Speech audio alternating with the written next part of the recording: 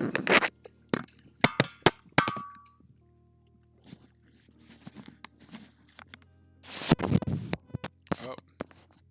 snap.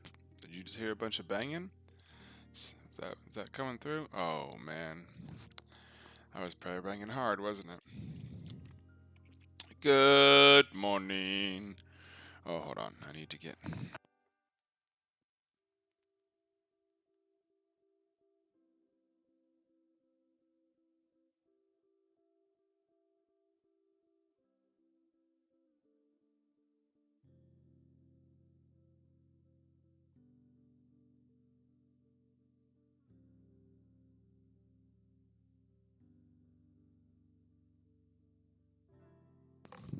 Ah, okay.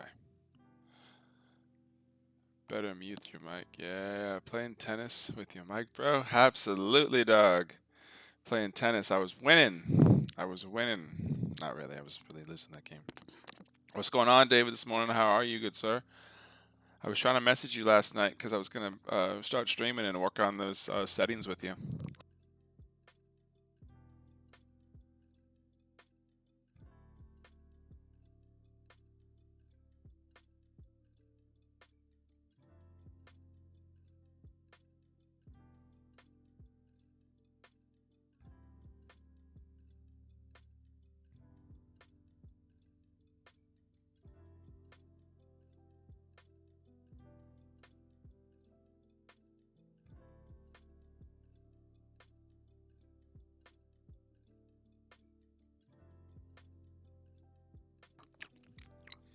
All right.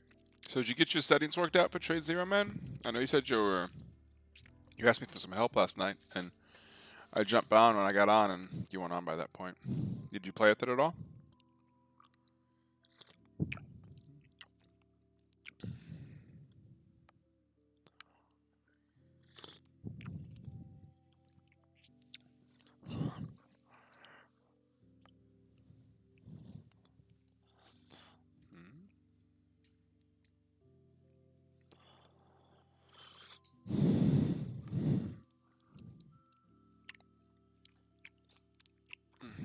Okay. So I'm half eating breakfast still. I got up, turned on the stuff, and I was like, man, there ain't too much going on.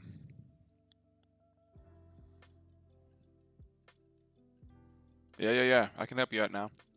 All right. So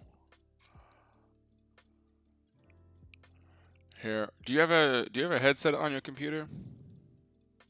Actually, no, because if I do that, then you'll be able to hear me in live time, but you won't be able to see me in live time. Okay, so I'm gonna. Tell me how many monitors do you have? Because that'll help me understand how many applications I can set you up with, or windows I can just set you up with, I should say.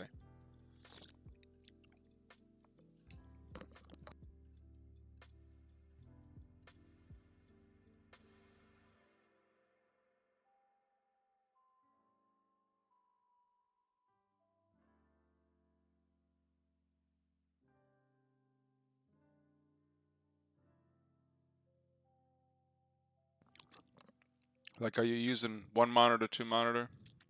How many monitors, computer monitors, are you using to trade with?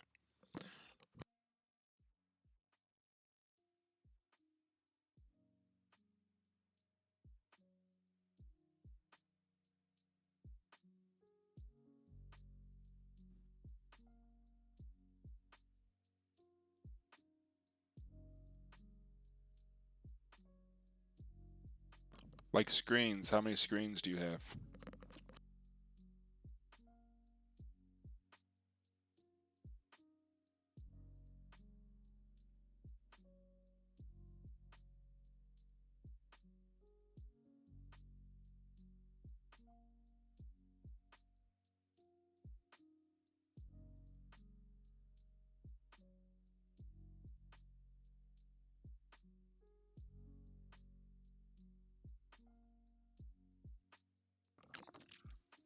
Got it. Okay, so I'm using 4 screens for my trade station right now, and I'm gonna do most of this work that I'll show you on this one main screen that I'm streaming, so you can see.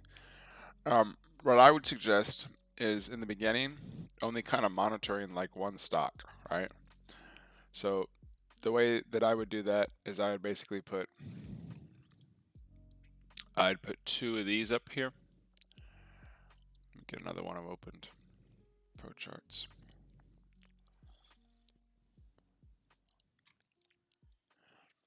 This to run them side by side. This is a red one.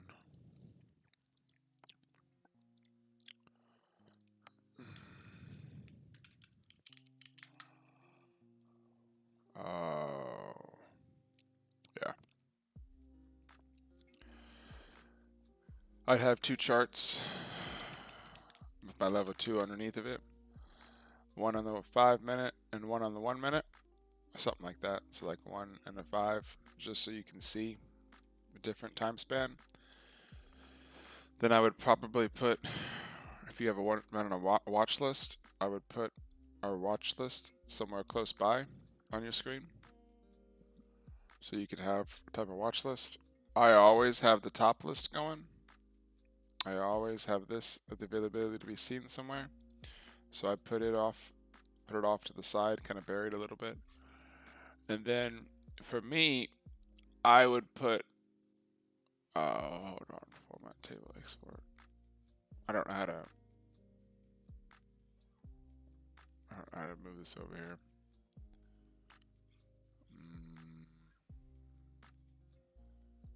Yeah, you can have to tell me how to do that. I do that.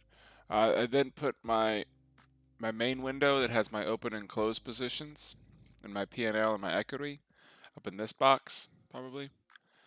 I'd move my locates, my short list over like here, so I can quickly short or quickly check list on something. So up top, I'd have my orders that shows my day realized, my day total, my equity, and then open orders, closed orders, just so I can see it side by side. I personally like to see my P&L. It works well for me. And then the only other things you could do are like pull up more charts, but I don't know how fast your computer is to hang with that stuff. So if you can hang with a third chart, then you can pull the third chart up here for like a 15-minute or the daily. But if you're mapping it all out, you kind of only need to play with one. That's why on the screen that you typically see, I have my e-signal that is all those charts, but then per each individual ticker, like I have the ability to have 6 tickers open or 5 tickers open on different screens. I have one chart from the 5 minute for them in the level 2, which is this thing you see here is level 2. Well, there's nothing going on, but this is the level 2. So, yeah, those are the main ones that I would use.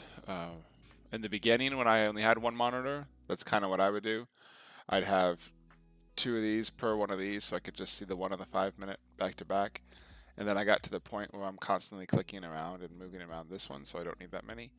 I don't use the time and sales individual level on the. I also have it separated to windowed mode, which you can change by going into your settings. I should probably do a better, clearer video for you on this, but there's a general preferences button, and I don't remember where it is. I think it's when you first turn on the application, you'll be able to see like a setting button. It's the same one, yeah. Anyways, there's a way to switch this so it's all windowed mode individually, rather than having just one thing, like one big box to hold it all in. But this is level 2. This is I think, yeah, level 2. This is what I use. Pro charts. This is what these are. Watch list. This is what this is. Newsfeed. I have it way on the other screen. I don't typically use it too much though. Portfolio.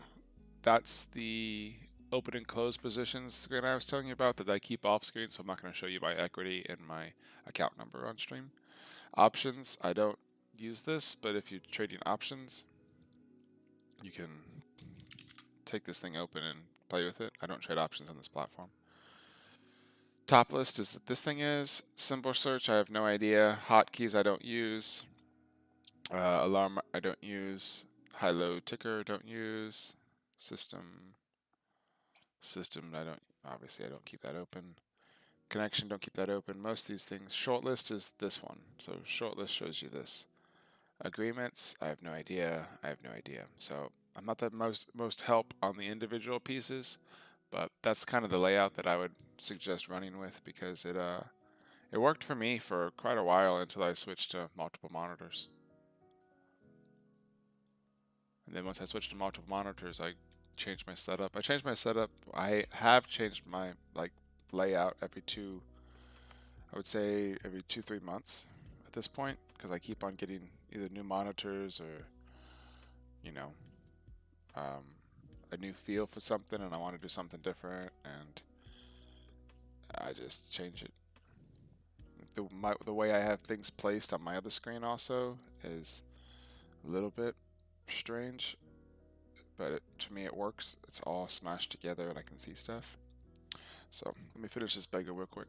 Thanks, man. Thanks. I'm glad you like it.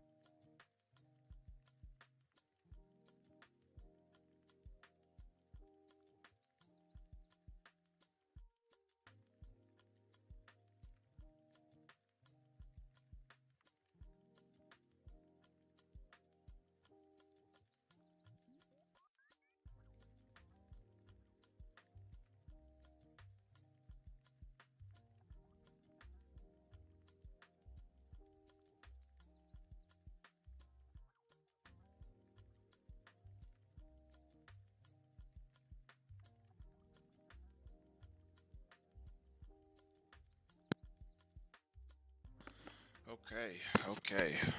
Sorry, wanted to finish that bagel. Where I live at, there's a little farmer's market, and this woman is from New Jersey, and she has a little company where she makes these amazing bagels out of her house. So I just had a bagel with some homemade, not homemade, but natural butter. There we go. So David, looking over the market this morning, what do you see? I see two things that have volume. One thing is SNES, and I see MRKR.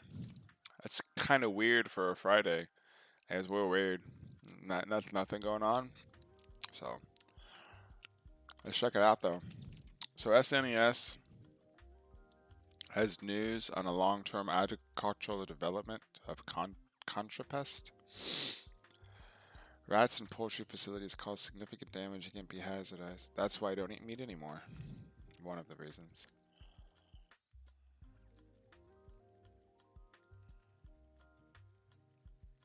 Oh, that's cool. The West Coast egg farm had a confirmed 90% decline in rat activity within 12 months of adding contrapest.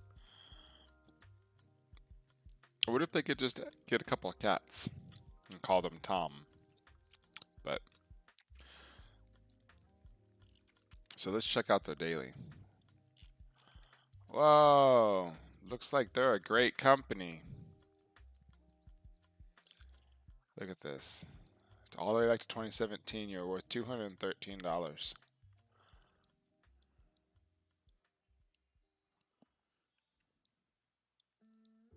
So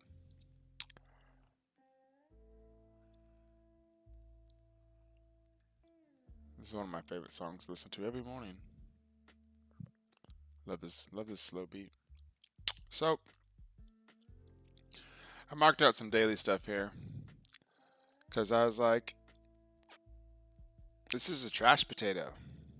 It's like they can't not really doing much. It just gapped up from $2 to $4.75, and it just started to slowly decline downward on some rat poison stuff news.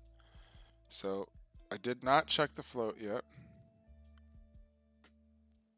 Interesting. We'll check those out in a second for sure. Let me oh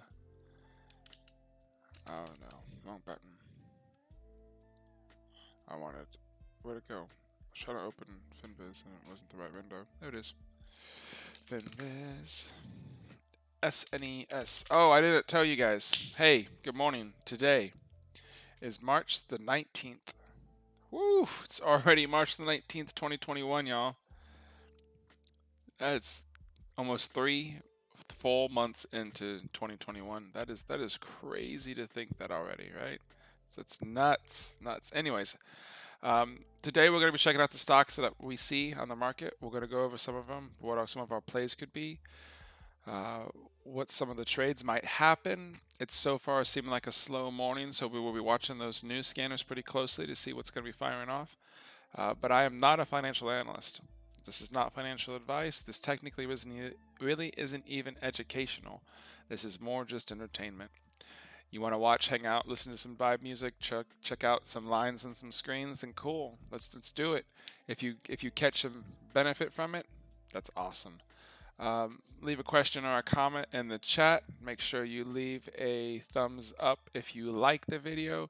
It really does help the Google algorithm when it shows that there's constantly people streaming and constantly people watching and talking. Engage in chat. Say hello to one of us. David's here hanging out, so shouting out that David. And now we're going to get into it fully, I guess. So we have SNES. They are a 3.8 million share float with a market cap of 6.4 million. They have news today.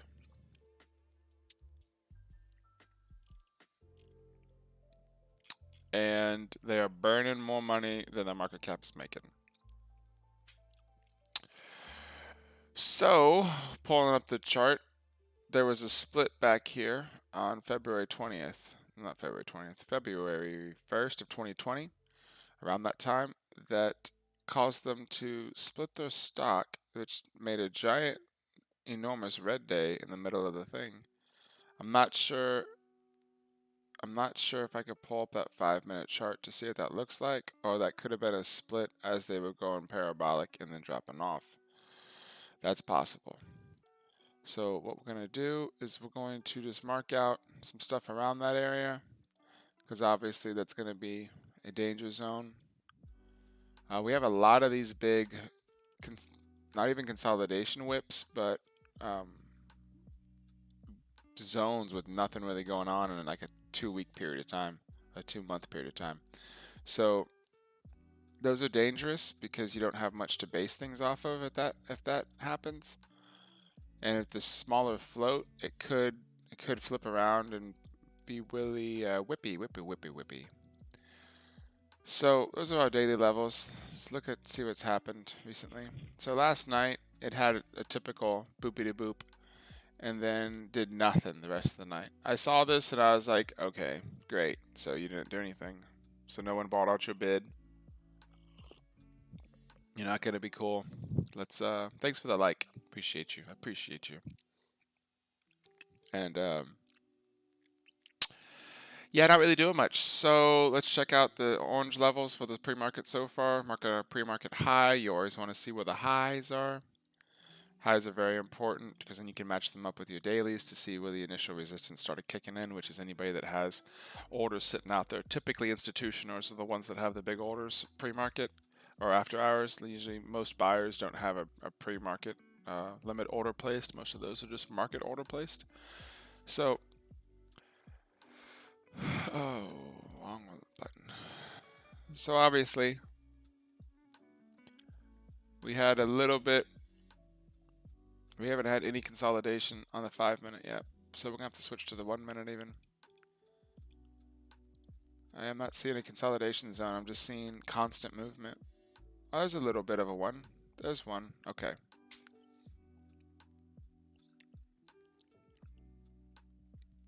So what I'm looking for is I'm looking for trade sections of where the stock has consolidated or traded in for an X period of time, whether it was a little bit last night, a little bit this morning, a little bit back to back for an hour, because that tells me if there's a buy order or if there's a sell order somewhere in there.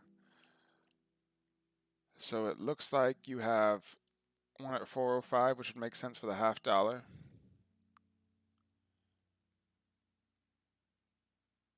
Which probably goes all the way down to 358. No, that doesn't look good, does it? There's your double bottom right there. 366. What else you got? What else you showing me? Yeah, stair stepping down. I saw that. 1, 2. You're gonna do it again, aren't you? To there?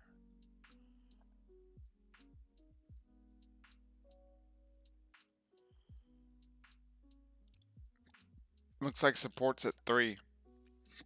How does that match up on the 5? Hiccups, really? Where are you coming from?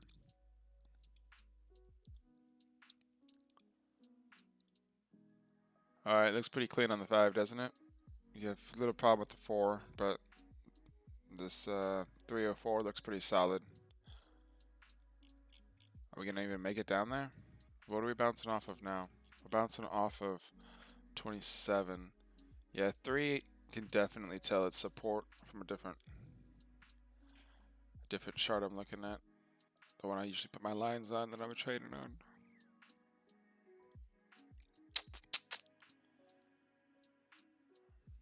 $420 was the highest this thing went with solid candles. Then it went down to, oh, the wick went up to 460, but it still counts. There's just not active people sitting hanging out there. So we're rebounding down here. I think we're still going to test 3. Yeah, we're holding close to VWAP, but I'll probably take this long. Ooh, what is that?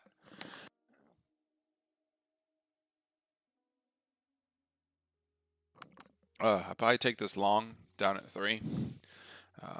It's the only play so far today, so I know it's not going to get attention. It's not going to hold 330. Something else is going to show up here in about 14 minutes that causes everybody to move to that. This does have 6.4 million shares of volume already, which is pretty nice. So plans on this one is waiting until test of 3, going long. The top I'm seeing on this is, well, 460 kind of gets with that 450 level pretty hardcore. 537 potential. I mean, it is Friday. This could turn into the craziness that we've been seeing on Fridays, which is kind of why I still want to get my $3 entry down there. $3 entry risking basically 250, pretty hardcore. Hardcore is the name today. That is the name of the game. So we're going to put a target of 250 just so you can see what I'm thinking. I'll probably end up moving this. No. What's a cool color we can use, y'all? How about this one? No, yellow's too close to that. Green's like in the money. I don't want to do that. Blue's the line. Gray. There we go. So gray is the earth, where I think it's going to come down to.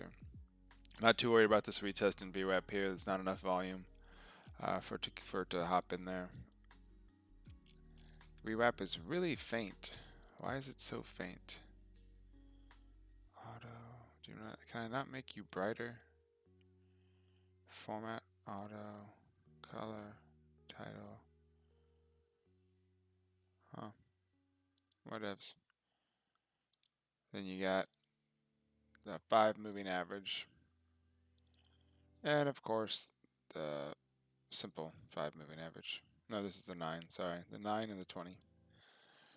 Which are probably pretty close together right now, right in the VWAP. So you have this 3 different levels of support people can buy it off of. So that's why it just spiked back to 60 above VWAP. It's still not a trade for me. It's still within this zone at the top of this little zone. So I'd buy it at the bottom of the zone to take to the top of the zone. If I don't get that, then hey, I don't get my long trade today. But there's no sense of buying this up here when I can definitely see end of days down here. You know what I mean? Especially on the catalyst. It has an earnings catalyst as well. And the earnings catalyst is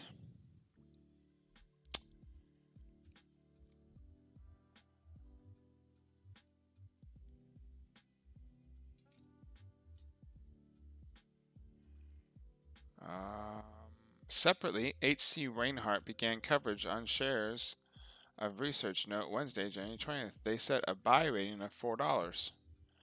So, interestingly enough, our boy's old Wayne, he's got something up his sleeve at that $4 mark. Buy rating at $4. So, we could see Mr. H.C. Rainey dropping it like it's hot at $4. I use FinViz as my supplemental. I mainly get my news from whatever this is called, eSignals platform.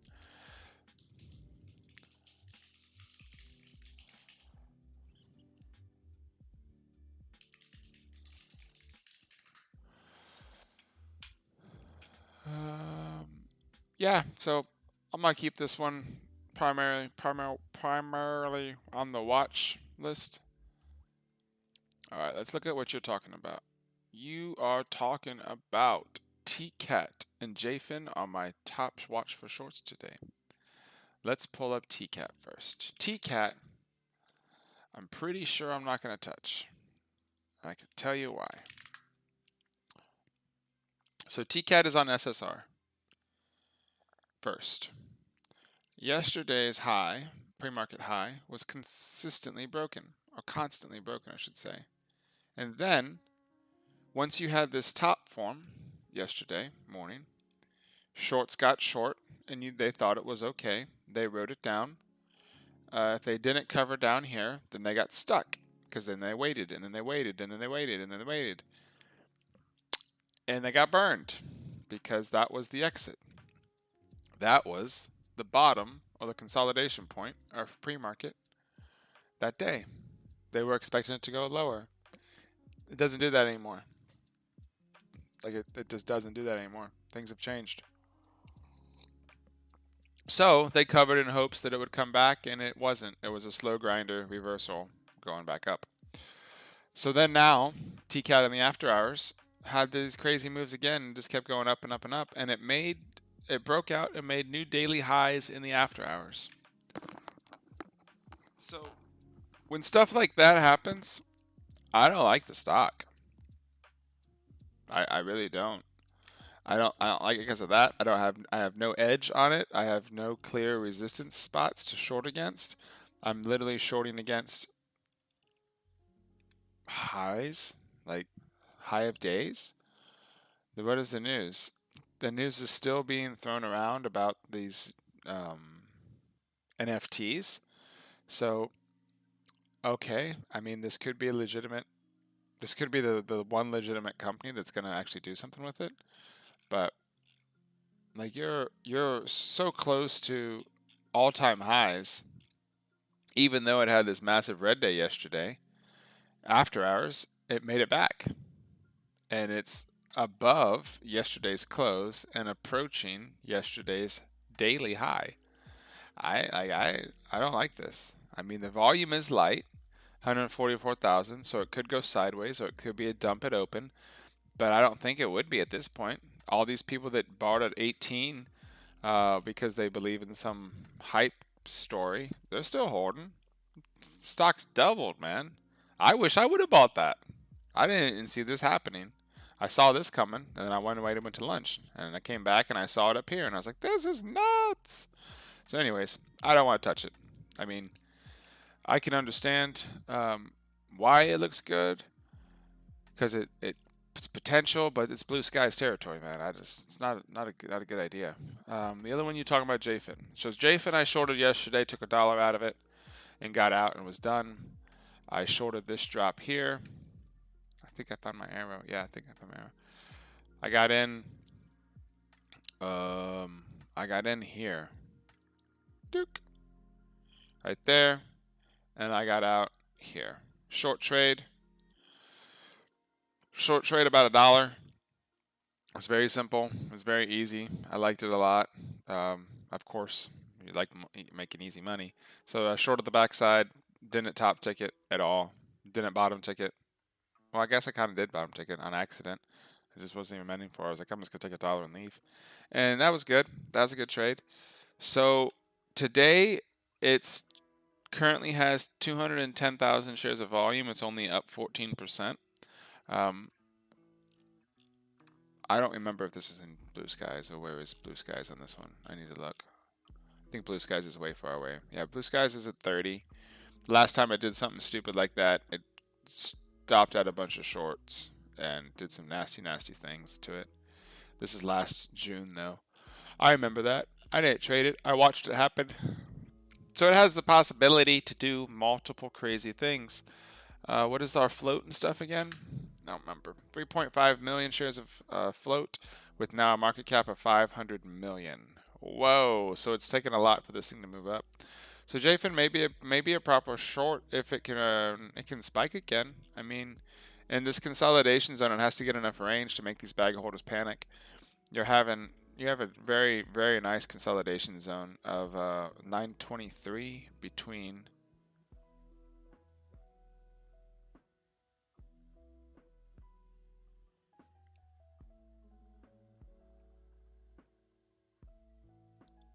$11. So I guess when I traded it, I traded the zone perfectly. I guess I don't know. It was weird. But anyways, so majority of your bag holders are sitting down here and they're using this $10 mark, which was like not really consistent with anything. Just this is the more consistent one, about $9, but I don't know. Maybe something is intraday on this day that I can't see. That is why I marked 10. I'll put that back. It's an old chart. So either way, when you look at it, it's a sideways day. I mean, today is a Friday, so everything could dump and die on the Friday. Or it could potentially go back up and push 30. Where its price point at, that's the thing you got to consider too, right? So its current price point is pretty high compared to most things people trade. So they're not looking at this like, oh man, it's gonna go to the moon, because there's not as many buyers. Like if it was $4 right now, $5 right now, people can get twice as many shares, take that float away. So it's on watch. It's on watch for sure. It needs to do something. Sideways is not anything. It has to either like get some volume and jump up, or it has to get like shorted and go down. So it's just on a watch right now. We have currently 4 minutes until news releases. Let's see what OCG ended up doing. OCG was running in tandem with a TCAT. It looks like it had its same failing spike for $6, which is crazy, and then it just kind of saw sideways. It didn't spike in the after hours as large as TCAT did. AAME up only 20%. I think you just had a move. Yeah, AME, this is the secondary bounce after the move they just did back in February. So they have some people to short into if you want to get short on this. But you really need to see like a level that you can definitely play. So 660 would be a good one. It's not supposed to be that color. You got bag holders starting at all of everybody's up there. What is this level? And then this level? No, it's too low. That level. This one needs to go away.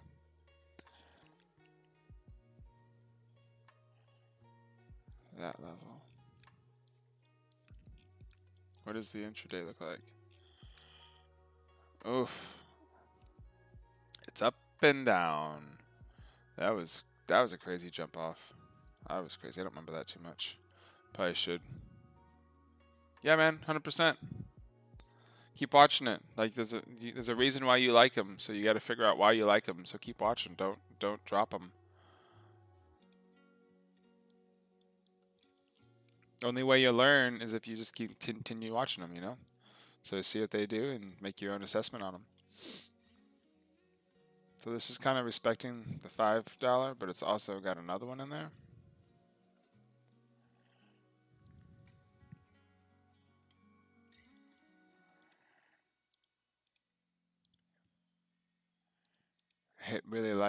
Didn't like that a lot. That was this morning. So, I mean,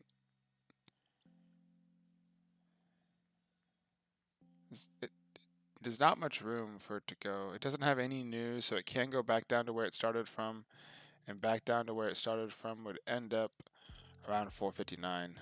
Oh, I don't even know, like maybe 471. Yeah, 471. So it's $1 short at this point right now, but when you're under VWAP, it's not a good idea to short things under VWAP. It's just dangerous. So it could be a potential long if volume shows up. What does AME have? 300,000 shares of volume, up 20%. No, I don't want to. I have more confidence in this thing dropping than going up. So we just had some more markets open. So we're going to see some flushes. TCAT, for instance, is having a little bit of a little panic flush right now. 10-second, you can see the bleed happening. I mean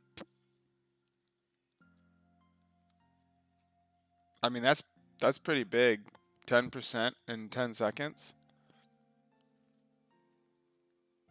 That's pretty big, right? And then Super EDS. Oh, not warrants. I don't want to see the warrants. I don't have any warrants. It looks like Super NES cracked back underneath that. See, now it's going down. Remember, I didn't want to buy at 360 because I told you it was too high. Let's see what it does at that 320 level. Let's see who's sitting on the. See who's sitting over here on level 2. 26 has got like 10,000 shares of buying power at it. So people are averaging down now, who was averaged above VWAP. The reason why this happened is because more brokerages are more not brokerages. What are those guys called? Exchanges. Woo. More exchanges turn on that have more shares in them, start selling and start buying. So people that have different types of platforms that don't have access to trade super pre-early market, they immediately start trading at 7 a.m. That's when their pre-market starts. So you see flushes like this because more shares become alive. Become alive? Come to life. There we go. Here we go. We broke down 320. 322. Closer we get to that level, I want to see what's going down.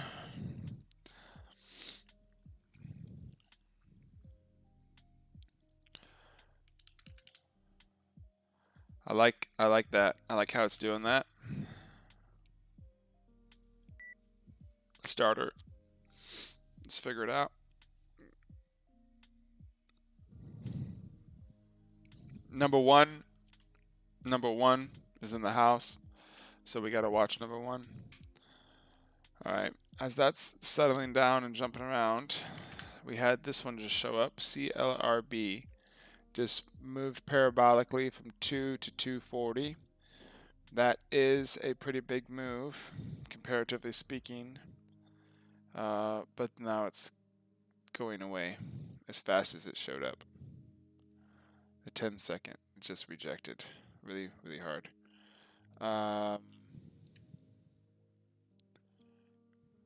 Way up there. Yeah, I don't want to trade that. There's a gap fill that it could touch, but gap fill from 420 to 520, so we got a trap set for later for shorts that don't know what they're doing. 311 is a good spot to touch to go to 420, but we got to get out of 230. So I might get some ads on Super NES. Super NES is holding 310 right now. Let's see if we break down under 3.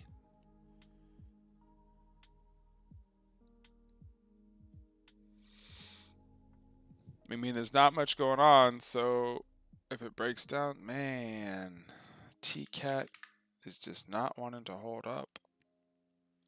Look at that. Look at that. I mean, technically, David, you could have shorted it at 40, been extremely risky on the pre-market, and then gotten really, really, really lucky on that short. But because it's on SSR, you'd have to be dependent on someone buying your shares to short, not just shorting. So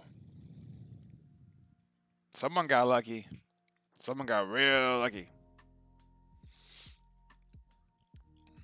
I'm still watching that SNES. Approaching $3 now. I want to see what this looks like down here. If it does catch this support, like it should. 10,000 shares buying on the ask at 305. Let's see. They get taken out and filled and go down. There's 302 showing up. Lots of selling pressure on this. Probably because there's a lot of bag holders holding this for almost a year.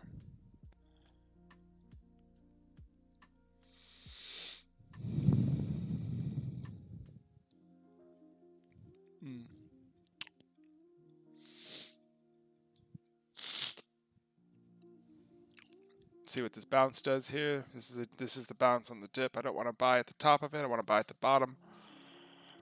I really think we're going to test under 3. We test under 3, then I add some more.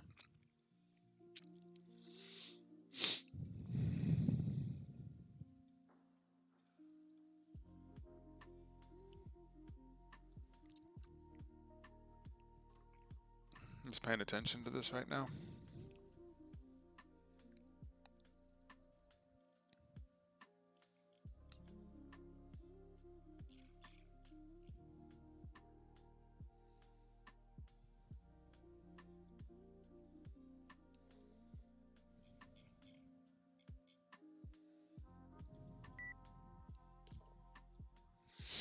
That was a good save on the 3. Whole bunch of volume got sucked up. Some big buyer was buying all that up down there. Hidden buyer. It's good to see those first thing in the morning.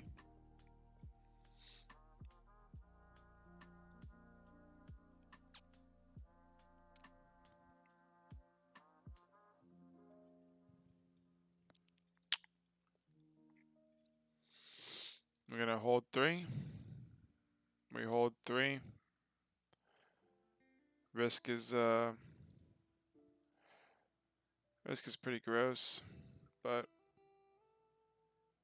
looks like we're not going to hold 3.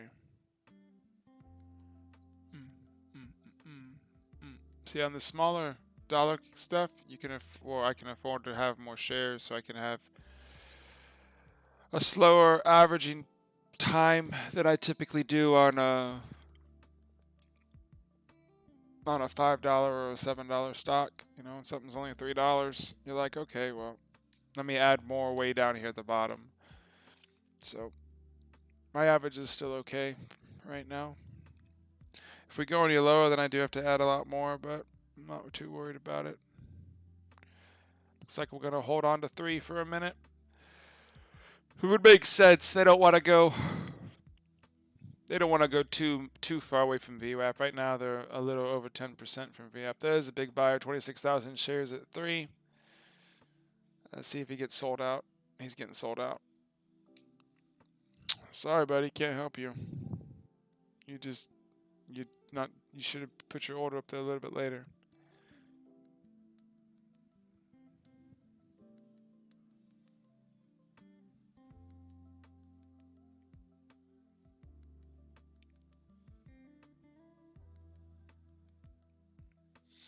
$307.39. There we go. There's the curl. There's the curl. There's the buyers. 10,000 at 10. Not being taken out. There we go. Now we're back in it. 311. And just like that, average down, and you're back to break even.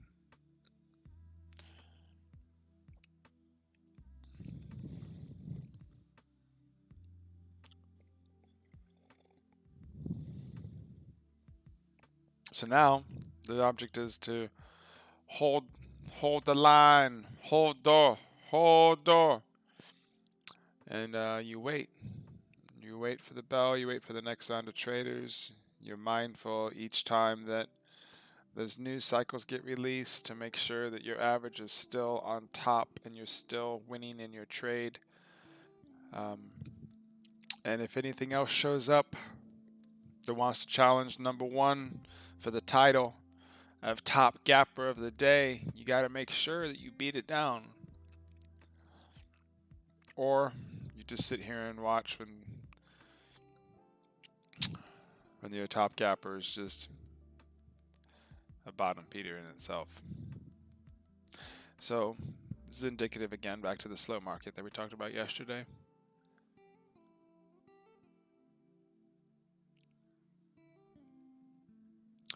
Breaking down new lows, pre-market lows, super cool. My ad spot is much lower now because I am half sized in of what I want to be on this trade.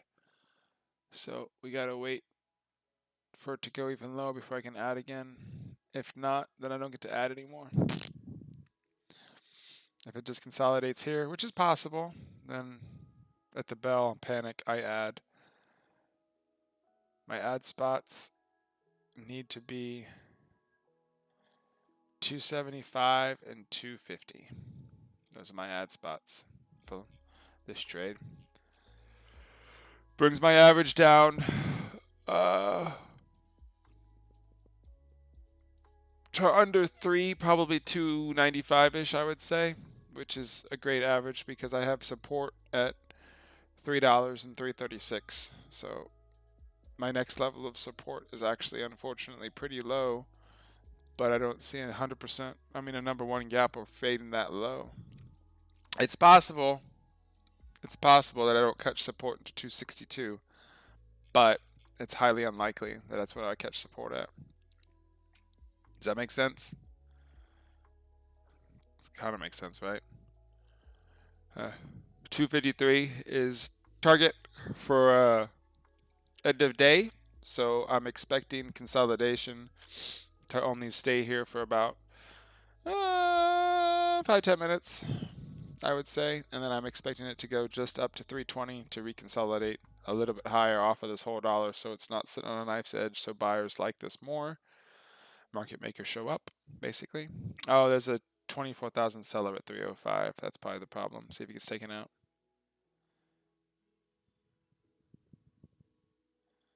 One of the exchanges came online. NQEX, NQEX. I don't know what that is. Well, he was just taken out by one person. So he was taken out. If that was you, David, then good job. Thanks for taking him out. Now we have new support level set at 311 because that order's gone, so he's not trying to sell at 305. So just like that, you're back to break even on your trade. Does it make sense what I'm talking about? How to buy, why to buy this long, how to buy it long, and then what to do with it. See if another seller shows up to try to sell some more shares. Those are long-term bag holders that don't want to risk the intraday trade on it. So they're dumping their shares early on it that they've been holding for a while. So 20,000 shares is $60,000 he just sold. He could have been holding, he could have bought that any time in the past year and doubled his money and now turned around and was done with it.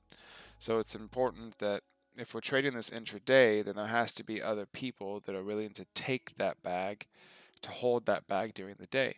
So the bag that I'm holding is much smaller than 20,000 shares by like half of half of half of half half of half of half. There we go. That's about the size of that bag that I'm willing to hold on this trash can. Could I hold more? Probably. Don't have that much experience in holding that big of a bag. And it's too really early. So now we're back up to 316, 317, green on the day on it. And we're just going to see what it does. I mean, this is what I thought it would do. I thought it would go back to 320 and consolidate at 320. If it does, that's really cool. And no additional ads on it because it didn't hit low enough for me to add. But I'm happy I got some shares in at 3. And I'm projecting that it's either going to be one of those gross all-day slow grinders, punch-ups, continue going things with not a short. How much it locates? That would tell me a good sign of what we're looking at. Locates at 3.5 cents. Ooh, that's pretty. It's pretty indicative of something that's actually going to be a short. 3.8 million shares. I don't know. We could have a baby supernova, just a baby slow grinder. We've seen these things. We've seen these things happen before. What do we have for volume? We have a 10 million is the biggest right here. 10 million at that. 10 million's already been taken out pre-market, so of course we're going to hold above 3 because that's already been taken out just now. The consolidated resistance is what? 2.4 plus 5 is a 5.1, so that's 7.3 plus, what was this one again? 11 something? 11 something, so now we're sitting at about 18. No, 19. 19 plus another 1.5 is 21. 21 plus 6 is 27. Get a little bit of carryover, and then plus all this little stuff hanging out in here. You're probably sitting with like, what, 30, 40 million consolidated resistance. So currently, right now, we're sitting at almost 10 million shares of volume. So we're probably going to take out the majority of the consolidated resistance zone and get us into the 4s, I would say, unless a short heavily hits this at open and causes a panic, but it'd have to be heavily hit. And right now, Franco, what is going on, sir? He's asking about ADM. Target on 63.4. Let's check it out what he's talking about. ADM. 63.40. Look at all this grossness from back in the 70s, brother. All right. Give me 1 second. Let me map this out. Well, actually, I need before I map it out. What is the float and cap on this one? That'll help me as well understand. It's a 1.7 market cap is 32 billion, and its float is 540 million. Its average volume will be important to see. What is the average volume traded at? Right about here. So we have a couple days. What is that? 10 million shares, and your float is 560 million. I mean, in order to raise it that high that quickly, you would need to have a lot more volume. So you need a news catalyst. Do we have a news catalyst? Marketing services guide, 7 ag stories. What is this?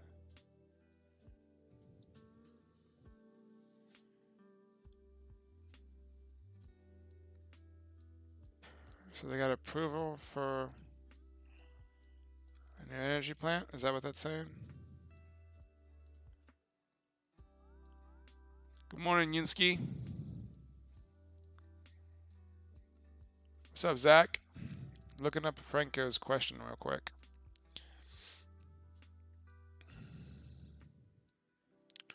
Yeah, that's not real news. Do they have any real news going on, Franco?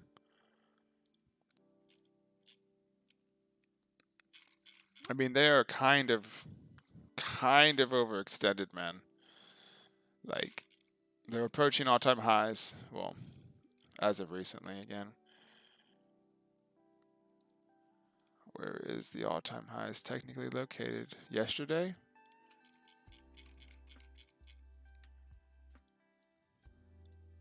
$59.16 was our pullback that we can tell consolidation level is going to be. One at 57, that doesn't count. One at 55. Ultimate consolidation is down here at 48.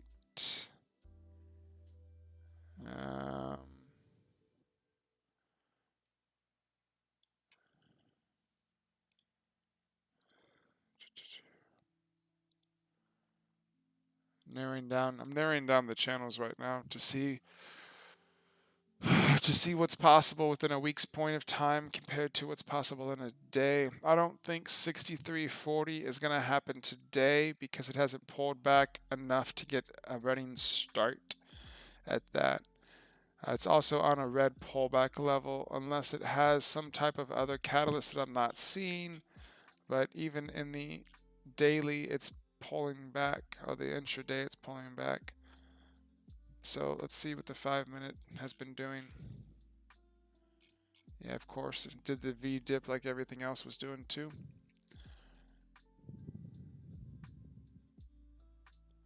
This is the hot market that we saw after the election, pushing up. This was the pullback that we saw. So, whoa, why are they selling off yesterday? What happened on them yesterday?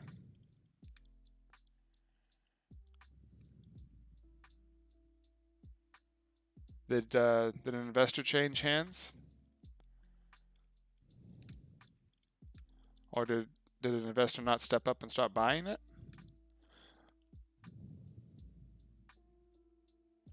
The end of next week, so you want to do an option trade on it. Well, you need to figure out why this happened, because this wasn't supposed to happen. According to what the chart is looking like, you already had your pullbacks. You already had your investors switch hands at the beginning of the day a couple times, and which made the curling start to happen at the bottom here, because obviously new round of buyers wants to make their money. So either one last big investor started selling his shares here, or they had bad news, or there's something planned, or. That I don't like from the yesterday though. So to go say you're at 63 would require to, well, first to require you to bounce off of the 57. So you're looking at a daily pattern breaker, because you already should have closed a little bit higher to had a better chance of it, because you're talking $4. And what have you done in the past to get $4? So it took you 3 days. No, it's taken you February, a month. It's taken a month to get $4 out of it, and you're wanting $4 by Friday. Right? That's what we're talking about. So February, what? February 11th? today's the 19th, so that's a month and like 8 days before you got your $4. Before that, how long was it before you got another $4? So let's call that 55 and go down to 51. Half a month, but you had this consolidation point before you dropped. I don't know, so maybe a month. I don't know about a week. Like, unless there's some really good news, Franco, that you know of. Or, all right, Zach, cool, man. Like, unless you know of like some good news catalyst that they're gonna send out to be able to push it. I don't know. That's 63.40 is a pretty big target, man. Especially from where it is. It needs to consolidate for a couple days and then have a dip and a rip. That's what it's always done. Consolidate, dip, rip, consolidate, dip, rip, consolidate, up, consolidate down. You know, so it's not a movement like this makes any sense. Unless they have some really good news popping up, and that's why I looked at that as well, because this just looks like their marketing services. I don't even know what this thing is. Like, this is like at some conference. Is that what this is? And then they want to tell me stories. Like, this is just news that has the ticker in it, right?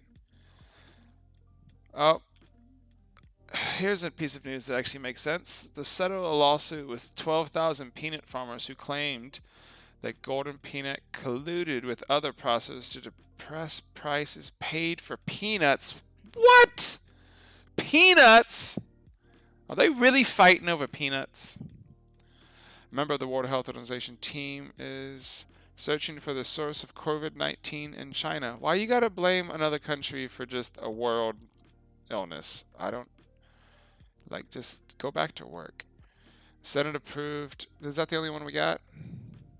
Is that the only news that we have on this thing? Everything else is Christopher Hayes, Georgia man, China. This is just boo-boo news, isn't it? What do we got here?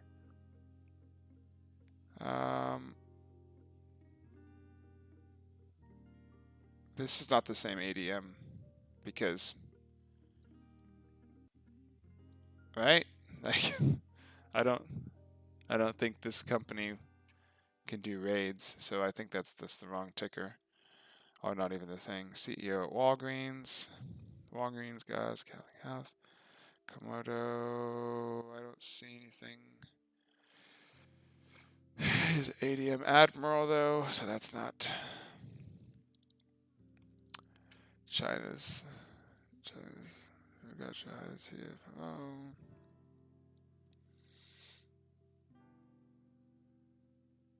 I don't see newsworthy to provide them financial research. What is this? Data from new insights structural engineering located through the structural engineering.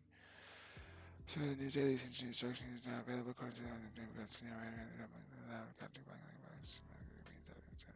nope. So they provided some research for finances on this thing. When's their quarterly reports coming out, Franco? Or did you already dip out, bro? Need to see what quarterly earnings look like if they were released yet for Q4. That'll give you a better idea of what's going to happen. But as of right now, I'm not seeing that. It's a big target, right? It's a big target up there. You're going to run into resistance and people selling at your all-time highs at 59.16. So I don't think so, man. I mean, I don't trade large caps for that reason because it's speculative. And on the 10-second, you can already see that somebody else is dumping shares. If that was you dumping shares, then I hope that I'm just giving you entertainment, not giving you advice. Not a financial analyst. I have no idea about things. I don't claim to be. I just want to entertain people and show them how I trade. So we'll leave it at that. Thank you for the question. Please drop a like if that helped you. All right. Back to what we were doing in the small cap realm. We had Zken show up. Zken made a big move a couple weeks ago, it looks like. I would say it's a couple weeks, right?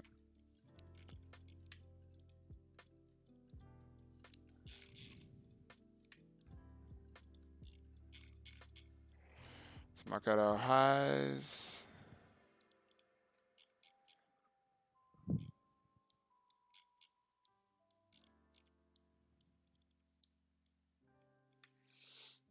Mark out our dailies.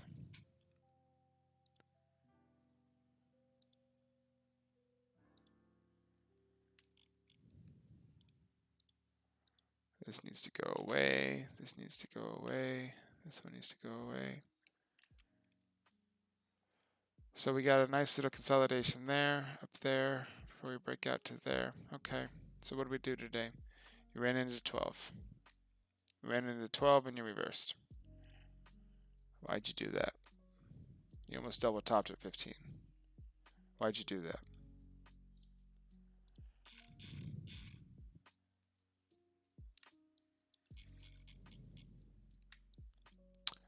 So you did that because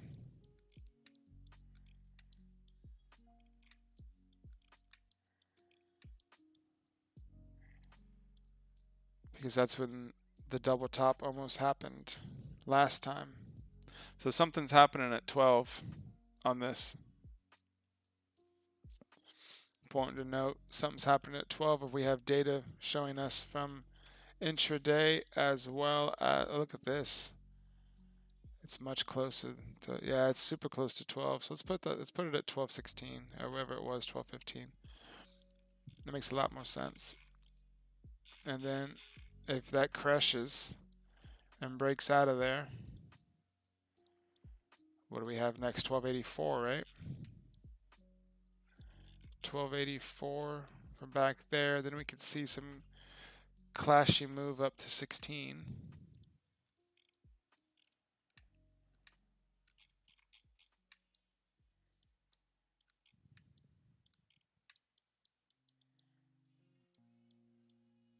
But I think it's going to pull back too much. I don't think it's going to live that long. Only got 30% gain on it, which still is $3. It's still not bad. But you're finding support at 1050, so it's not going to be... Your range is really tight. It's got to get above 12, but if it gets above 12 on the float that it is, 12 million, insider owns 62%, 170 million float. If it gets above up there, then you're going to see possible move to 1284 on the long side, but it needs a lot more volume to be able to push it well enough.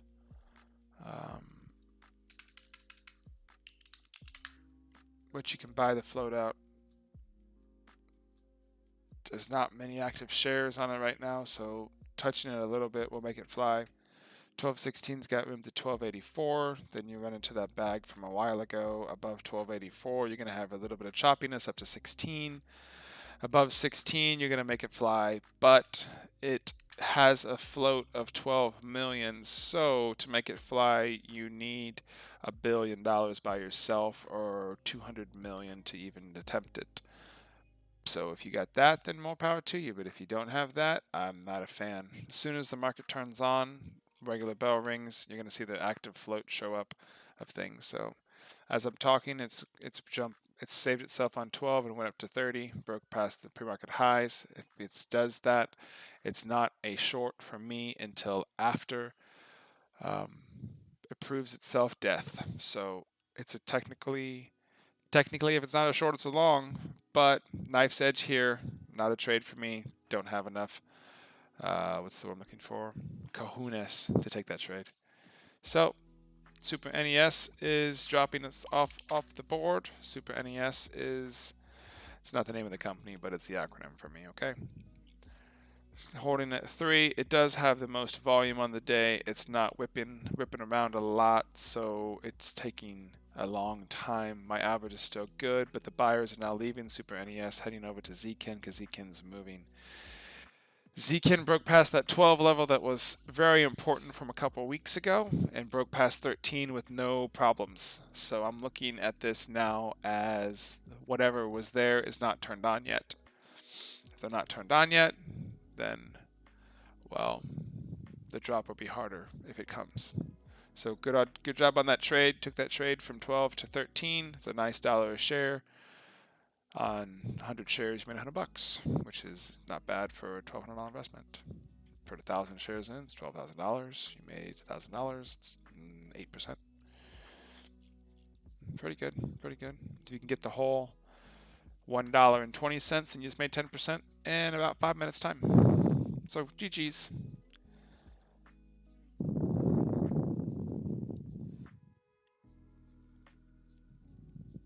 I'm looking at this level 2 right now to see if there's any bid support coming in or if I get to add. Where am I going to add at?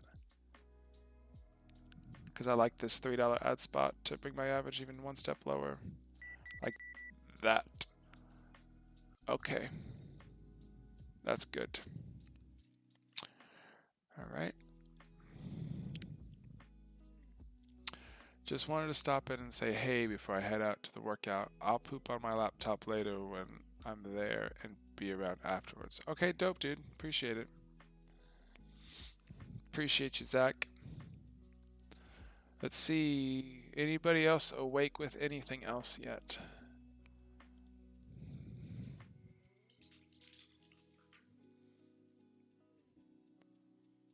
We have a couple of people awake over here.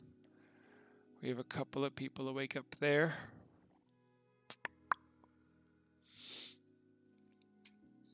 But Zkin's the only thing that's moving, just broke pre-market highs, and it's started at 313.15. So the problem, what you're going to run into here now is that the price is higher, then it's like, what, 4 times as high as SNES, and its float, SNES's float is lower.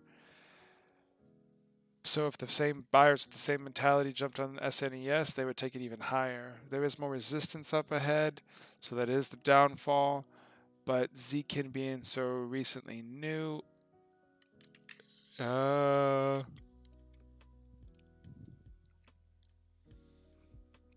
there news? There's no news on it either, so that's terrifying. In my opinion, that's terrifying to go long on something that's gapped up 50% on zero news. But if you like gambling, then enjoy that life. All right, I need to refill my coffee and get some water, so thank you very much to the 3 people that we have watching. I hope to have those 3 people converted into 3 likes. It really helps to break the Google algorithm to make people see that we are humans and we do trade. And we are here to entertain you. I say we because there will be other people here, other person here eventually. Right now I think he's doing headstands. But there will be more of us talking and showing you charts and stuff. So I'm going to go get some coffee real quick and put this hold screen up. That's super cool because we're going to have another 24 minutes before something big happens, and I don't want to sit here and just talk your ear off if there's nothing really to talk about. So I'm going to leave up... what chart should I leave up, David? Should I leave up SNES or should I leave up Zkin?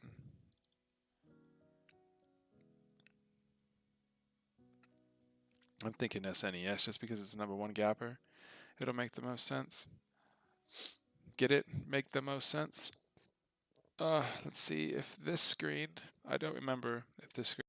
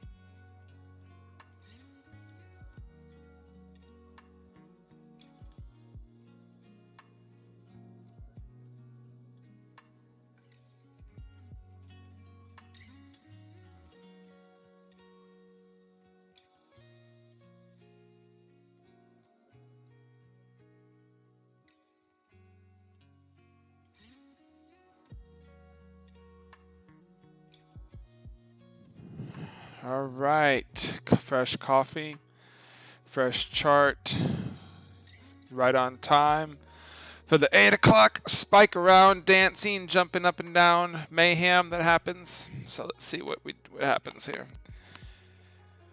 So looks like SNES ran up to VWAP and came back down to find its support again at $3. So obviously I wasn't here to take any out. I did walk back by and I saw it and I was like, nah, ain't taking that out yet. Making higher lows. You can see it on the 1 minute. Low, low, low. So higher lows is a good sign. So I'm still really confident in it. JFin, which was another one that David was watching. JFin is already going down underneath that 22 level support that it had. So we need we need something.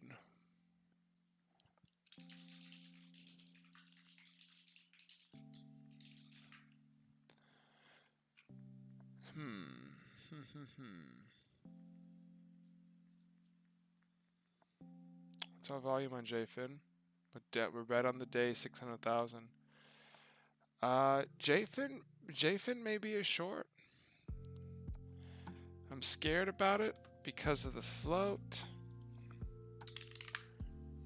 3.5 million.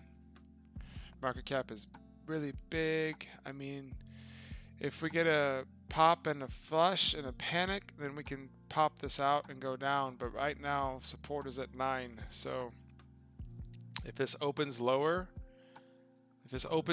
like let's say $8, opens down here in the 8s, and then we get a push to 9, that's a better idea candidate for a short, in my opinion. But my math isn't as good as Yunsky's, so Yunsky can tell me the probability factor of that. In my mind, I think that would be entertaining. My hair looks like a weird, like an Elvis thing, doesn't it? My daughters say I look like Elvis with I'm not cutting my hair. And I said, but Elvis didn't want to get dreads. And they're like, you're not getting dreads, Dad. And I was like, why not? I think it'd be cool to have dreads. No, Dad, they smell. I was like, okay, you're right. So, Zkin, yep. Kind of figured that would happen.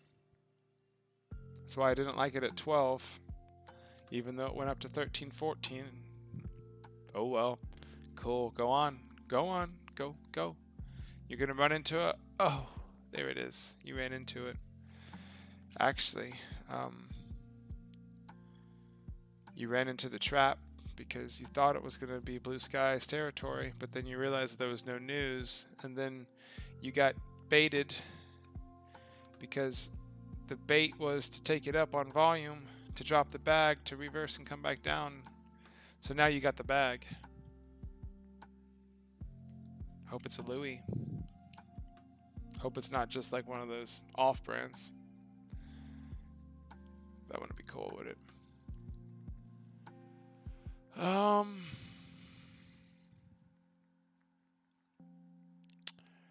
Anything else going on? CLVS showed up. Oh, we have a news piece on it. It's 10-second exploded, $2 so far.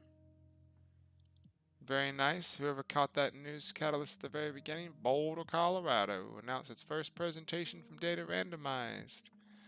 This is a free survival versus chemotherapy. Ovarian cancer. Significantly improves progression-free survival. Progression-free survival. Alright, let's check this out. I know I've traded them before. Ooh, they've been on a really, really hardcore downward spiral since this. This is yucks, isn't it? Let's go ahead and map some of this out. What was our float? float was 86 million and 585 million. Whoa! And it's popped up like that? Man, this is a short. Sorry. In my entertaining profession, I would say this is a short. I would truly tell you that I would like to short this thing. Market cap is too big for it to sustain this type of growth that it just did. Because that is a, what, $1.50 race up to the top there on a 5-minute. Crazy. I'm expecting this to pull back now. I'm expecting it to pull back to something on the daily. 652. It's already broken 652. So the next level of support is what?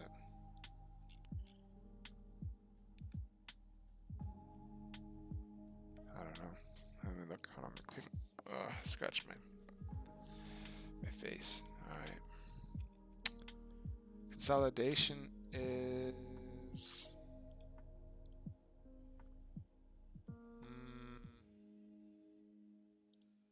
6. So we may see a pullback all the way down to 6, which would make sense. You'd be like, oh wait, that's its halfway point. No, it's not. No, it ain't.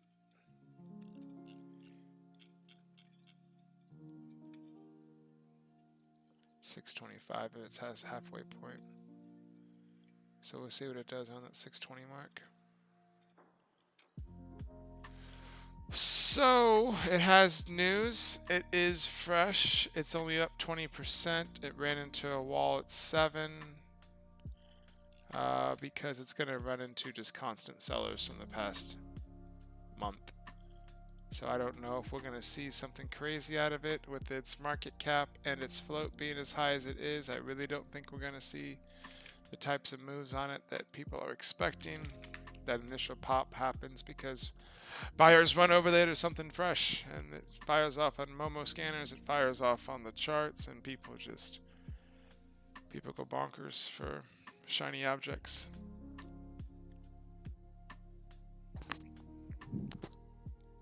I feel like when you're doing your little whisper things, you're spitting out knowledge that needs to be heard.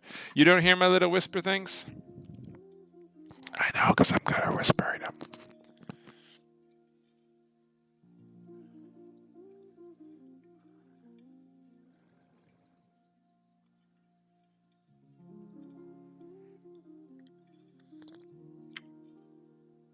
Oh, this coffee's good.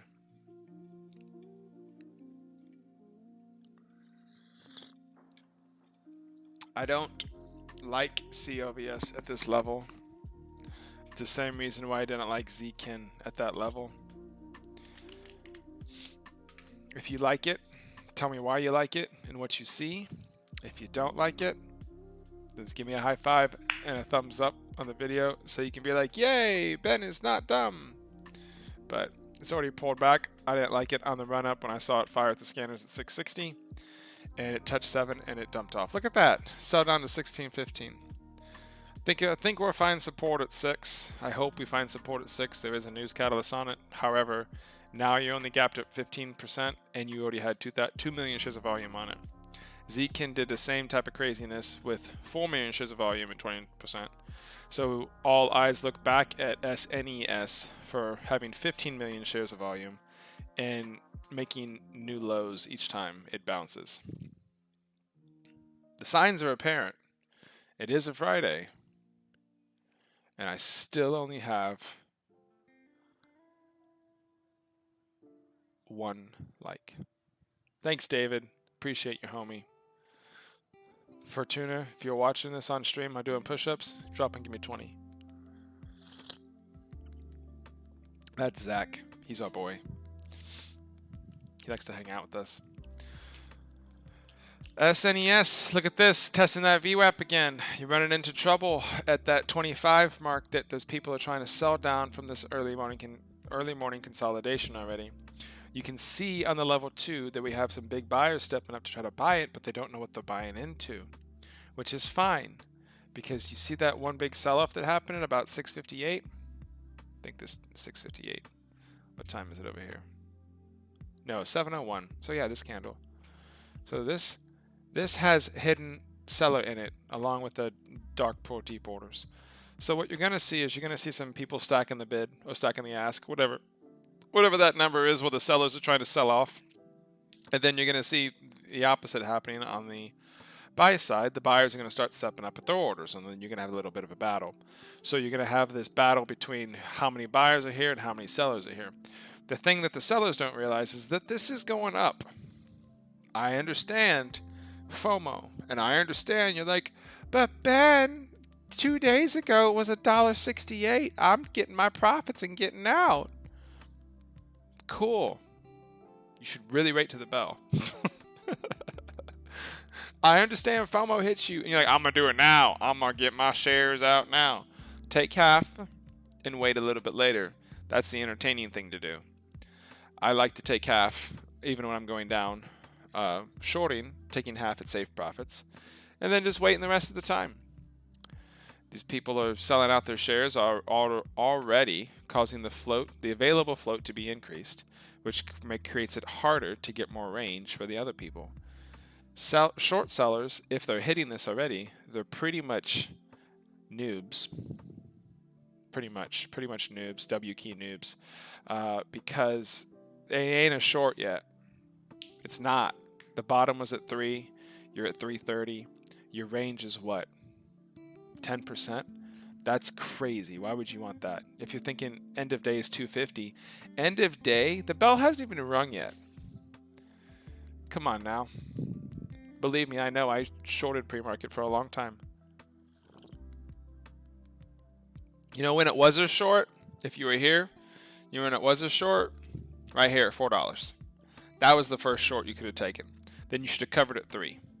Then you should have covered in reverse to take it back up to 4. So it goes back up to 4, so you can recycle and short again at the bell. That would be entertaining, wouldn't it? Look at this. Look at this daily. Look at this daily. See all my lines? They all mean something. I don't know what this one is. Don't worry about that. That's not a line. Don't worry about that. See this? See this? See this? Look at this. This is what you're playing with here, okay? I know FOMO's going to hit you like, but it hasn't been this high in a long time. I get you. But when's the last time it's seen 15 million shares of volume in the pre-market? That's what you should be asking yourself. You should really be thinking about your life and be like, you know what? Last time it's been at 15 million shares of volume, period, it was not even November. November only hit 12 million. Man, when's the last time it hit 15 million shares of volume? Never! Get it? Do you get it now? Okay. So, what we're going to see is we're going to see something that you haven't seen before if you've been trading the stock since its inception. The reason why I can say that is because you have this much volume pre-market that this is something completely different. Today is a completely different animal. So if FOMO hits you, you want to sell out, be entertained.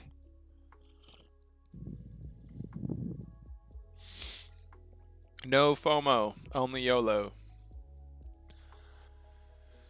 And as I sit here, being very happy with my entry points and my averages and my ads, I look for my exits now, because as it starts going up and it starts to stutter at VWAP and it starts to gain new consolidation levels, start planning out what type of pattern this is forming.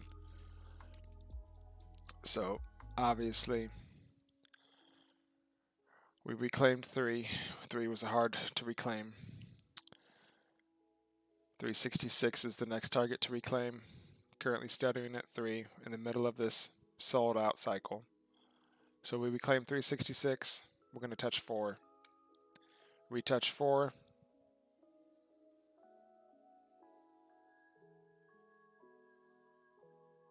Retouch 4, we can touch 520.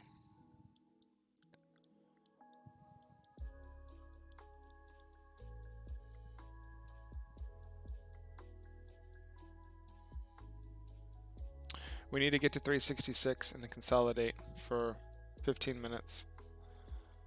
That happens, you have a chance at 4 at the bell. Chance at 4 at the bell. Gives you a dip down and a rip up to 537. Above 537, you got too much split action and people and annoying noise and just stuff. So it's really difficult to say above 540.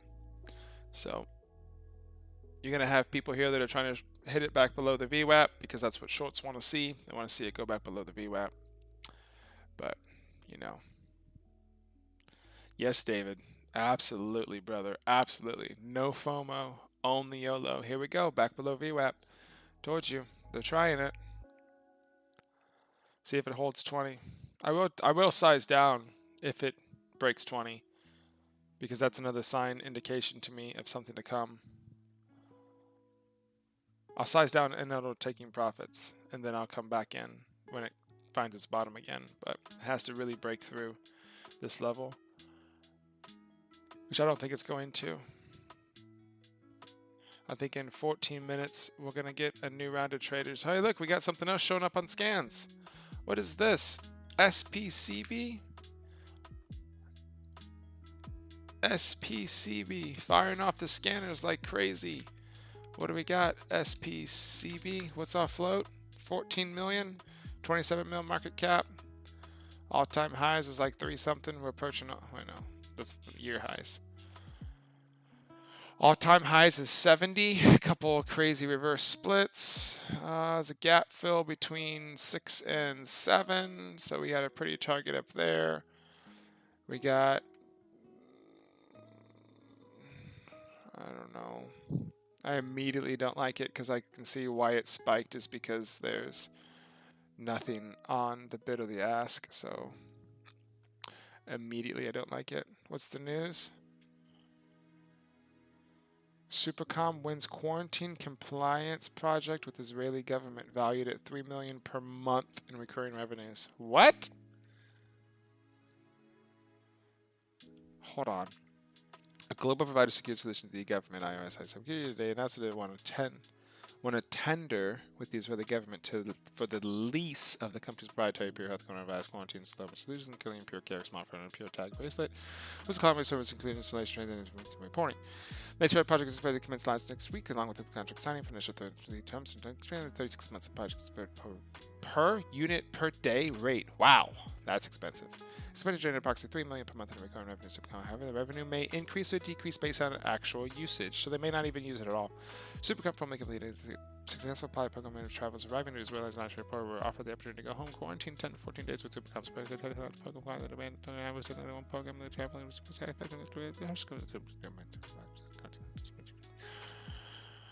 Huh. Interesting. So if you got COVID coming into or if you're coming into Israel, they tag you. They tag you, track you. For only 14 days. Didn't they tell us that the lockdowns were only going to be for 14 days? Batteries not included. That's right. Didn't they tell us that we were only going to be on lockdown for 2 weeks? And then it was a month. And now it's been a year. And people are like, "Oh, it's only been a year." Yeah. What do you think it's like coming into Israel and they give you a bracelet chip and a tag? I'm like, you have to wear this. Really? I don't want to go to that country. You're going to either tell me to stay in my house for 10 to 14 days if I'm traveling to your country, or you're going to chip me? That's insane. Okay. Since 1988, Supercom has been a global provider for traditional and digital identity solutions. Digital identity solutions in 1988, I don't think existed. I think you're a liar. I don't want to read your news anymore. You just stopped entertaining me. What else showed up? JUPW showed up. Jupiter Wellness is showing up. So we got blue skies up here above 9. It's consolidating in the same range it has been. Why did it show up? Oh, its warrant showed up. It didn't show up. Mobby. Maker is doing nothing. SNES did lose VWAP. You ready to hear the beep sound, y'all? Ready to hear the beep sound?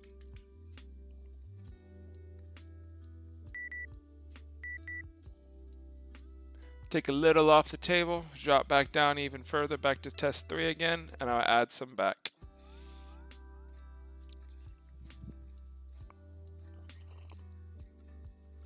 Why did I do that?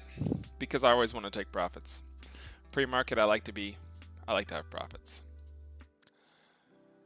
Profits buy coffee. Coffee buys happiness. Happiness buys life. Supercom testing back to 3. SPCP 102% gapped up. I like it as a short. Why do I like it as a short? Because it's got the perfect float and market cap to be a good short today. So I'm just going to let it do its thing. I don't even trust it for a long.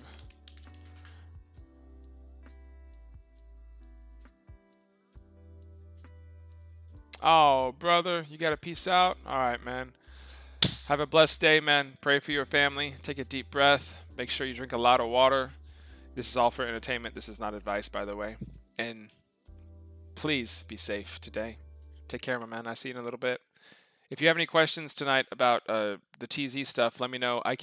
I'll turn on the stream again when I figure out how to hide my portfolio and my account number and stuff. And then I can play with you with some layouts and some stuff like that when I can actually chat back and forth with you directly. Make sense?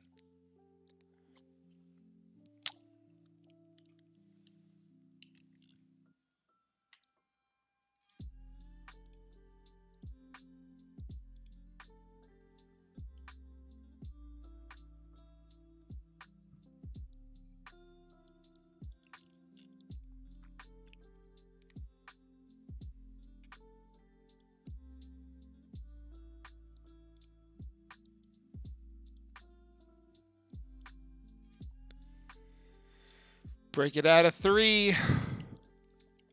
310's little artificial resistance. Artificial resistance. Got your message, buddy.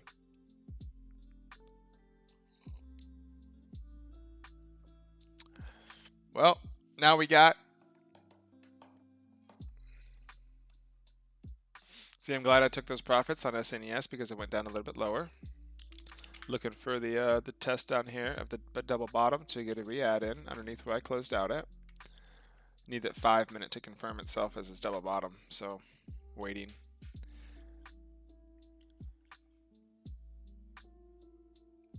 You know, the more I look at this,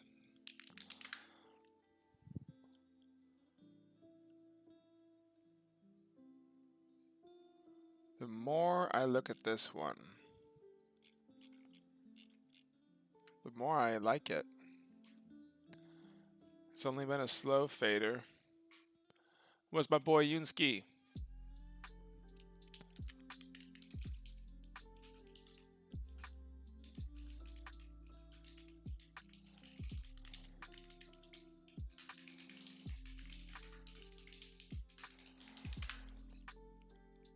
Here we go on Super NES. I'm sorry, SNES.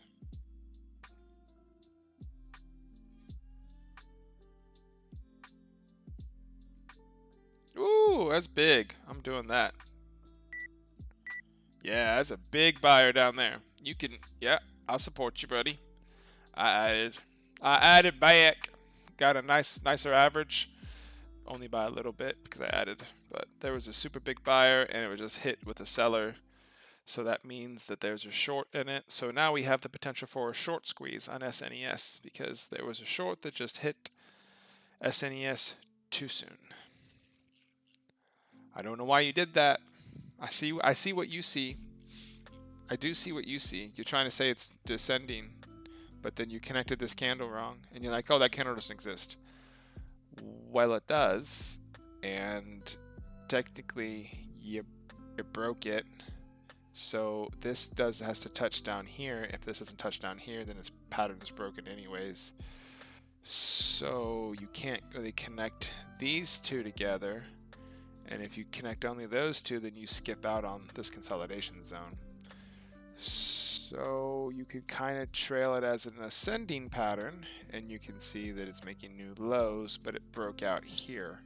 So you're right now in the middle of trap zone. There is no directional zone. So that's why I sold and added.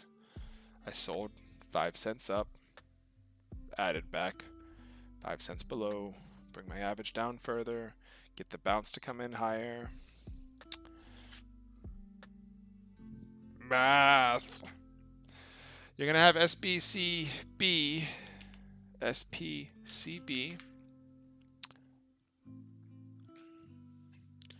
doing nothing. Nothing for it to do. People literally gotta put this thing in my ear. I need to put this over here in a second.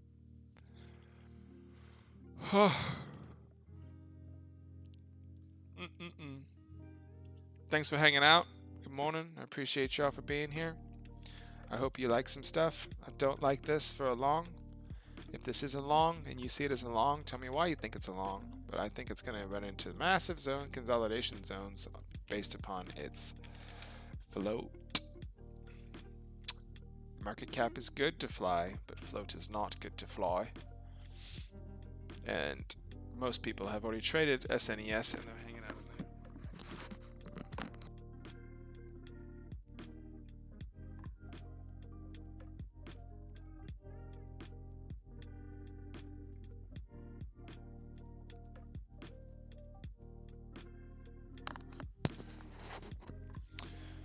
All right.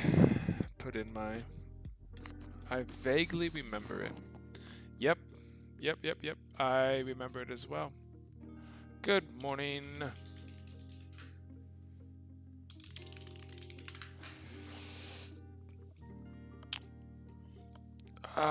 Okay, so SPCB is holding VWAP.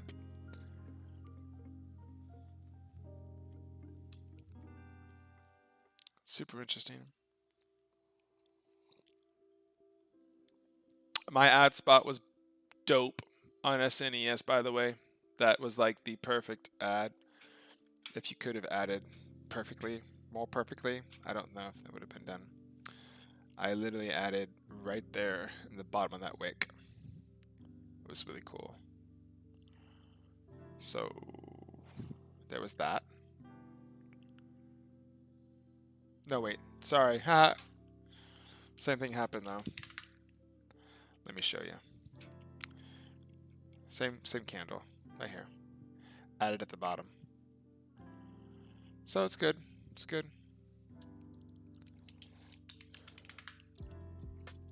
Gonna watch SPCB. It's not really in short range for me because it hasn't given enough gap up.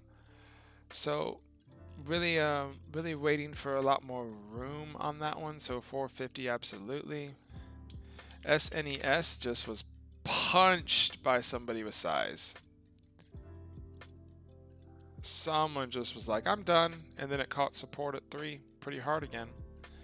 If it breaks down under 3, then you're looking at a potential slide down to, which was the low of 290. So if we're doing that again, then that's because the buyers really think SPCB is going to be the one. And you and I both know 288. You and I both know that 14 million is a lot harder to move than 3.8 million. But what we've seen this week, we've seen people, for whatever reason,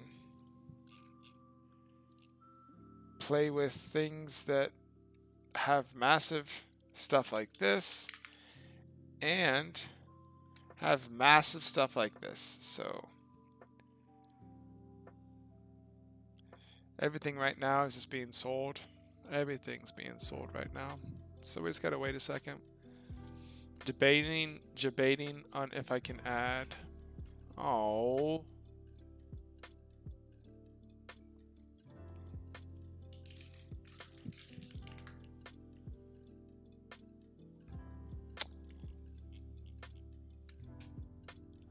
SNES, obviously somebody with the bag sold off, and it's gonna hold. Is it holding 288 again? That's the important thing to think of. This is why I took profit out when I did. And then we come back over to here because this one is having some volume attached to it.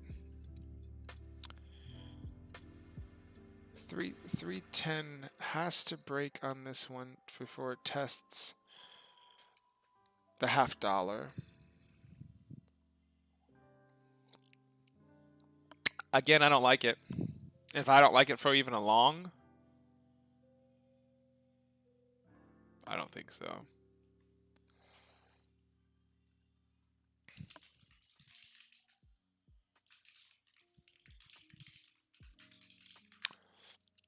You can play with size and try to get 10 cents out of it.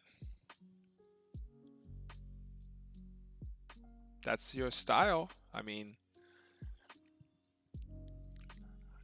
I think it's a setup. I really do. If it can punch through and do break pre-market highs above 312, 315, then it's a setup for a dump. So if you're going long on this and you're expecting to have a big move, you're probably going to be a new bag holder. I'm just calling out what I see to try to make you smile and entertain you. What else we got? Anything else happening?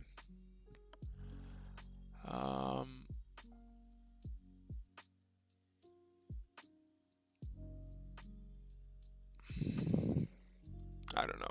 Let me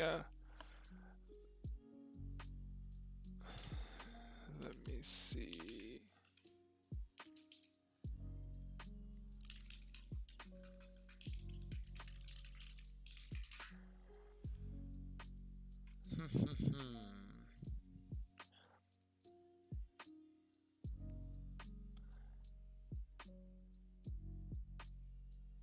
Yeah. Okay, Victoria. So let me pull up one of the charts from yesterday. Which one? What did I trade yesterday? Ooh. BHGG was what I traded and didn't work on it. So that one wasn't a short. Well, it was a short, but it wasn't a short. What was the other ones? I have to pull up some info on that because see what I talk about? Consolidation zone. Same thing this thing did yesterday. We've had this same pattern 3 days in a row, and the same traders just aren't even realizing that it's the same exact thing happening. Okay, what did I trade yesterday, Victoria, that this worked on?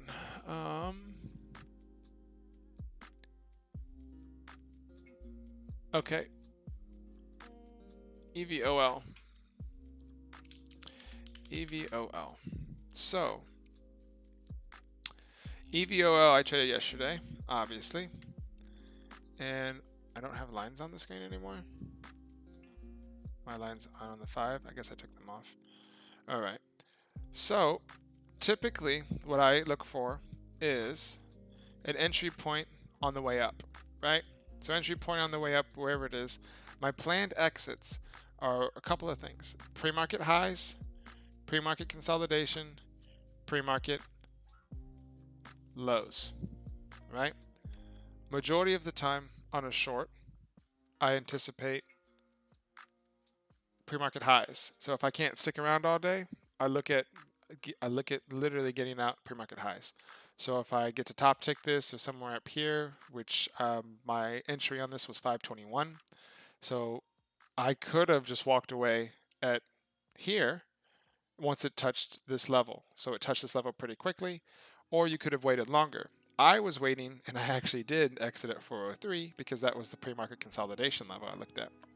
So what I was saying last night is typically what I see is this happening 70 to 80% of the time. If I'm going short, this is my planned exit or around it. I can't say actually planned it, because if it gets within a little bit of range and I'm watching level 2 and level 2 starts stuttering, then I'll dip out anyways.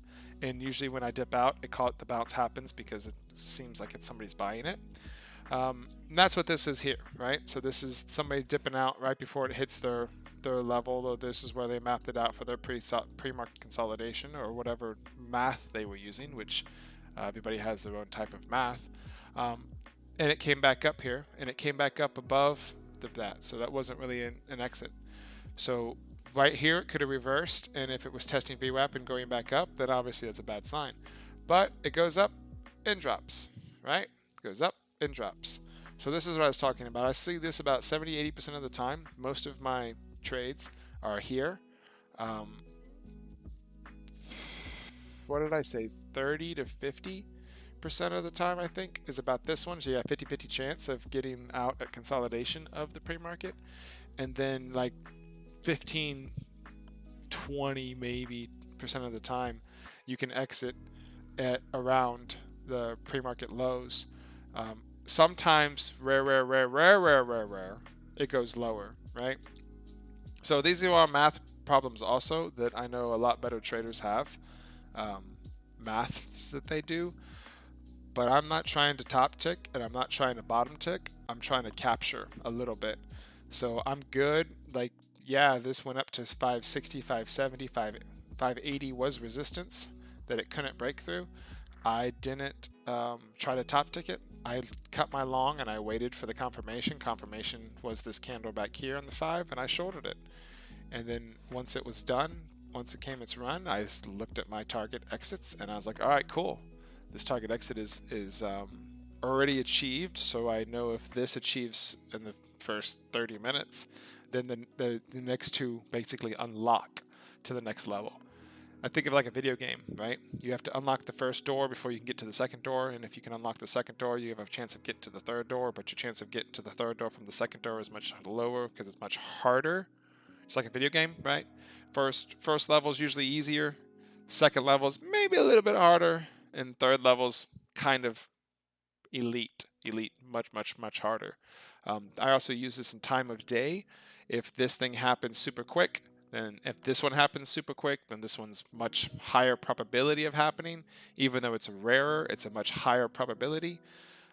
Obviously, you can see that it did even go lower than I had anticipated, but what was the low that it went to here that you could probably safely cover at 367, and my exit was planned at 385. I didn't wait to 385. I had to leave. I cut out at 403, so I cut out at this level anyways, but I left 20 cents on the table. I then left another 20 cents on the table for ultimate low, but then you have to ask yourself if that makes sense to you to wait all day for that. So technically, if you shorted at 520 and you've cut out half of your half level like we're supposed to, you're not supposed to hold your whole position all the way down. So let's say you take your majority of profits for $1, so $1 a share on 1,000 shares, whatever. It's $1,000. So you got 1,000 shares left in here. For 20 cents is $200. Another 20 cents is $400, right? But you're gonna probably cut another half out at door number 2 anyways, because that's the safe and smart thing to do. So now you're left with 500 shares. 500 shares for an extra 20 cents is what, $100? Is it really worth it to hang out all day for an extra $200? I mean, if you're massive size and that 10 shares, that 1,000 shares is actually 10,000 shares, and you know it's going to go down, and you've already closed what, 20,000 shares or 30,000 shares? I'm doing that math right? Half and half and half? No, it's 40,000. 40,000, close 20,000, close the other 10,000. So you have 10,000 shares. So you've already closed 30,000 shares. You're already up that high in the day. Then maybe you just let it run. Maybe you're just like, cool, I'm just going to let this run. But at this stage, when I'm only playing with a couple thousand shares, not in the tens yet, I don't want to wait that long for $100. I'd rather go cook in the kitchen, or I'd rather, you know, take a nap. So that's what I was kind of talking about. Does that make sense, Victoria, what I was saying? Now, does it make sense?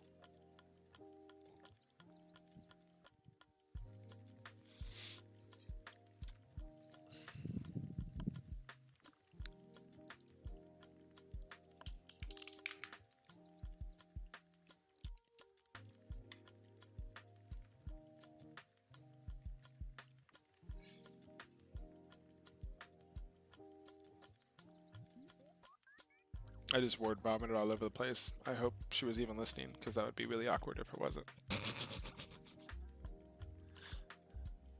I have to replay that video.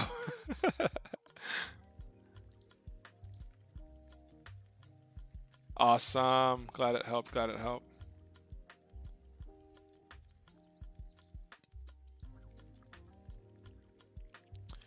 SPCB is attacking 3 again.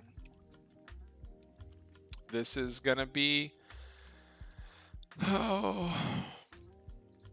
Just a second, please.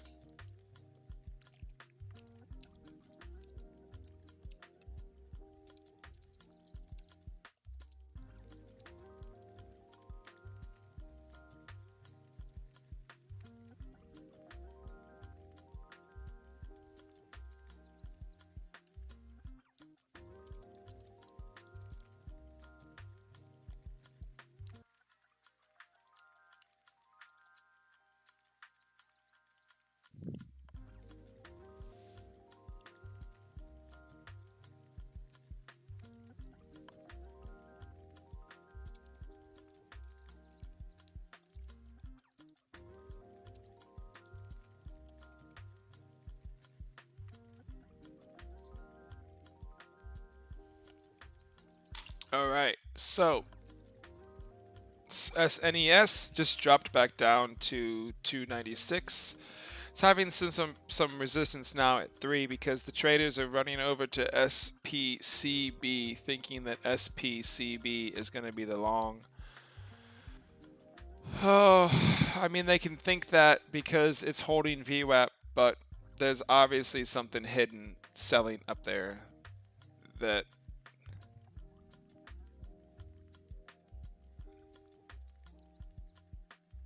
Why can't they see they're being set up?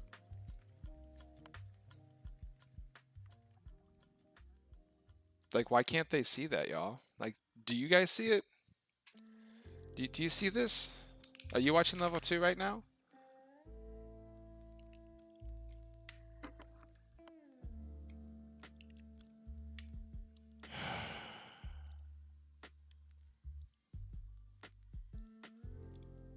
Do you see this?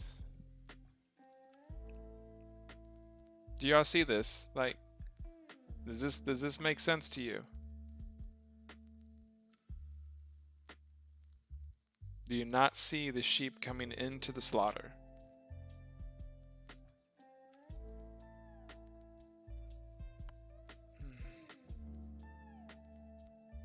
You guys know what range is? When I talk about range, there's not enough range to do something. So where can this really go? Blue skies? No. Supernova? No. Market cap's too big. And obviously, the level 2 is showing you this massive amount of sell orders. Just flushing, just flushing, just flushing, just flushing, just flushing. It's not worth it. Where are you going to go? You're going to enter at 3, okay? Now, most trades we look for 10% moves, right? That's what we talk about. So what is 10% of $3? 330? Okay. Now, how long have we just sit in this range not being able to break 315? How long have we been sitting here? Do you see it? 30 minutes. 30 minutes and it's going down. Do you see it now? Like, do you see that like triple quadruple top formed at 314? What is that? 1, 2, 3, 4, almost 5 times it's touched there and ran away. You know how this could turn around? You know, right? 5 million buyer at $3. We'll turn this around. But why would you? Remember the news? Tracking people in Israel? That's the news. Contract awarded 3 million, valued at 3 million a month. Who's paying for this? Who's paying the contract? You are, because you're buying the shares. Silly. So 290 is what, VWAP? Okay, so you're about to do a dip buyer right now. Here we go. You're a dip buyer. You're gonna buy at 290. All right. Now where are you gonna go? Your dip is gonna get you to maybe 15 on 5 minutes if you're lucky. If you're lucky. Now, majority of this now consolidation entire time has filled up this volume. So you have 18 million shares for the past 30 minutes that is hanging out between 275 and 314, y'all. This is nutso. Like, why would you trade this? It's banging your head against a wall. You think you're going to get a good entry? You think you're going to keep adding in size? Oh, look, here it comes. It's going to do it again. Watch level 2. Watch level 2. Do you see it? Did you see it just then? Did you miss it? Do you see it happening? It's happening right now on level 2. You see it, right? You see? Does nobody see that? 10,000, 50,000, 8,000, 7,000. It just floods red as soon as it's going up, and people are like, oh, we're going to buy this. To what? Look, now you have the biggest massive red candle of the day formed as it touched 315. Like, that's the first time that it literally touched 315. The biggest candle touching 315. Now it's pulled back all the way down to $3. Please, please, please, please, please find this entertaining.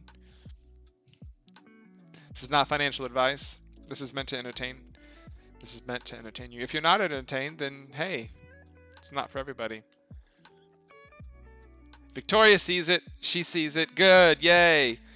Yay.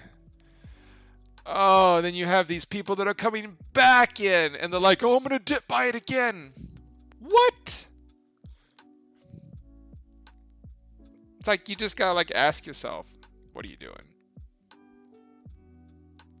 Like, what are you doing? Why are you even touching this? Ain't going nowhere. And it's obvious that someone keeps trying to push it up and failing. And then they try again and it fails again. Like, you can just see, it's like, I'm going to do this. I'm going to do this. I'm going to do this. No, I'm not. I'm going to do it. I'm going to do it. No. I'm going to do it. I'm going to do it. I'm going to do it. No. Pump and dump. Pump and dump. SNES dropping back down. Here is some more lows. It's got that 10,000 share seller on it, also pushing it down. It's pretty interestingly enough when it also had some news. So the two things with news, the two leading gappers, the two massive amount of volumes are failing on a Friday. What do you think that means when your two leading gappers in the small cap market is failing? Hey, look, there we go. There's a 20,000 share buyer at 283, but now you're breaking new lows. So where did I say my target was? Remember that for my out? You're going to have a pop, because now what we're having is short sellers hit this, because now they really believe it's dead. If I lose on this one today, hey, it's a good day already because I already took profit on it. Remember?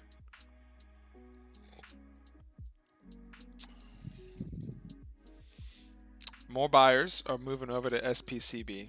They're trying to call their friends up. There's a 15,000 share buyer at 1, which isn't that much. 15,000 times $3. It's only $50,000. He ain't that big. He ain't as big as everyone that's selling off on it. Stacked sellers, man. Stacked sellers, y'all. Stacked sellers. Thank you for chiming in and watching this.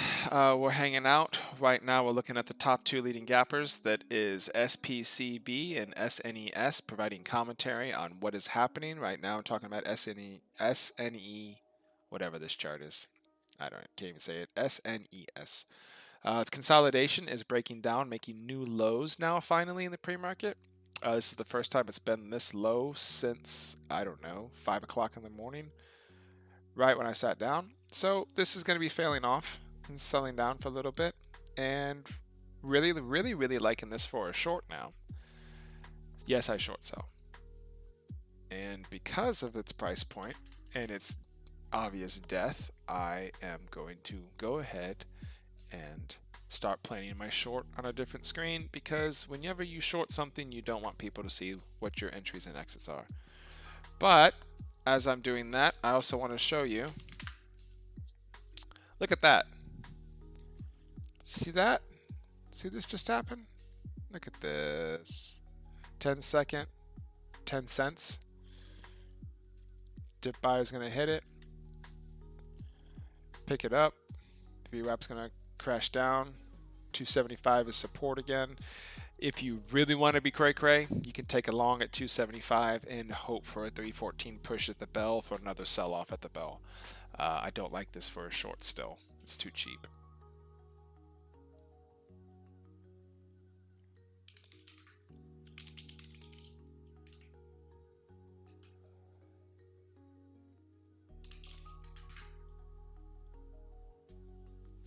So yeah, I mean, if y'all been following patterns and trades and stuff, you're gonna see what type of trade pattern this is. This is a clear pattern.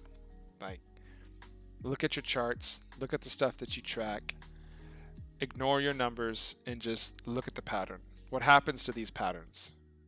Do you remember this from a couple days ago? I didn't trade it a couple days ago because I know this stupid pattern. Let me see if I have the chart I can pull up.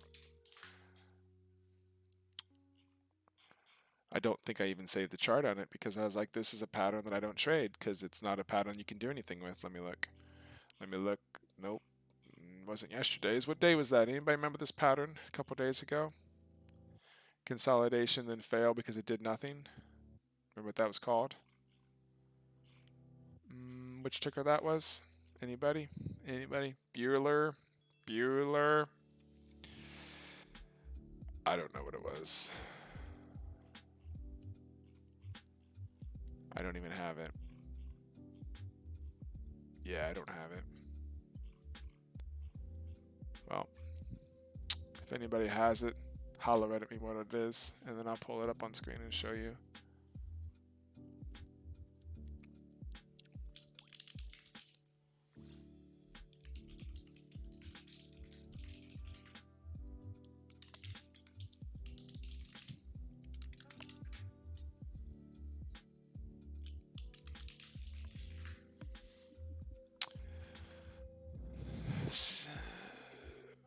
We're not doing anything, guys. As soon as it gets out of this rage, it's going to be obvious that it's a short because it's struggled so much to get out. It's going to be like, ah! Oh.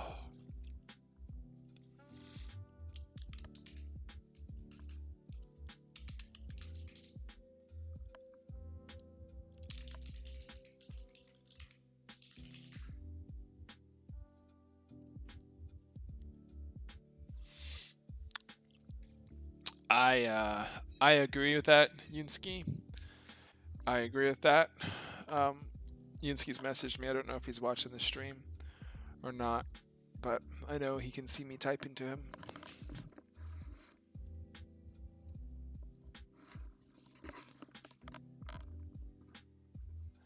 Well, we got 36 minutes to the bell. I'm out of coffee. Obviously, I don't need any more because I'm pumped. We have lots of options today. We don't have any options today. We have very big risks today. We have a risk on SNES. We have a risk on SPCB.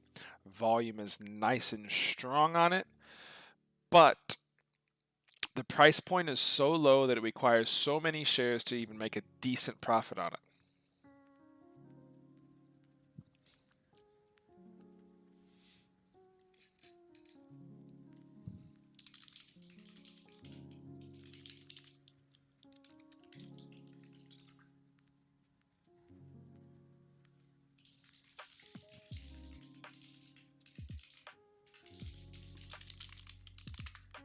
Oh.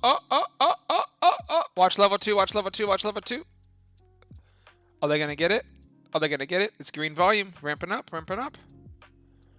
Can you get out? Can you get out of 310 this time? Oh, you got 313. I'm cheering for you. But look at those sellers stack up.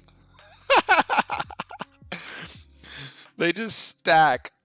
Like 50,000 just show up out of nowhere.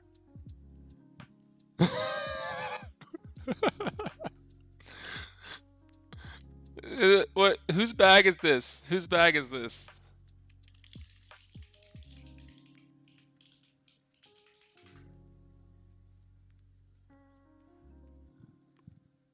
Oh. Here it goes again. Here it goes again.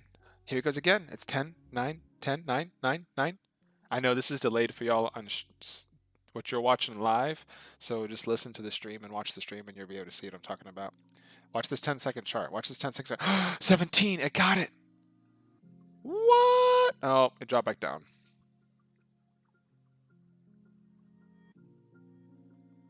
Is it going to do it? Look at that 20,000 seller just pop up at 17. And look, there's the flash of red. There is so much red on this chart, on this level 2. Does no one see that they're being led into a slaughter to take these bags? Buyers are trying. Buyers are stacking. There's 30,000 shares of buys at 10 cents, and they're just being taken out by sellers. Look at this. This is insane. What are y'all doing? Look at this. This is quality content here, y'all. This is obviously people just being led to hold the bag, and then they're adding lower to try to bring their average, and then they're playing against themselves. They're playing themselves. There's obviously a big seller that was a big bag holder from a while ago that's just continuing to sell off into this mess.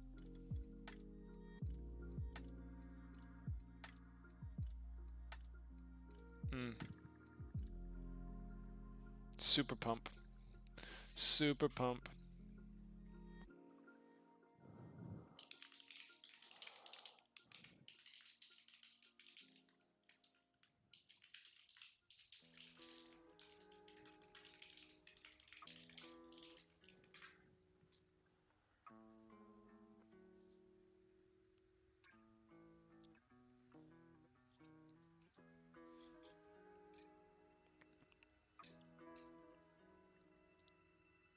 Can you hear? Can you hear the greed? Oh, you're not listening. You're not listening to what I'm listening to. I can hear it. I can just hear the FOMO,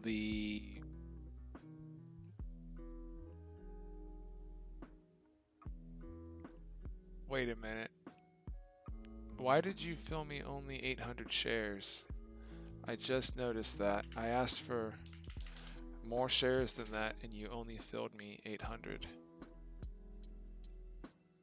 Now can I have the rest? What? I need to reboot this real quick because it's not showing me properly. Save layout, rebooting.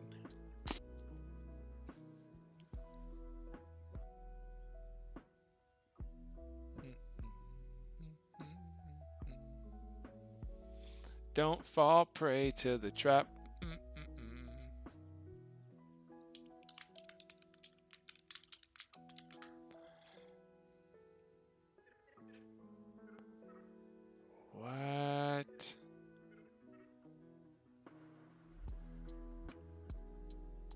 I'm so confused. I gotta open this. Sorry. This button. This button.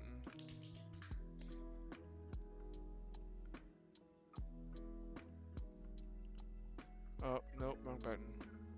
Sorry guys, gotta do something real quick on a different screen. My locates are getting really strange and I'm trying to fill. It's very weird. Hello? Locate question? Department? Customer support. Hello?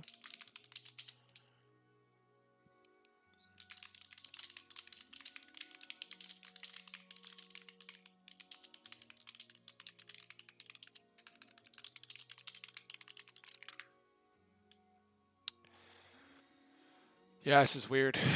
It keeps on telling me that I have enough, and then it keeps on... It's very strange. I don't really know if it's...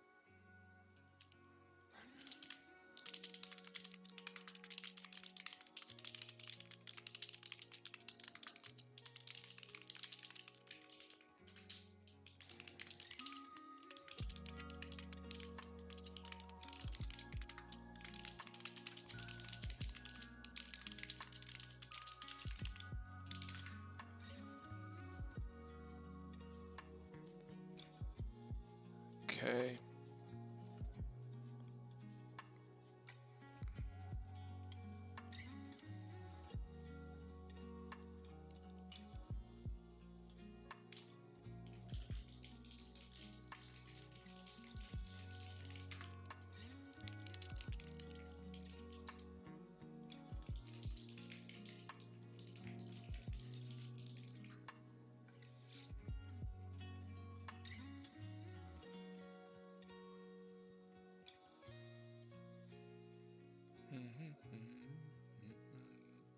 I know it's quiet right now. I apologize. Got nothing really to say other than these people are still doing now 3 to 315. I see 1200.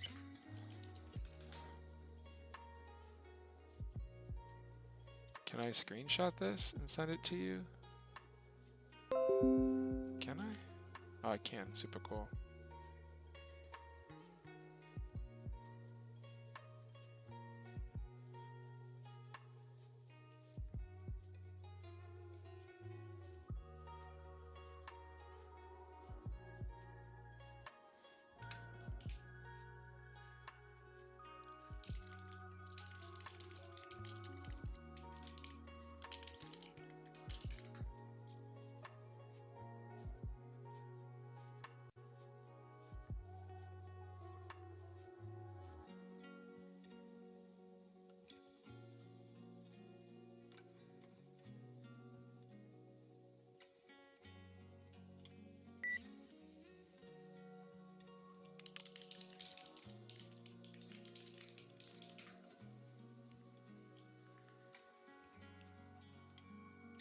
Okay, that wasn't a partial fill.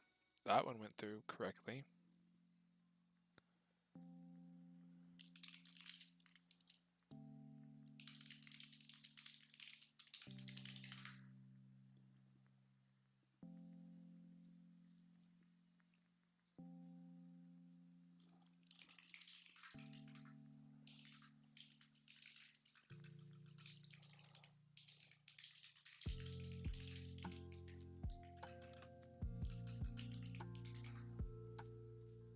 Supply and demand of the clients may be okay the same at the same time. Got it.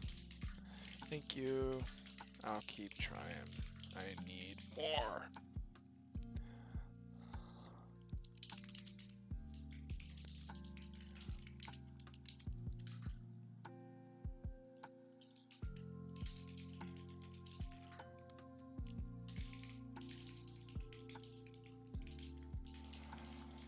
Company selling at 3.15. Massive sell orders keep filling up. Buyers. Thanks, man. Have a blessed day. Always, always say thank you to your broker because your broker has the ability to make sure your stuff doesn't suck.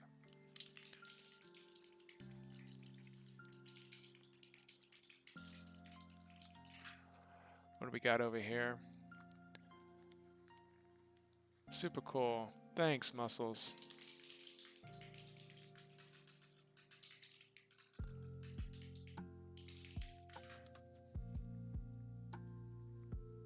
Yep.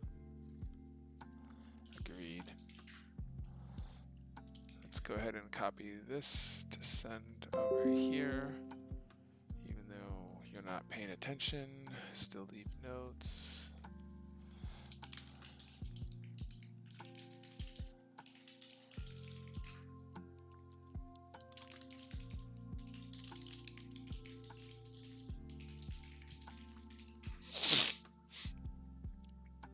Okay. What did we miss? Oh, I got 2 likes now? Man, you guys are so good to me. I got 2 likes. Oh, 2 likes. I feel better about this morning now. 2 people have liked what I've done. Well, 6 minutes ago, we should have had something else show up onto the scanners. And we have not had anything else show up on the scanners. So I am trying to continue to locate the shares that I want. Got that filled. Give me a couple more. There we go. Okay. Now I got all my shares. That was really weird how it didn't fill me all the way each time, but now I do. So I'm good.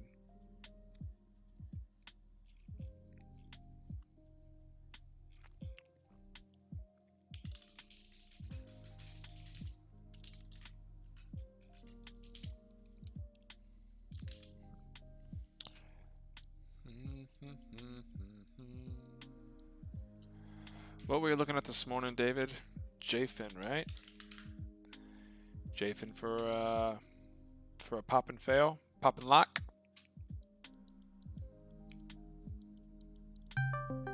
What is this? Do we have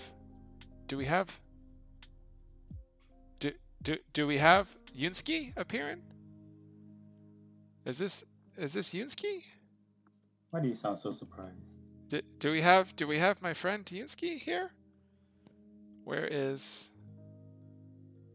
We do, and your camera and my camera angle looks like I'm looking down at you. Let me change. It's quite funny because I'm like jumping into the stream before I like randomly throughout the morning. Yeah. When you're on your own, and it sounds like you're having a midlife crisis sometimes. Because you have no one to talk to. It's like you just react to yourself. It's reacting to myself. I'm talking to myself. That's the best thing. So obviously, buddy, good morning. How are you? Good morning. Very well, thank you. How are you? Oh, phenomenal. Happy to be alive. I slept in a little bit because I woke up and I looked at the market and I'm like, this is boring. I'm not going to get up at 4 today. So I got up at 5. And nice. so far, I've been mainly studying SNES's movements and SPCB's movements. We have a couple of shorts already stuck in SNES that shorted the backside at $3. So we could see a short squeeze there that takes us up past 320. Obviously, I'm more biased on this because I have a long position built already that's hopeful of this happening. But there's a seller up at 350. So 350, 360 is dangerous territory to try to get past that level. The volume's quite high on it. Yep. So I don't think it's going to stay down here long. I think it's a long. I'm debating myself on if I want to add on the pushback through 3 to have even more shares because I can see a VWAP touch. The problem though, the big problem that we're currently seeing is not even on SNES. I think SNES could be the 420 play of the day or the sleeper because of the volume level, only because of the volume. Right now we have... It's not really a sleeper with 21 million pre-market volume. It's high. Kind of. Look how it's moving though. It's like it's sporadic. It'll show up. Yeah, no, it's and then weird. It slows down. This kind of volume with showing so much weakness is trying to figure out what does that mean. It means no one has confidence in it. It means there's a hidden seller. That's what it means. It could mean that too. It means that something is happening that's causing this to be a hidden seller.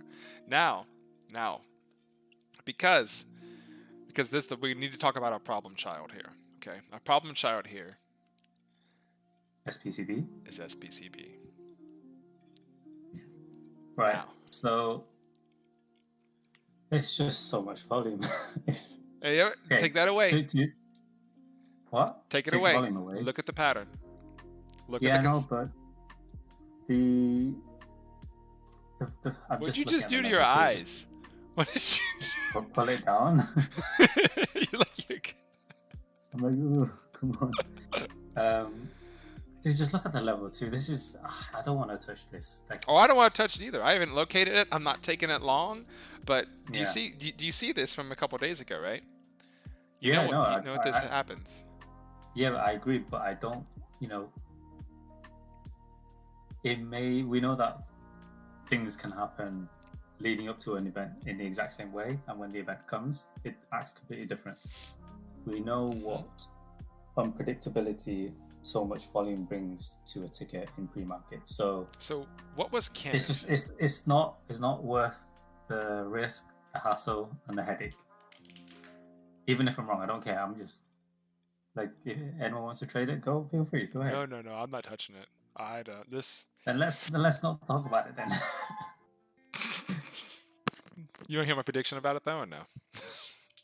No, you can. I think it's going to go up to 350, maybe 390. Then all the bags are going to be dropped, and then there's going to be an offering release that they did at the market offering, and then it's going to come back down to $3 and hold there all day long. You're very confident about these offerings coming in very quickly after it spiked. I think it's already happening right now. I don't understand, just looking at the daily chart, okay? Looking at the volume that's traded on the daily chart. Where are these sellers stepping in at? Like, dude, 30,000 sellers just showed up at 310. What? From where? Sellers and buy. I mean, from where is it coming from? Like, then it goes up to 315, and then 1 million shares of sell orders just show up. It's like, where is that coming from? Try and explain the number of buyers propping it up, though. Right, but so I'm saying it's the same thing. It's like, we're going to get this, and someone's like, nah. We're going to get it. Nah. So it's almost like they're just spinning in a circle, and they're not even spinning in a circle. Who's winning the battle right now? No one. Someone's the market maker is. The market maker that's selling everything at 315 is. That's who's winning the battle. Because if you watch level 2, you'll be able to see 1,000, 2,000, 3,000 buyers, right? Yeah. And then you see like a 20,000 just sell out, and then it goes back down. Huge buyers as well. I see huge buyers, but I see substantially more huge sellers. It's almost like any time. Go ahead. I think the buyers currently have the upper hand.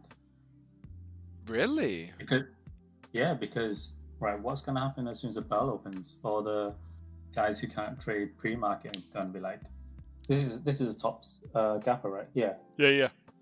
Yeah, let's add some shares in. So then they get a ton of minions backing them up. So I think it's just full.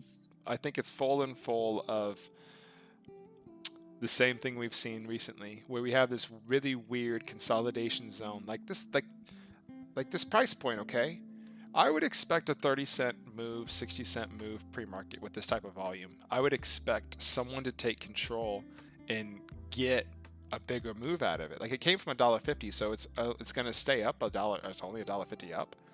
The float's 15 million on it, and we've rotated float twice, but we haven't rotated price twice.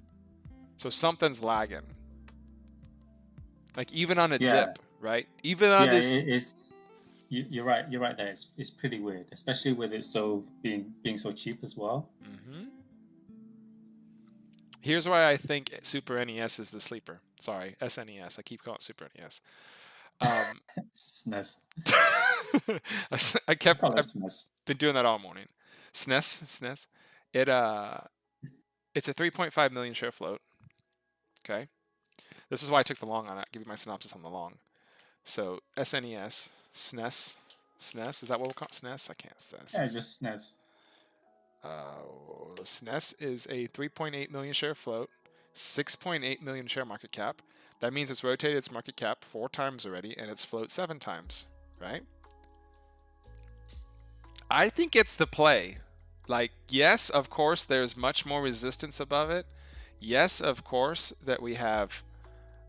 Wait, when you say you think it's a play, you think it's a long play, or? I think it's both. That's why I'm long in it, because I think it's a long up until it's not anymore, and I don't think it's a long anymore until testing of pre-market highs. The float allows for that, being the second leading gapper with almost as much volume as the leading gapper, but at least it's moving. Like, at least you can zoom out at both of these charts and be like, okay, SNES has moved down and back up and down and back up, so it's moved. And then you look at SPBCB and you're like, it's just this weird narrow narrowness that's going nowhere. Yeah, I'm looking at what my data says for this kind of volume pre-market. Your what? My data. What data? What? What do you mean, what data? The data I track. Oh, you're saying looking at the market data you track based upon which one? SBCB or SNES? No, SNES. So Right. But yeah, at this level right here, I don't short under VWAP. I don't like shorting things under 350. Right? The bottom I'm seeing on the possibility of a short is pre-market lows, which is right here. So for me to short this, I need... When you say here, you got to tell me, because I can't see you. Consolidation of what the price currently is. So consolidation currently is at $3, which is why I'm seeing the bottom at, because it's really, really supported that 288 pre-market low number. So in order for the pre-market low number to be tested, we have to get even more range, which means we need to be above 4. You look kind of surprised to stalled out on that. I'm listening. What do you think? I don't like shorting things this cheap without enough range on it, because then it just grabs you and holds you. And we need a lot of shares. Correct. And I had trouble getting just my regular shares that I used yesterday. Like, I had to try 4 times. It was very strange. It is cheap. It partially filled me, and then I messaged them on the chat, and I got my shares filled by doing small blocks, which was strange, because he's like, I have them available. Well, why are you filling me so slowly? Like, I don't know. So I'm not overly concerned about the price. It's high enough from what I'm seeing for it to still work for a good shot. Under VWAP, though? No, not now. Eventually, no. Right on the bounce. Yeah. Yeah, on the spike. Yeah, but I mean, not right now. Like, no, I think it is a potential play. I'm just cautious of the volume. I'm looking for 360 as a target. I want to see what happens. Like yesterday on Evolve, my target was blown out of the water, and it just shot past it, right? So that's why I'm waiting. I'm waiting hardcore. Okay.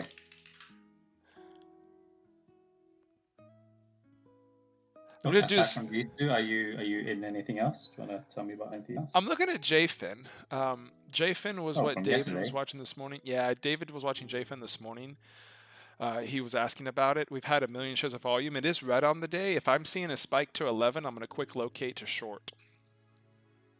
It's holding its low as of yesterday, but today is a Friday, and we know what happens on Fridays. If typically it's a second day, all things die. Typically on a Friday, they usually don't carry over.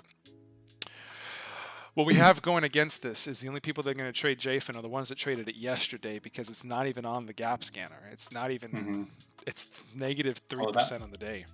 Yeah, I mean, we might get that might be good for us in terms of back orders then. Exactly. That's why I'm wanting it to spike some, because it's too low right now to provide an entry.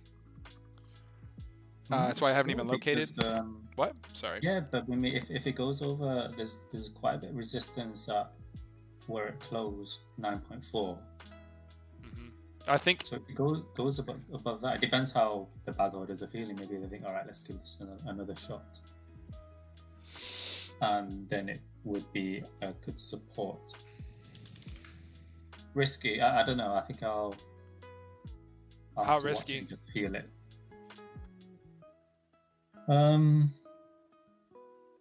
It's risky for me because if it was at 8.5 now, then I would look to enter around where it is now, 9.2. Yeah, I know. but because it's like the other ticker that went parabolic and then continued to go parabolic. Which one was that one? Last week or something.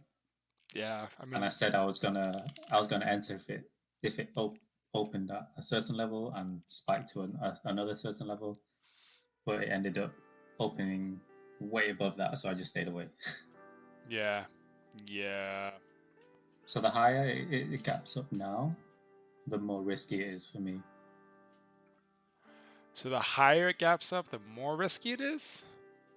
The higher it gaps up before market open, yeah. I have a black box on your face, so I'm trying to move my black box out of your face. There we go. Put it right there. Okay, and SPCB is failing out of the gates. We got 9 minutes. I need to get some water and use the restroom real quick, so I'm going to leave you on screen and just leave my background and holler at our 4 concurrent viewers with 2 likes, please. I need to check something, so you can mute me and put some music on. You mean mute you? Yeah. I mean, I'm not going to say anything. Oh, I'm not going to mute you then. I'm just going to put up the BRB slide then. We're right back.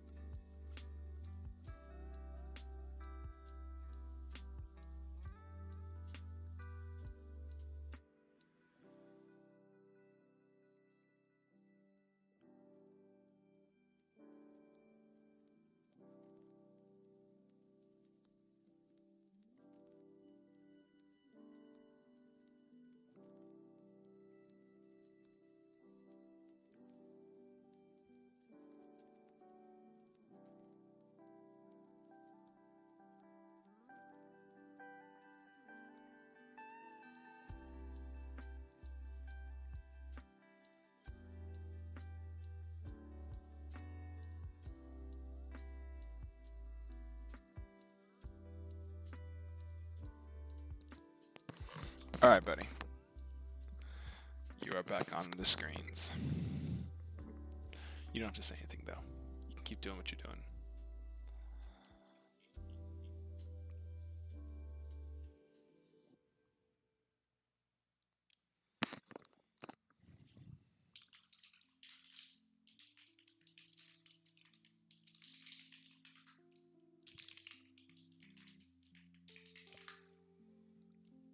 SPC 288 under VWAP. Sorry.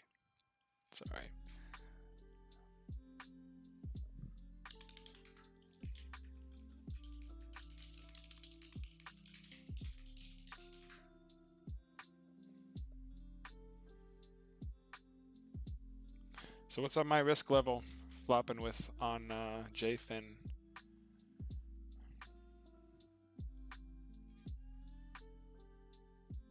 Was that rhetorical or to me?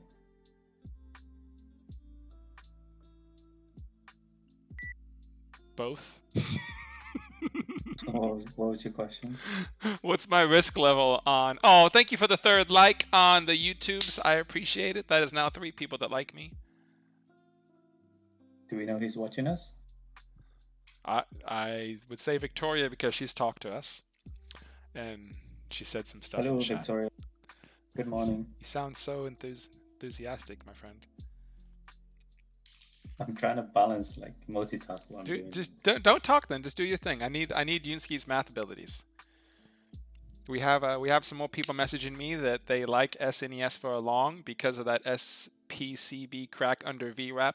Like I called out, was gonna happen. They are liking SNES now more because obviously it can do things like move 15 cents. I'm struggling. Oh, today's gonna be a good day. It's Friday. I'm gonna go for a walk outside after we're done here today. We're gonna have calling out another stock. Let's look at this one. I saw it earlier.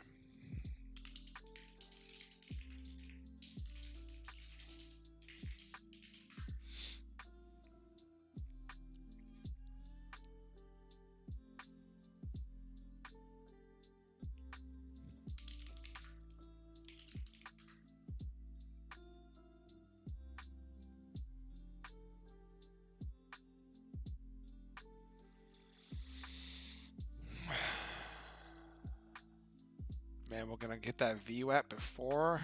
Oh, we got 4 minutes to the bell. Oh, so soon. Yeah, you've been working out a little bit later, getting them handstands in. Yeah, no, I had a really bad night's sleep actually. Oh no, what happened? Too much drugs last night?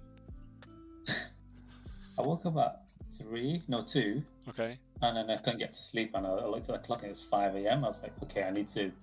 Obviously, lying down isn't working.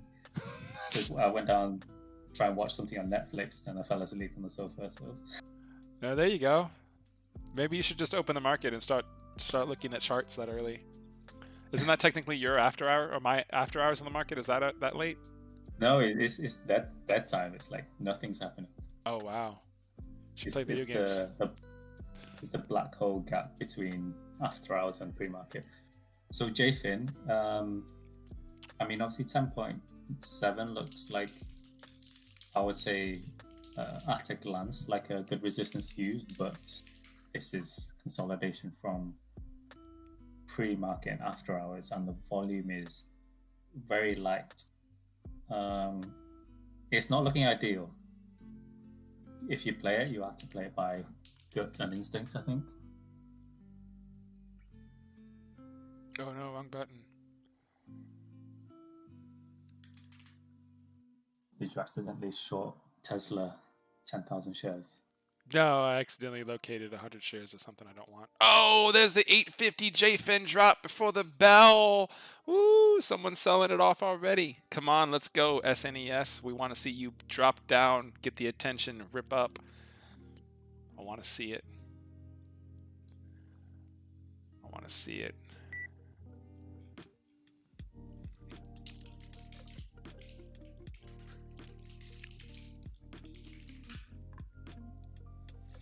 CLVS is also on watch. CLVS is also on watch. It had news. It's had its little gap up. It's not doing much of anything this morning. I got 1 minute charts up. I got market orders live on my charts, so I am ready to go.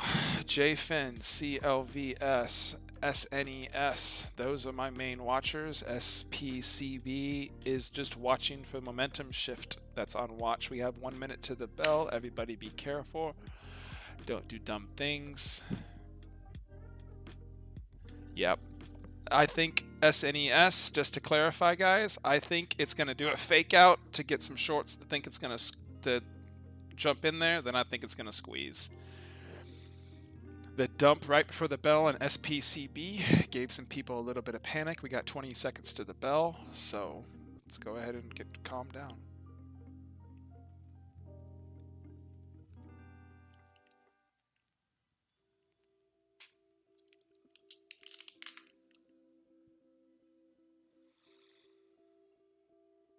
Good luck, everyone. Good luck. 4 people with 3 likes. Thank you. Here's the drop. SNES dropping down. COVS spiking up.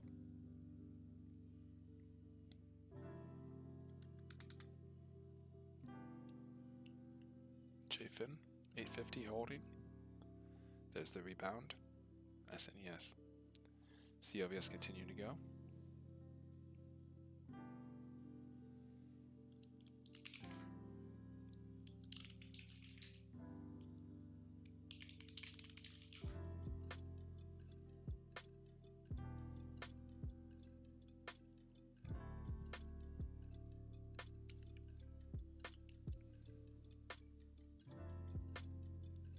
Look at that SNES beautifulness, man. JFIN also popping. Everything's popping up right now.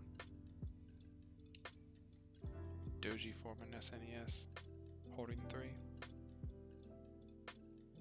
SPCB crash flash. Oh, SNES. Wow. Taking it out. Wait for it. Did not expect that to come so soon. No, let's wait for it. It's too soon. 100% correct. Was a panic in the first 1 minute. 20-cent flash down.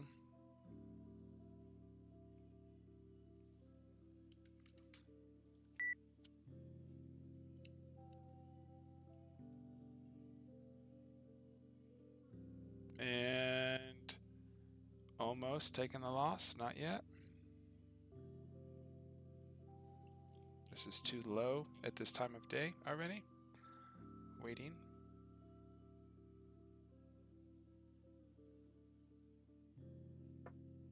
COVS is continuing to go higher. Found a bottom still at the 280 support is still live on SNES. So that short may get squeezed. That's the 290, that's why I held.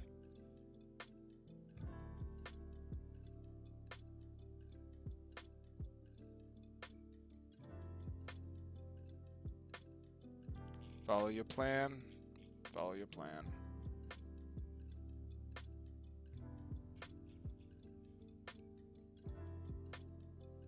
COVS is on watch also. It's testing testing the high. Holding 670 if anybody else is watching that. JFIN is testing the 840 down with a big seller that hit it at 840. If anybody else is looking at that one as well. Seeing if 840 is going to crack down and 275 over here. ABCD pattern forming on COVS. JFIN's going red.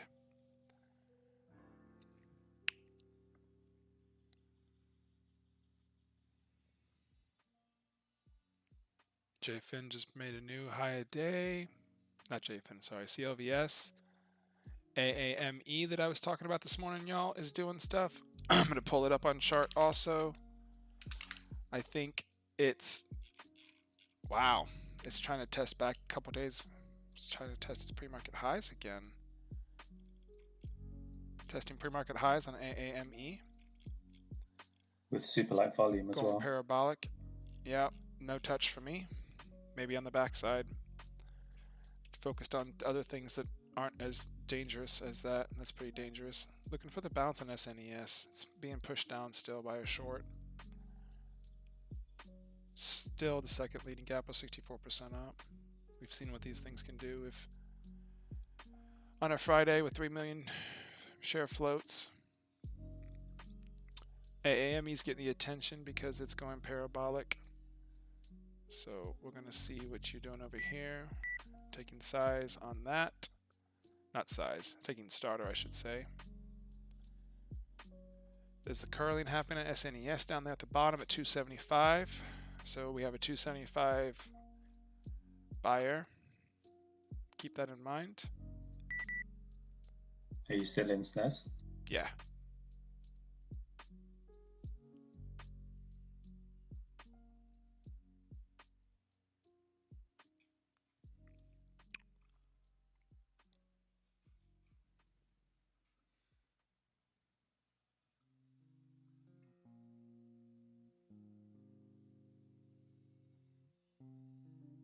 COVS is struggling to get back to 690, so I'm waiting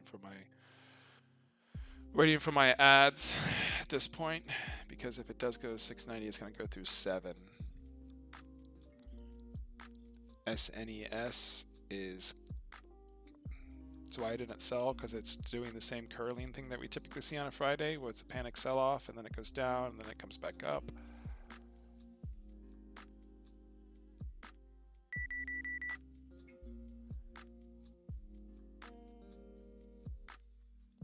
I'm watching this for its pushback, because if it hits VWAP, it fires off on the scanners, and it fires off on the scanners. People are going to move from AAME, because AAME is going down now. It kind of double topped at the top there. CLVS isn't getting enough attention from anybody to really do anything, and it's horning at 670 level pretty good.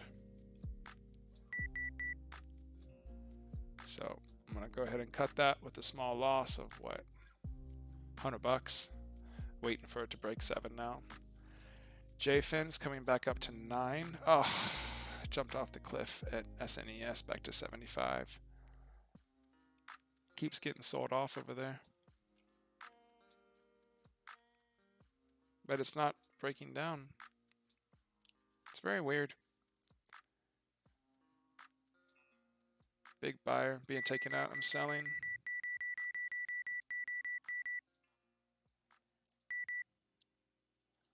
All right, I sold my long, flipped short, SNES, took the loss. May have been too soon, but the time of day was telling me, and the price action was telling me things, so I had to follow my plan. Looking for bounces to add, but I don't think it's going to bounce anymore now. That 290 rejection was pretty rough. So, this is a bottom feeder trade, obviously. CLVS just broke through 7. It's on high a day. JFIN is approaching 9 again. AAME is still moving higher now, so that's why we lost momentum on SNES.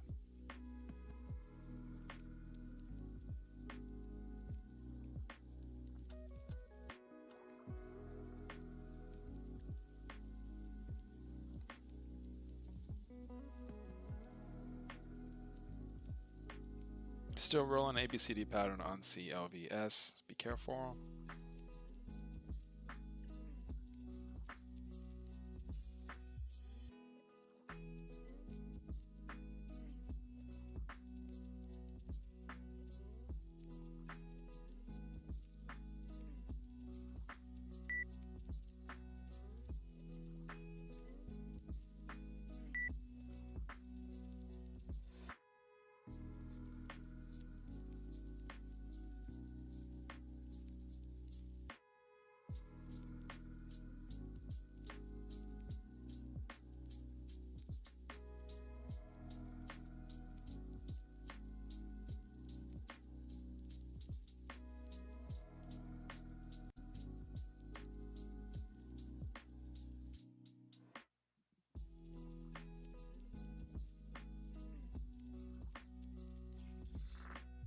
JFIN might look good if it bounces up a bit more. I might take it for a shot. What's your entry looking for? Around close to previous day close.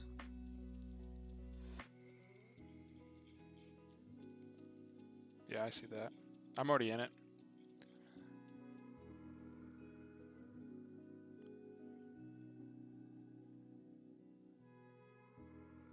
Starter size Zkin on the scanners now, which is very strange. I was looking at that this morning too. I didn't like it.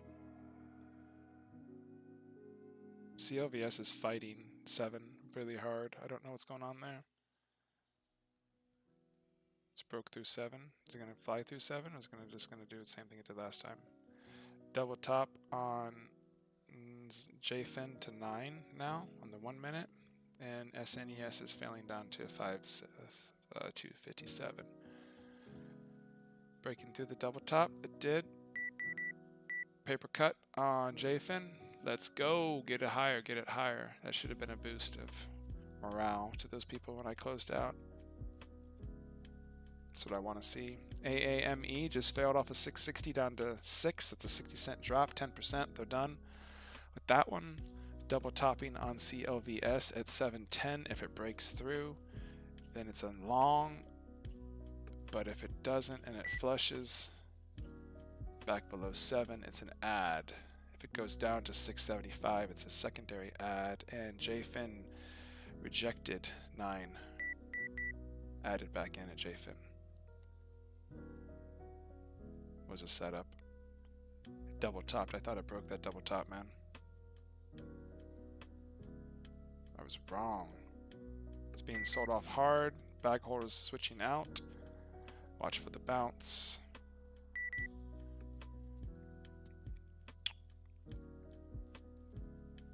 SNES 255.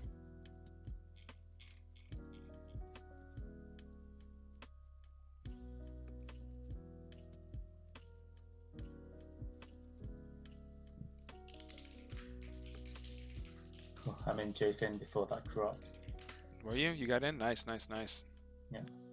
Got more to add though. Yeah, I'm only a little bit in.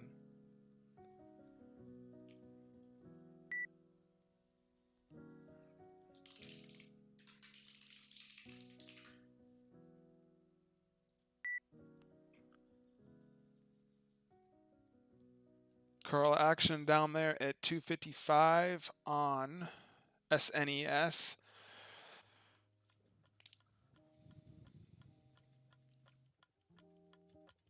Yeah, there's a lot of volume, so I don't expect it to be a clean death. No, I don't either. I do expect death on it though. Mm-hmm. AAME is sketchy. AME's not the play. AME's trap. I agree. CLVS is behaving appropriately for the type of pattern it's playing. If you want to take a look at it, you still have an opportunity here. CLVS. CLVS. There's still an opportunity. The JFIN just switched over to SSR. It did? I did it. That's what my question is. Can you check official? Doesn't say so on TZ, but that last fill was really rough just now. No, it's not an SSR. I only went in half size on SNES because I was hoping for a bounce, but now it just broke 250. JFIN, probably bad fill because of tiny volume. Good call.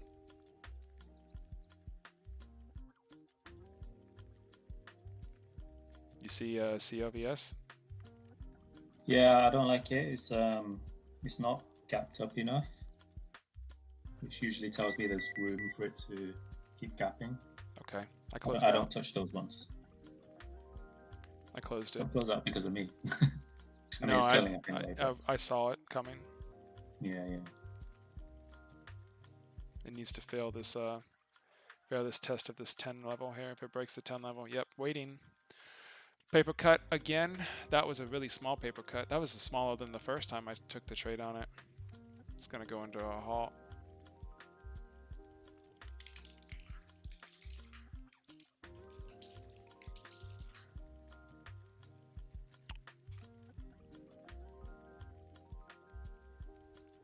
It's getting the attention. It should be showing up on scans. It's not showing up on scans.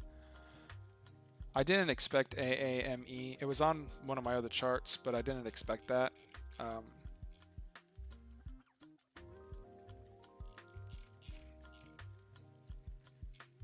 don't think so. Still don't think so. Even on a bounce, I wouldn't trust that. AAME squeezed me. I think it was a Friday as well last time, so I'm a bit traumatized. I'm not sure when to touch it. Traumatized.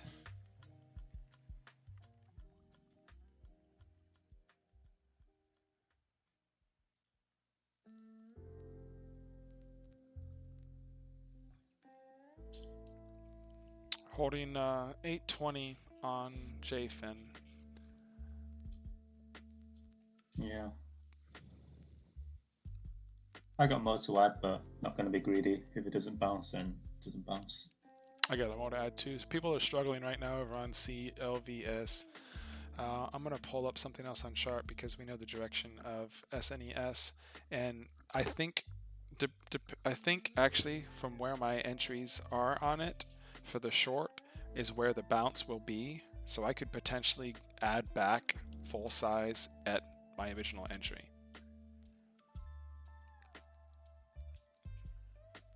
What do you see what I'm talking about? Ticker, sorry? SNES. Yeah. I think that's where it's going to bounce back to. With this super small range, it's just kind of like I should have added in all my shares just for the super small range it was in, but yeah, be safe on that one. With this volume, it could. I always had a red doji at the top of the highest red volume of the day on CLVS. Needs to break down consolidation level again. We know what these trades do on Fridays if they're continuing to run. I gotta pull up on the chart.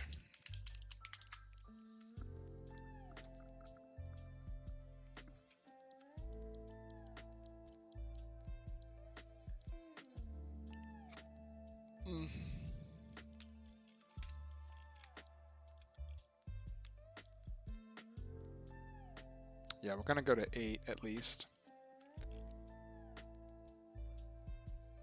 JFIN or CLVS.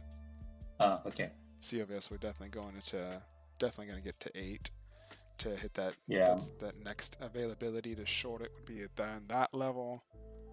That is, I'm not gonna have that chart up. It's a no touch for me.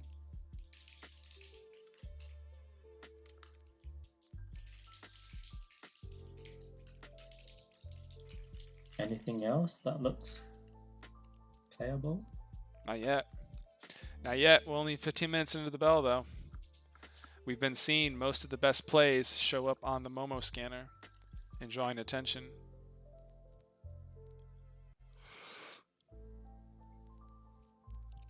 JFIN's going to break 8. I can see the pressure. SNES is going to test 270 for sure. AME is already back to VWAP on its bounce, so that's too early of a bounce back to VWAP after that fade, so I can anticipate that one actually breaking highs. And here goes COVS breaking 750. I'm really satisfied I took paper cuts on that one. I do not like that I lost on my long trade again. I lost one initial JFIN also, and I should have added. I stopped, but yeah, it's whatevs. Don't really care. Here comes the bounce on SNES, probably close to being right on time. SLVS is setting up to something. COVS setting up another squeeze. Entry point is on confirmation on that for a short. It's not an entry point yet. This is still part of the fake out. There's a lot of other shorts playing with this too, though. So you have to be careful. If you're touching CLVS, you can see it how it rejected that level, but then it rejected this level cracking some more. So it's going to be a struggle. So you have to wait for confirmation, or you have to wait until they're done. Two things. And when they were done, it's probably around daily levels. So daily levels that I'm looking at is 8. Looking around it. JFIN squeezing back up to 740, 750. This is the time of day we're going to get our first squeeze on most of the things that you got short in on the first round.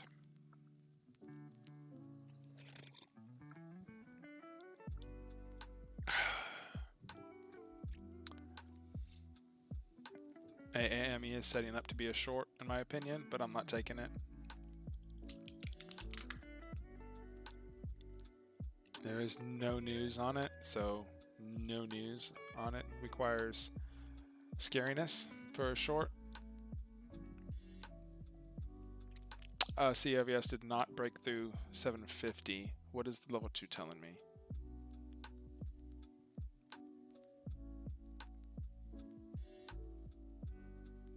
Now it did. It just broke through 750.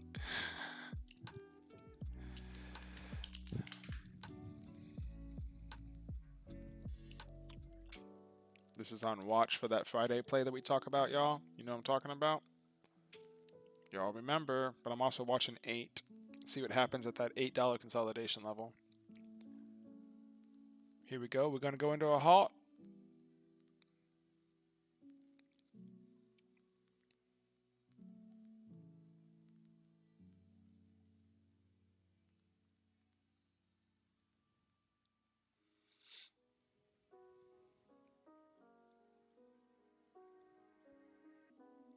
J Fin rejecting 740.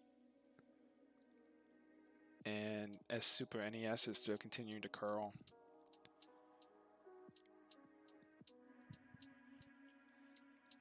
Still waiting to see.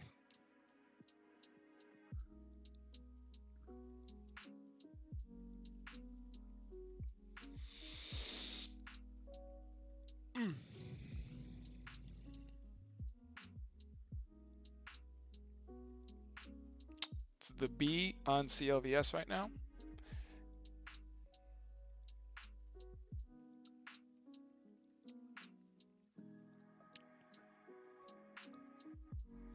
Still looking strong to me. Which one? CLVS. Looking strong, right? That's the C in the 1 minute.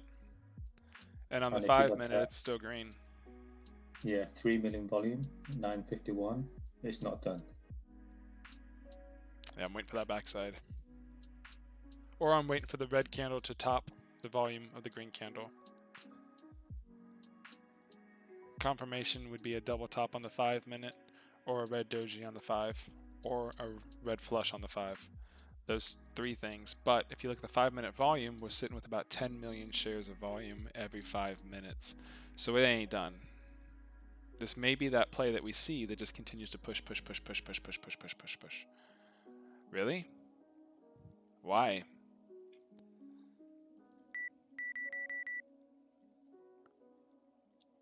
Yeah, I took some profits on JFin.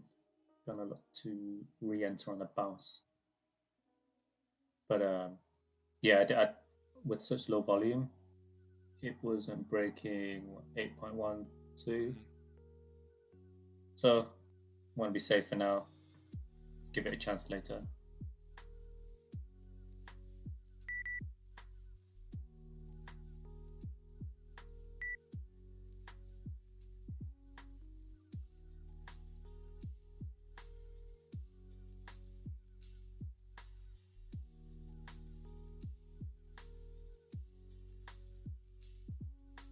The same bounce? I remember that.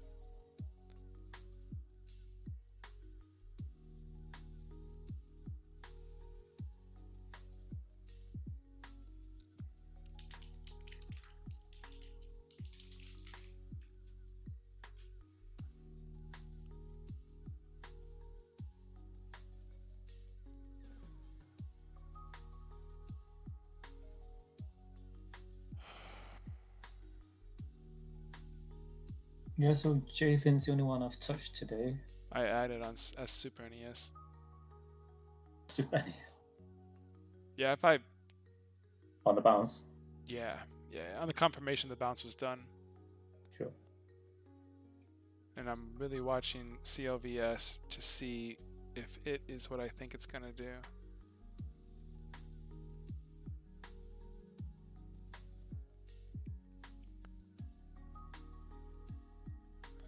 Five minute closes in 43 seconds. It'll be 9:55.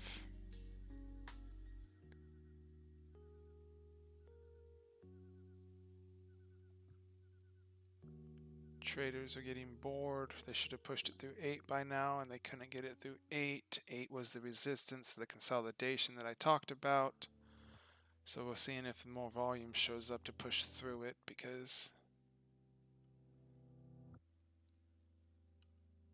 Yep, I agree. I'll tell you guys. Hey, on SNES, I'm looking for 225 is what I'm looking at. But I'm not going to be greedy. If it doesn't approach that and it starts going the other direction, then I'm just going to dip out. Just like I've been dipping out on SLVS or CLVS with very small size. AAME is making a double top now at 640, 650 area. And we just crashed through. CLVS is continuing making new highs, so it's still going to go. This means that it is now the next time frame play.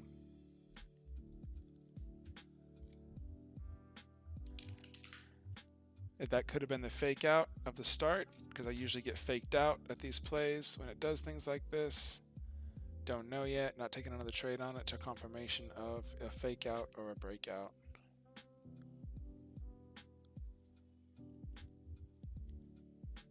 Is a fake out. Flip red and you'll be a fake out. Oh, struggling.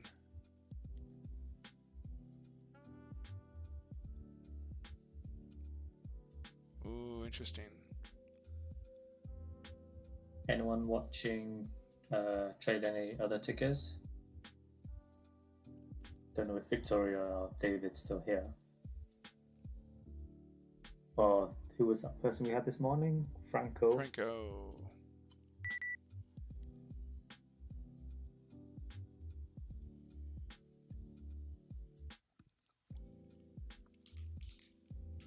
So you're in SNES, JFIN, just those two. CLVS, I'm watching. Okay. CLVS I've located and I'm watching, waiting. Yeah, but I'm currently in SNES, getting squeezed, looking for an ad. CLVS is having issues. Gonna touch 8 and see what the wall looks like of sellers. Let me see what the fundamentals look like on CLVS. Should be trash. I checked them a second ago. That's why I took the 86 million float. Yeah. So it's being held up by whoever's currently trading it right now. And typically when this happens, these movements can't hold themselves. So I'm just waiting for them to be done to catch the backside. Not trying to top ticket. Oh, just waiting. This volume is low for this flow. Mm-hmm.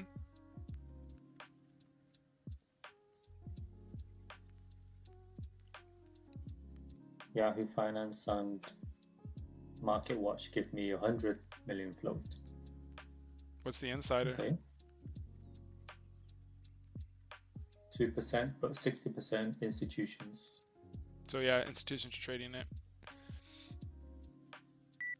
So when institutions are done,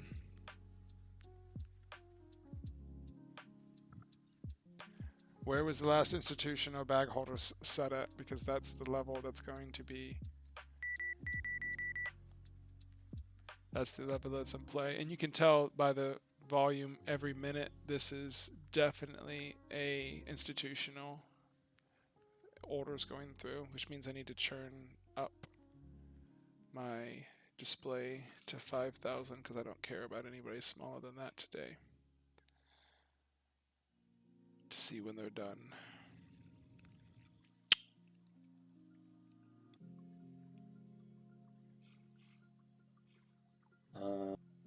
I need to step away for about Do 5 minutes. So you can go solo if you want.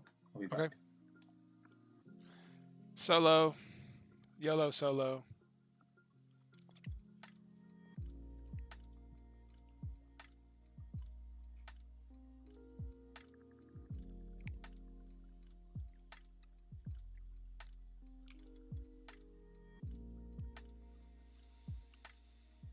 CLVS just watching it go higher and higher and higher and waiting. JFIN touching 13.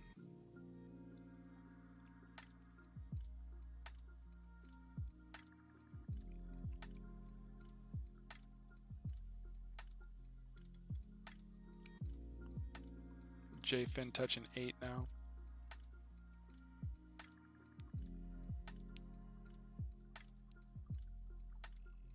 Eight has a little bit of sellers at it, but they're gonna probably go away in a second.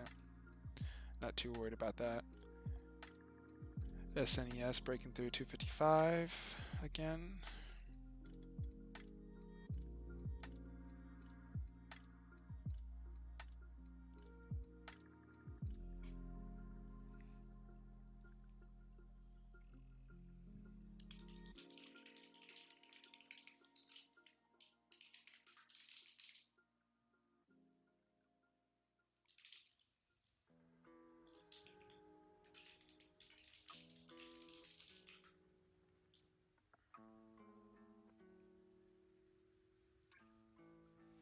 JFIN did break 8, back under 790 now.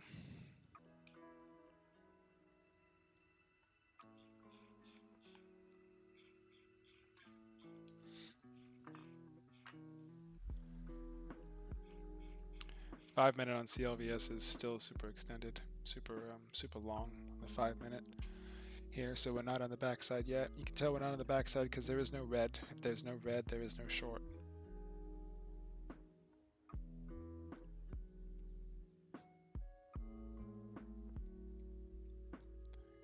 JFIN 780 now.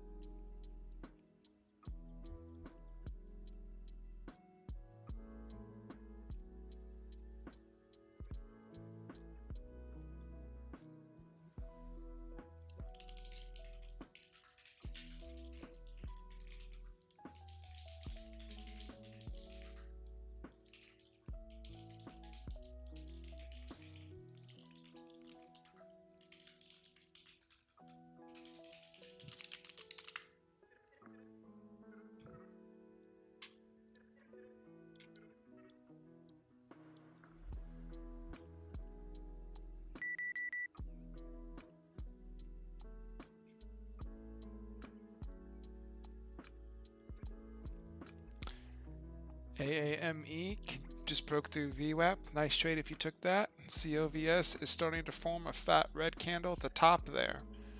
Needs to be fatter. You need to have more sales pressure for that actually to be a fat seller. If not, it's gonna be a 5-minute consolidation, break back up to make new highs.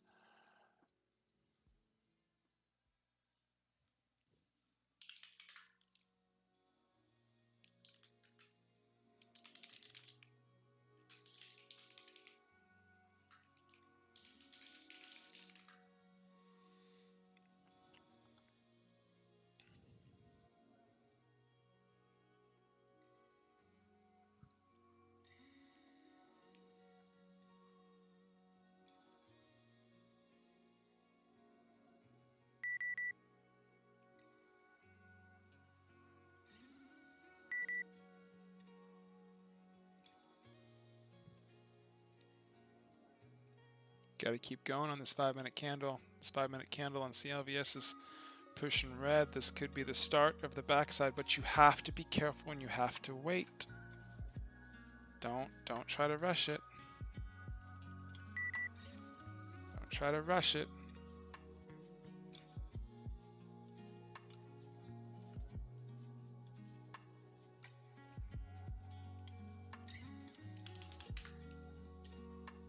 Breaking of 8 is good signs.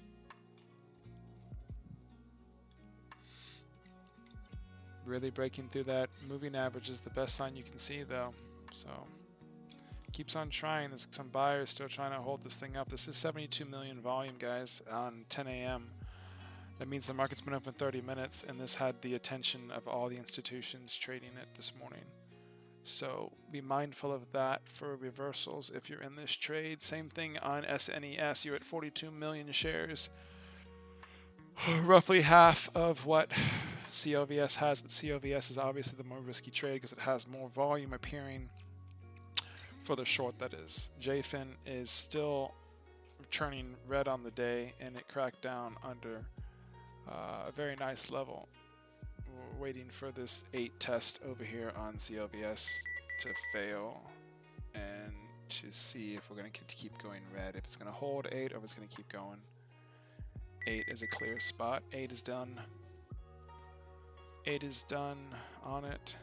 Wait for the UWAP. They'll be very careful. Make sure 8 flushes down through at least to 765, 780 on CLVS.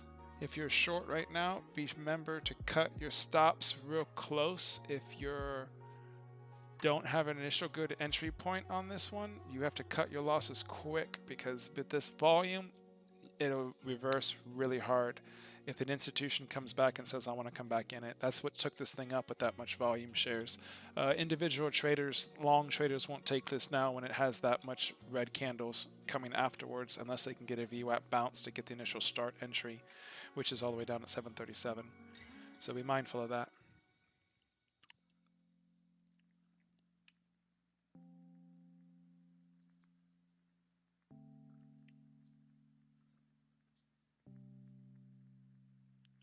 SNES is coming back to 250.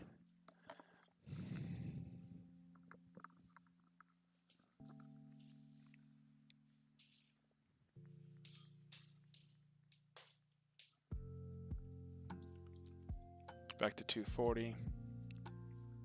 It's going to dance around on this level for a little bit. We saw a stutter at 780 on CLVS, so watch for that stutter to give out or to keep going. Back up. We're going to see JFIN 790 is holding.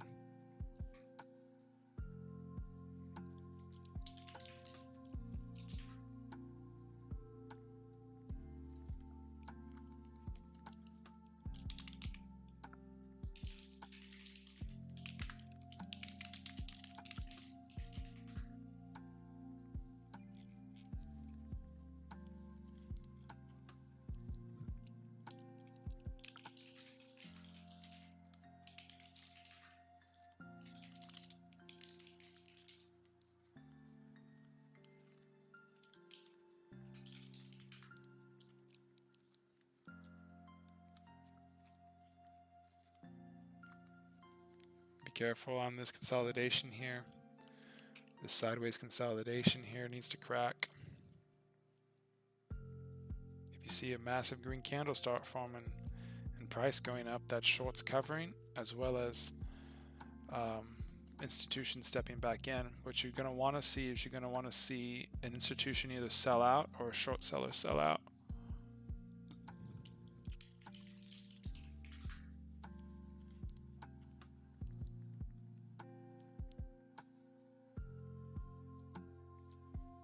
Got some people messaging me about TCAT. What did TCAT do? Oh, TCAT did Insanity again? Yeah, figures. Why would you touch that? It's SSR. Don't mess with SSR stocks, y'all, unless you like to be burned. I don't like that. AAME that I talked about briefly this morning that I did not locate because I didn't pay attention to it because I wasn't interested, did exactly what I thought it was going to do. Very nice. The short would have been right at 640, but the bottom is now 5 as $1.40 move. Didn't take the trade, didn't touch it. CLVS is kind of my main watcher right now just because of its movements. JFIN just broke back into 8. Yeah, JFIN just broke back into 8. See what it's going to do. 825 is the breakout spot. See if it breaks through 825. It looks like CLVS is not giving up yet.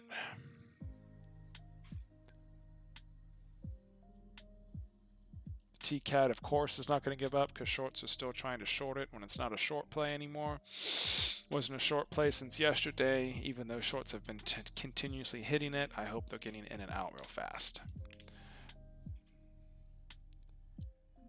JFIN is all the way back up to there. I'm going to close it and just leave it alone until it gets back above 10, and then I'd mess with it again.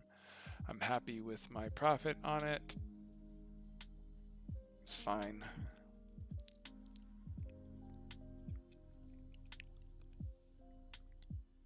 Here comes CLVS making new lows on this rundown. It's good. It's a good downwards momentum. It didn't come back and break through the moving average, so now we're going to touch the VWAP. It's the next level of support that it has.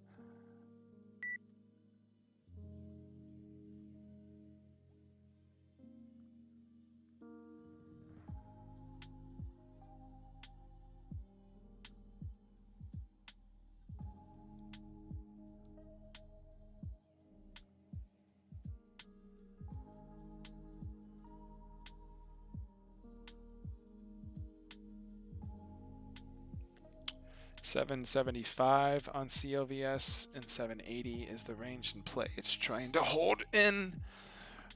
You can see that it kind of dropped down there on the 10-second, and then it's coming back up to that same level of 785. So it's just a matter of shorts covering institutions trying to figure out what they're trying to do and move around back and forth. Not high hopes on any of these. Obviously, the biggest moves were done shorting AAME, whoever hit that through the VWAP.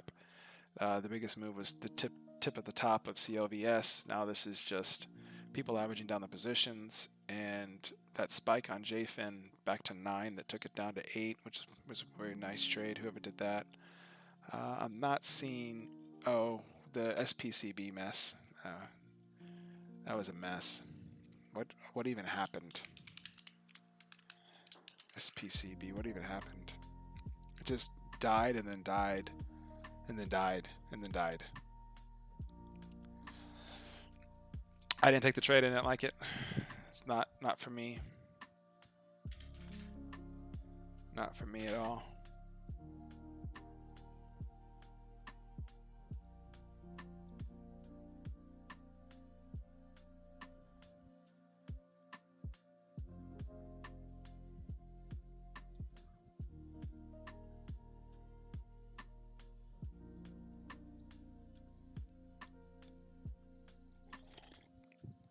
COVS just had a little fake out doji with big 2 million share red on it. Let me know and I'll put you back alive, Yunsky.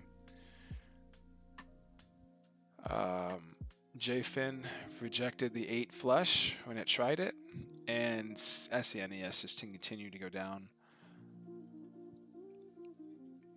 TCAT is getting the attention because it's the massive mover that's happening on the scans, and it just can squeeze shorts really easily because shorts are still hitting it for some odd reason. There was the rejection on COVS. It did not like trying to get above 785. Make that note in your head mentally if you're shorting it. Now it's red candle selling back down. This one will have, just like it had a slow grind climb, and it's going to have a slow grind fall. The market cap and float are too large to support it up here very long, and the volume starts dying out. You'll see it start whittling back down to where its levels are supposed to be. So be careful on that. Be careful on SNES for a possible reversal, because it can happen. If it doesn't break through your levels that you're anticipating quick enough, then you have to take things off the table and not be greedy about it.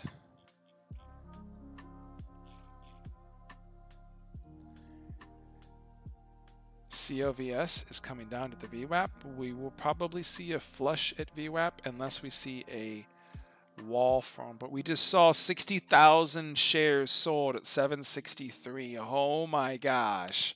2 different orders. One order was 46,000 and the other order is 18,000. Somebody just took out. Somebody just flipped the bag.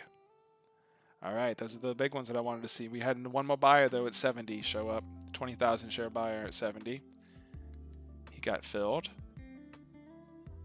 So it's going to be a fight. We're going to see a little bit of a fight back and forth. There's obviously some hedge fund shorts that are in this for some reason. I didn't even think the news was that good. Significantly improves the progression-free survivor versus chemotherapy. But it's a phase 3, so they don't have anything they're producing. The market cap is too big. Sounds to me like they need money rather than actually doing anything. Yunsky, you want to go back live, or are you still doing stuff? What's going on? What did I miss? Well, you missed a further crackdown on SNES, which is very nice to see. You missed JFIN squeezing me for a small gain and then getting back in and having my average. You missed me getting into CLVS with a really dope average, holding it. Very and nice. You missed the main play of the day that I didn't take either, which was AAME.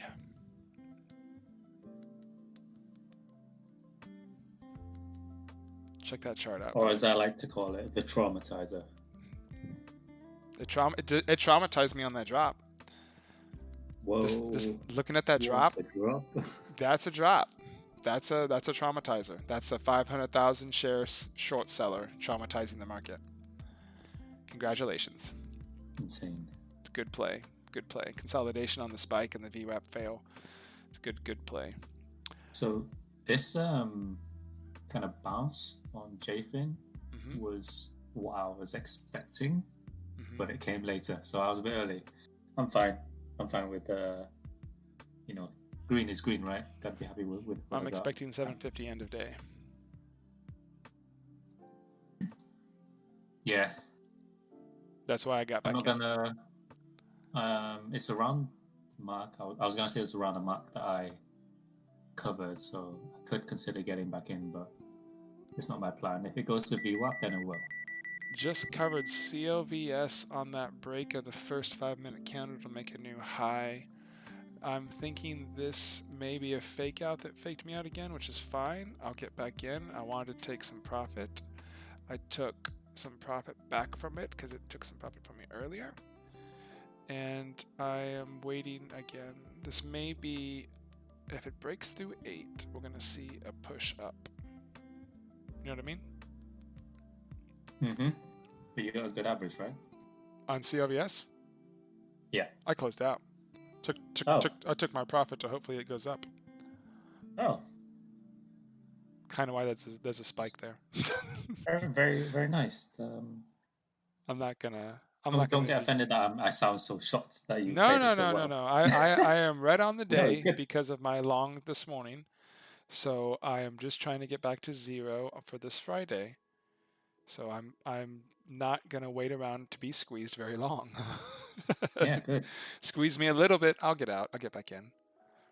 I don't have that rule that most people have that if you lose 3 times in a row, you don't touch it again. My rule is a little bit different. Is it a fake out? It is a fake out. Let's see. Is your rule if you take a loss 100 times and you don't touch it? Well, 4 times on a ticker. Oh, okay. Lost 4 times in a row on a ticker. Because if I win, then I lose, and I win, then I lose. I would do the reverse play that momentum traders do. Momentums take it long. I do the reverse opposite. Cut your losses small, wait for the bigger gains. And that was a fake out. I got back in it.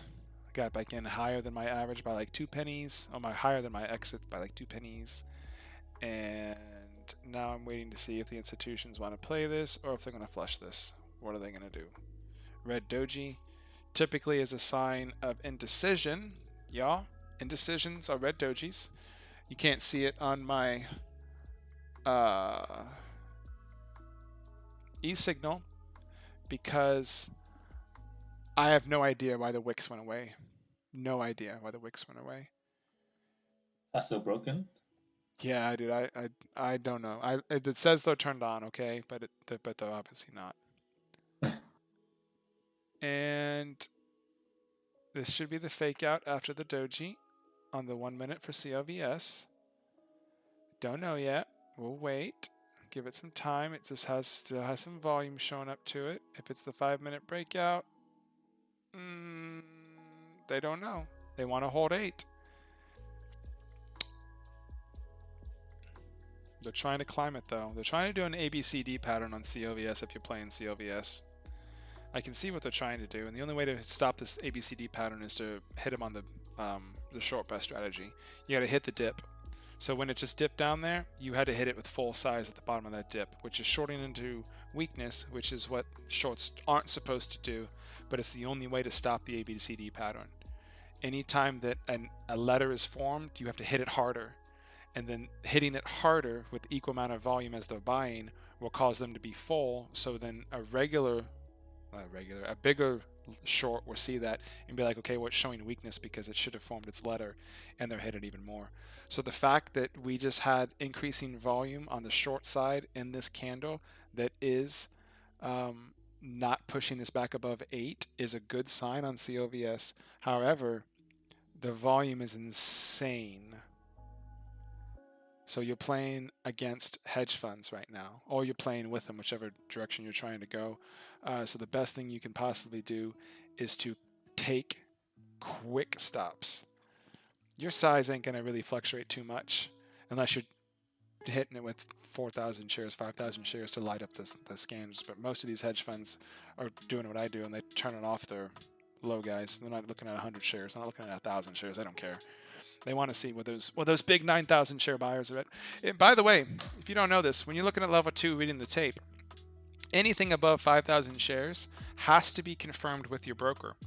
So when you're watching level 2 on something that's massive volume, I always switch mine to see above 5,000 shares on the time and sales. The reason I do that is because that's to tell you where the big players are at or what the big players are doing. And when a momentum shift changes like that just now. Is that for all brokers, or because I know it's for TZ? Pretty sure it's for all big brokers. I just covered it all. That is a bad sign when that many shorts just got hit. So I'm expecting this letter to form now fully into a C. We all know what happens then. I wouldn't say it's a long yet either. I'm not confident enough. I'd be more confident if it approaches 840, and I would go probably long on the breakthrough 840. Was it a fake out though? Back down to 8 after 810 stopped me out. It was a nice play if it was. I mean, I don't anticipate it though, but I'll still get back in. Oh wow, it was a flush out. Very nice. Wow. Yeah, was the fake out. That was the fake out on that letter like I talked about. I did get back in, by the way, on that flush out, because now this is going to flush out some of the bigger guys. Watch.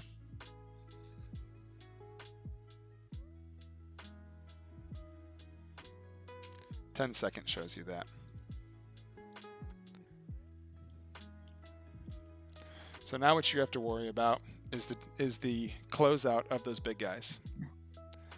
So what should be happening is, if they're intelligent short sellers, is they should be covering a little bit as it goes down inside of their own shares to be able to recycle to hit it again, because it needs to follow through the VWAP very strongly and take out 725, or at least test 725, and it didn't quite get there, because your next run-in, your problem is going to be at 7, which is the original high. So technically, if you're short this right now like I am, you should probably looking for a quick exit if this doesn't happen. So what we just saw is 5 million shares go through on the short side, or on the sell side going down. Half of that was probably a short, the other half was probably a panic. The thing is that you still have these buyers that did this are still debating if they want to break out, even if it's going to keep going or what.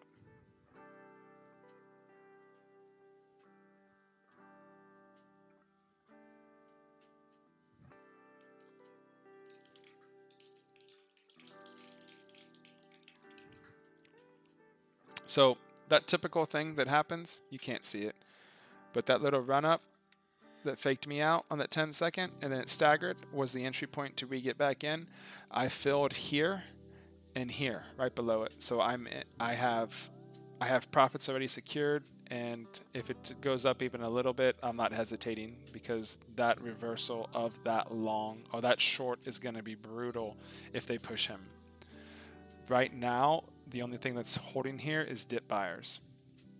Dip buyers can be taken out by that short burst strategy, but look at the 5 minute. Look at your 5 minute candle here. Giant red coming down. It's good signs, but you need to flash through the whole $0.50, which is 750, and the VWAP. Both things need to happen. Both things happen back to back. It's cleaner. The challenge is it's more difficult for both things to happen back to back. And JFIN is squeezing back up to 720 again on light volume. So here we go. This broke 750.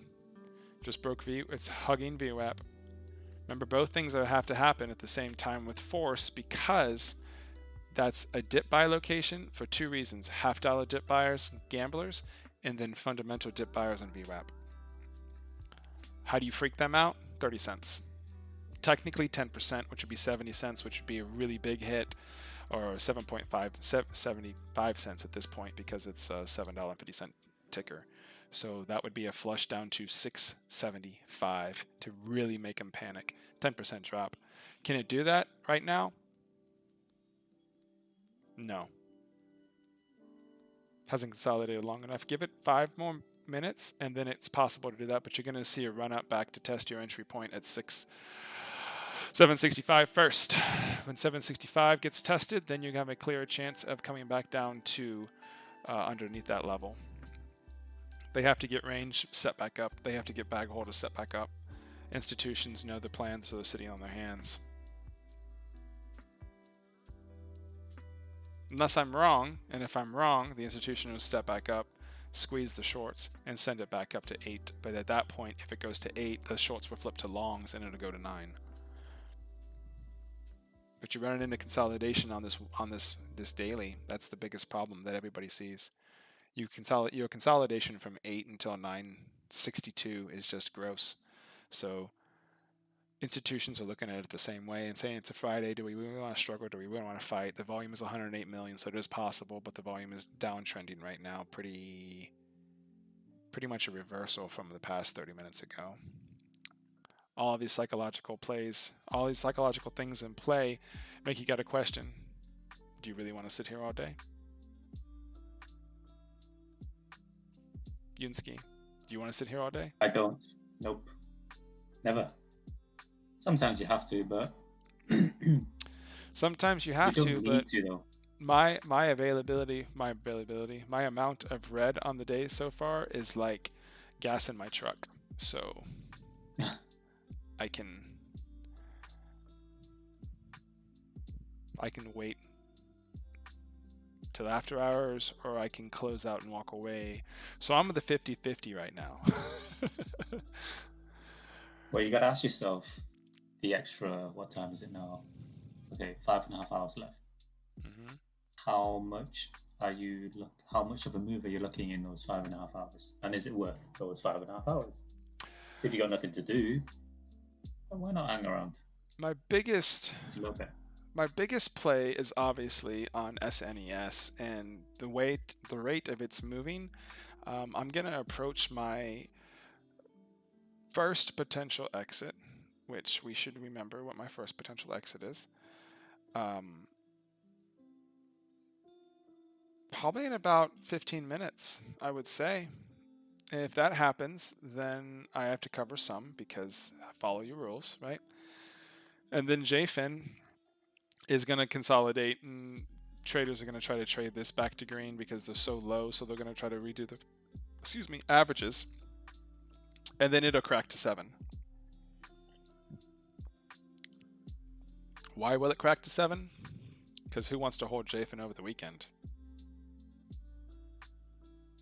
Yunsky, you want to hold it to the weekend? No. Yunsky doesn't want to hold it to the weekend. Yunsky's smarter than I am, so JFIN chart is just downtrending. Yesterday it didn't fully do its move. I'm not sure if it's gonna fade that much though, like to 7. Probably won't. It could do, but I mean, I'm looking at. I'm speaking life into it, just like I'm speaking that CLVS is going to consolidate here for another minute, and then we're going to see something happen. We're going to see the crackdown or a run up, and then a crackdown, or we're going to see a run up. It's kind of what I see happening. Because it's hugging VWAP. Like, it's like, no. I can hear it. Do you hear it crying? You don't hear it crying, do you? No, you have to do it again. No. That doesn't sound sad enough. I need some tears. I need some emotion. I can't. I don't know how. I'm just going to give you all these.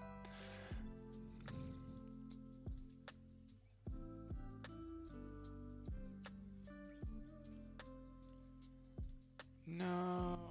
How do you make the sound of tears? Drip, drip, drip, drip. No, you need to sniffle. Yeah. And like let your voice tremble. No. Oh, are we supposed to read that thing that Zach wanted us to read? Zach has to be here. we'll see the view count drop to 0. Like, I know. Even though I'm watching the stream, it'll go to 0 anyway. That's how bad it will be. You're gonna leave the stream. You're gonna be reading it and leave at the same time. By the way, guys, SNES is breaking down. We just hit some new lows of the day so far at 233. Congratulations for all those diamond hands out there that are winning. Giving them diamond hands claps. Diamond hands are slow people. And CLVS 735 is an important number to look at. We just had 50,000 shares of buyers come back and take this back up to 746. They want to hold VWAP. If you're in the chat and you know how to look up SEC filings, do me a favor and check out to see if there's an existing shelf offering somewhere holding around 750. Actually, $7 is what I'm kind of thinking it's going to be at. Typically, I see this on a Friday. If something holds consolidation too well, they're trying to hold a level. And as of right now, it looks like they're holding 750 on the downside. So I'm thinking that, thank you.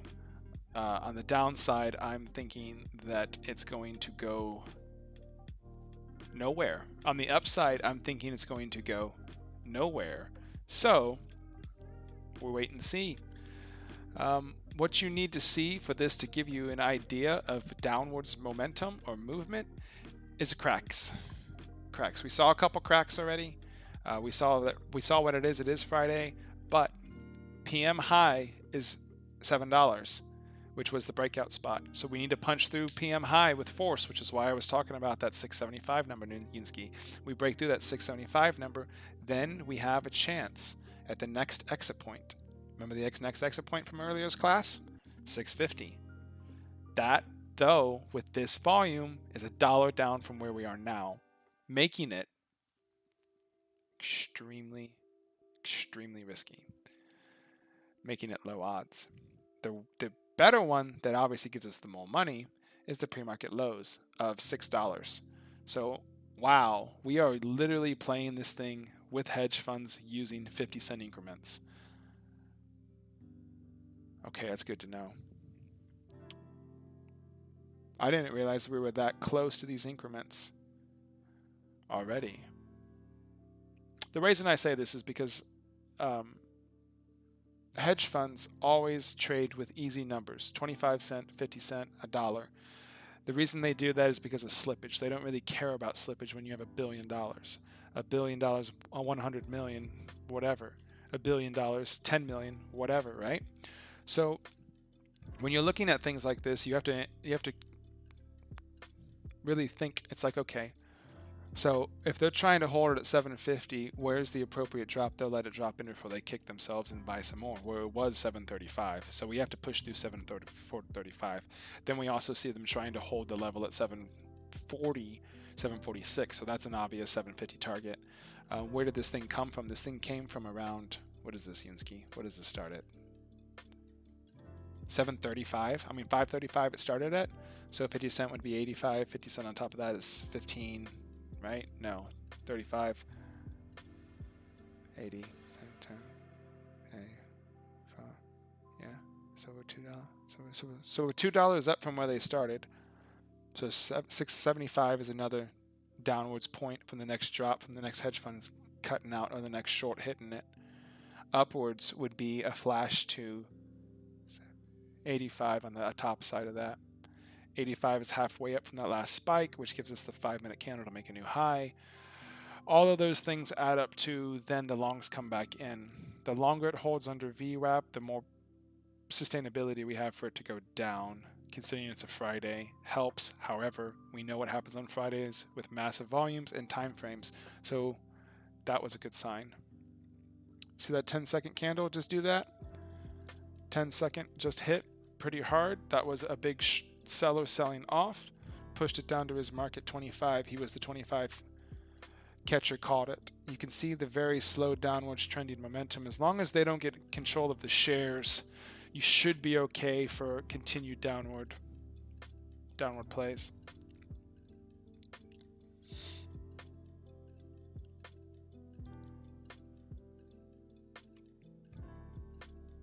It's not hitting the high of day momentum scanner, so you're not seeing momentum traders jump on this You are still seeing high volume because there is still people that were trading this that have tunnel vision right now. The same people that had tunnel vision this morning on the one that I said, Yunsky, SPCB. SPCB, brother. Pull it up and look at it. I can tell by the sound of your voice that it just died. SP. What was it again? SPCB. Yeah, I told you it was a short. Have you not seen anything more beautiful? Like the 1 minute candle. Okay, you're gonna wait for confirmation, right? You're not gonna short. You're gonna wait for confirmation. It goes down. Okay. Okay, cool. Now I'm waiting for confirmation. My confirmation is 75. 75 breaks short immediately at 75. You don't even get squeezed. You don't even get squeezed if you shorted at 75 on the break of the pre-market low, right? That's mad. And then it just goes. It just goes. It goes. This is the same thing I was telling you about that we saw though with Canif. Canif keeps going into the wall, up into the wall, and once you identify, look, we got 5 people watching. One of them is you, one of them's me, one of them's Zach, one of them's Victoria, and one of them is some anonymous person. So welcome to the anonymous person. Maybe two of them are Zach. I think David's at work. Huh. The more better. Hold on. The more time you spend reading level 2, the better you get at seeing things like this. You get good at seeing the wall. There's a wall of sellers, there's a wall of buyers. You get good at seeing that. You get good at seeing the price move to a certain point and then not doing anything. Consolidation happening. I saw it in pre-market, and I saw the same in Canif and happening again at the start of this week. Another one. Yeah, they all did the same thing, right? They hung around pre-market high, consolidated pretty much until market open, and they died. Like, is this normal though? Here's the closeout. Here's the closeout. See this closeout? These are all the shorts closing out. See if it tops out right above VWAP and causes the flush down to 675 like I've been talking about. If it doesn't, I'm closing.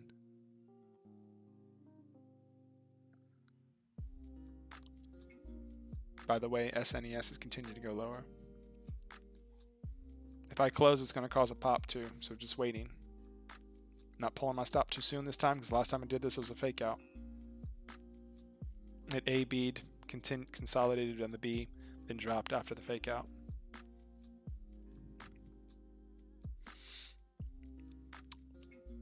SLGG hitting scans.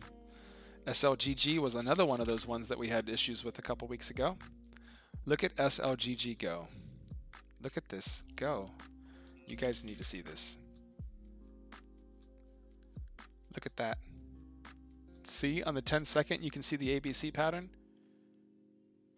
Don't knock the ABC pattern of them longs. They know exactly what to do. They know exactly how to trick y'all. They know exactly when to get you short and get you stuck and squeeze you so they make you pop even higher. Tiny volume. And on tiny volume, look at that. They control the float. It's really easy. I can't do it because I don't have the money to do it, but I understand it. No. If we did have the money, I'd be like, Yunsky, I'm going to make some entertaining videos today. YOLO! And that's what they just look at RCMT and then... Yeah, exactly. Put all your money in that, right? I would put all of my money in RCMT. In case you guys don't know the joke on why we're talking about RCMT. I am doing a long time bag holder position on RCMT. Experiment. It's an experiment. Oh yeah, 100% experiment. For science. So science purposes only. This has actually taught me to see this pattern too. You can't see it because I'm trying to show you on the wrong screen. So RCMT's got no volume. It's not going to do anything, right? But it had this day. And then as it's dying off, a couple days, maybe weeks later, you see a weird spike kind of happen. And typically you think, okay, well, it's going to come back up. It's going to do its pattern to come back up. But I wasn't sure on that because I didn't have enough samples. So the only way that I get samples is I use my money on them. So I threw money at it. I threw money at it and hesitated constantly to take my money out. I'm like, you know what? I really want to see how long this takes for a typical bag holder to even get close to his money out. I did the similar experiment last year with even something smaller called AYTU. I did this experiment last year, and let me show you. I don't think I told you this, and you did it, Yunsky. This is the first time I did something like this. So I took AYTU last year, about 400 shares, I think was a small position. Last March sometime on this bounce. So it wasn't $18 because they've since then had a split, so it was like it was much cheaper, obviously. So when that happened, it went down and I got underwater, and I was like, I'm just gonna hold this. I'm just gonna wait. I'm gonna wait. Small dollars, small money. I didn't care. I was like, I need to figure out how long this takes. So about, what is that? 8 months later, they do a reverse split, and my shares go down from 400 to 40. Okay. I see what you're doing here. So my value jumps up. Like, my value jumps up, but my profit decreases even further. My loss amplifies, but my value of the shares go up. So I wanted to understand this more. So I sold my shares because I'm not an idiot now at this point. But this is, I held it for a year to see. And here's the funny thing. The loss that I took yesterday was the same that I would have taken the day after I initially purchased it. Is that weird? So it was like a bigger loss, a down loss, bigger loss, down loss, and then a flat. Almost flat. Not flat, you still lose money. So I'm anticipating the same thing on RCMT. On RCMT, Yunsky's looking at me like I'm crazy. You guys can't really see him. No, it's quite funny when it's like I know what you're trying to do, obviously, but it feels like you're being really stubborn, like blinded.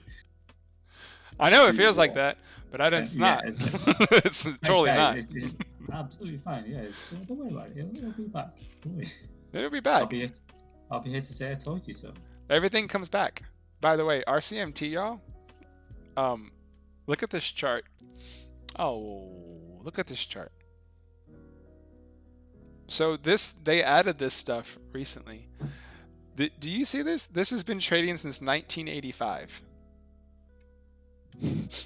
This company is so old. This company's done this so many times before, and even then it's never broken over $30. So it's funny to me. It's way funny to me. I really want to learn this even more deeper. So I'm really anticipating that my number here goes down even lower, that I go close to like losing all of my money on this position, and I'm really hoping that happens. I'm getting squeezed right now above VWAP. We just bounced above it to 760 over here on COVS. I looked away for 5 seconds and that happened. I'm wanting to see if this is a fake out. If not, I'm covering all. Standing by.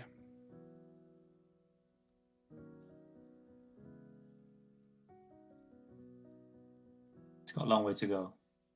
To what? Not to squeeze that next short. There's a short that's right there that he'll get squeezed if it keeps going. So I'm watching the volume. Let me open it up on the big one so you guys can see rather than me just telling you and you're looking at your own screens.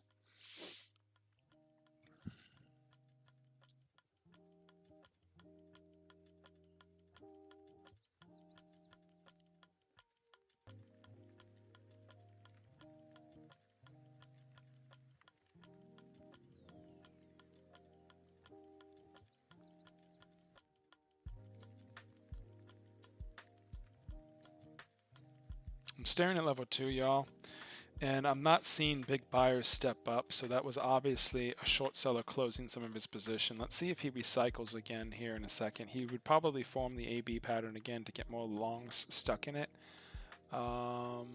because there are longs talking about it. So he would need probably 2 to 3 minutes to consolidate to make it do a fake break of the past 5-minute candle to make a new high, which was...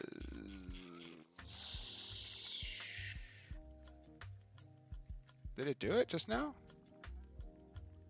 That's not right.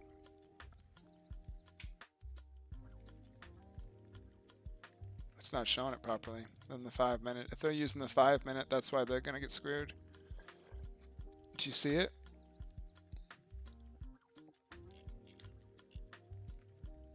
If they're using the 5-minute, they're about to get played because the 5-minute candle is not showing it accurately.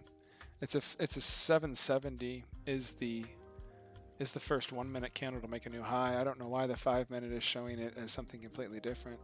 So the play of the day you have to do in order to break this, in order to make this pattern work for a long at this point, is you have to break the first high 1-minute candle to make a new high. That's going to give you the confirmation of the ABC pattern at that point on the 1-minute. Once that happens, then you have to consolidate above that candle for 5 minutes. If you can do that 5 minutes, then you're going to go even higher. If you can consolidate above it for a solid 2 minutes, then you can go even higher. But if you can't, it's going to fail. So we're going to see.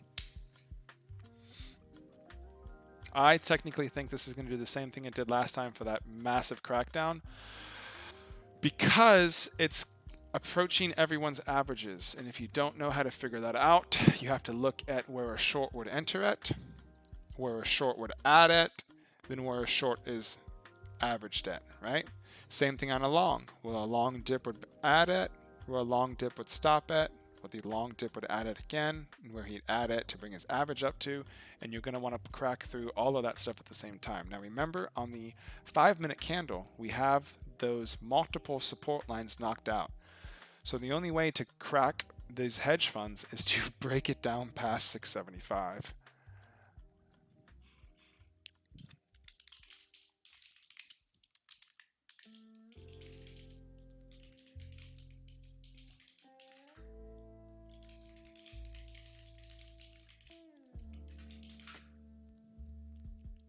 Here you go. There's the first 1-minute candle make a new high. Let's see if it's a fake out.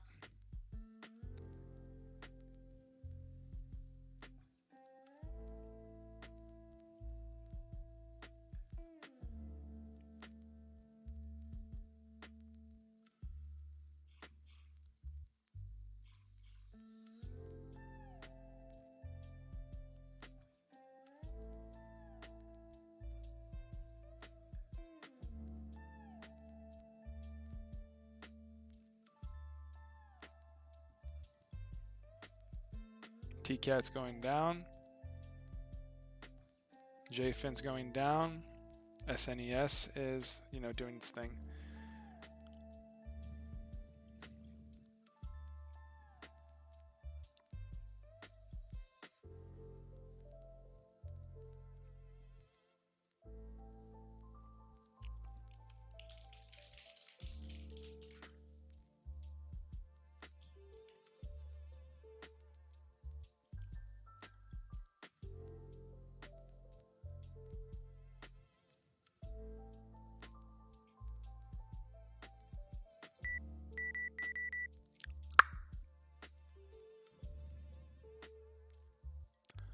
Paper cuts again, man. Gotta pull. CLVS? Yeah. You gotta pull the stops quick. Yeah. Gotta pull them quick because the short's about to pop. He's grinding. It's gonna pop the short. Watch that 10-second.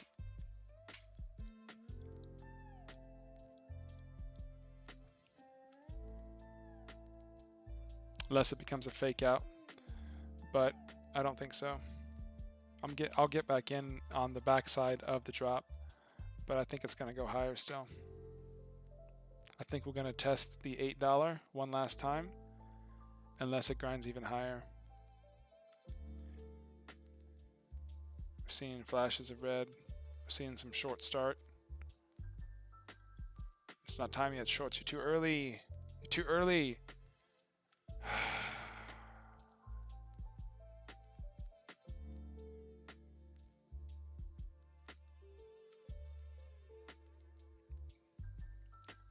If you don't time it right either, you break the pattern.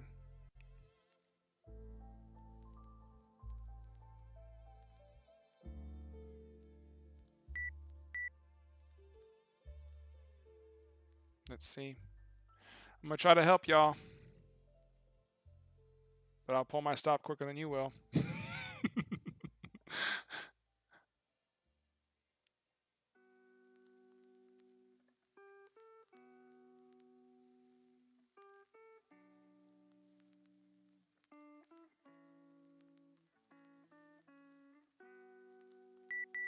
Told you, pull my stop close quicker than you will.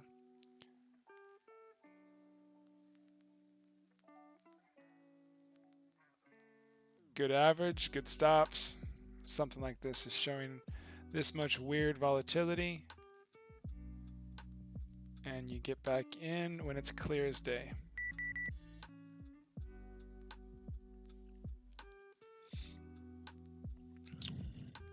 Recycling program someone's running.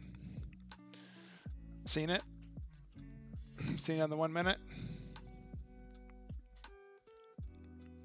You can see it on the volume for the 1 minute for sure.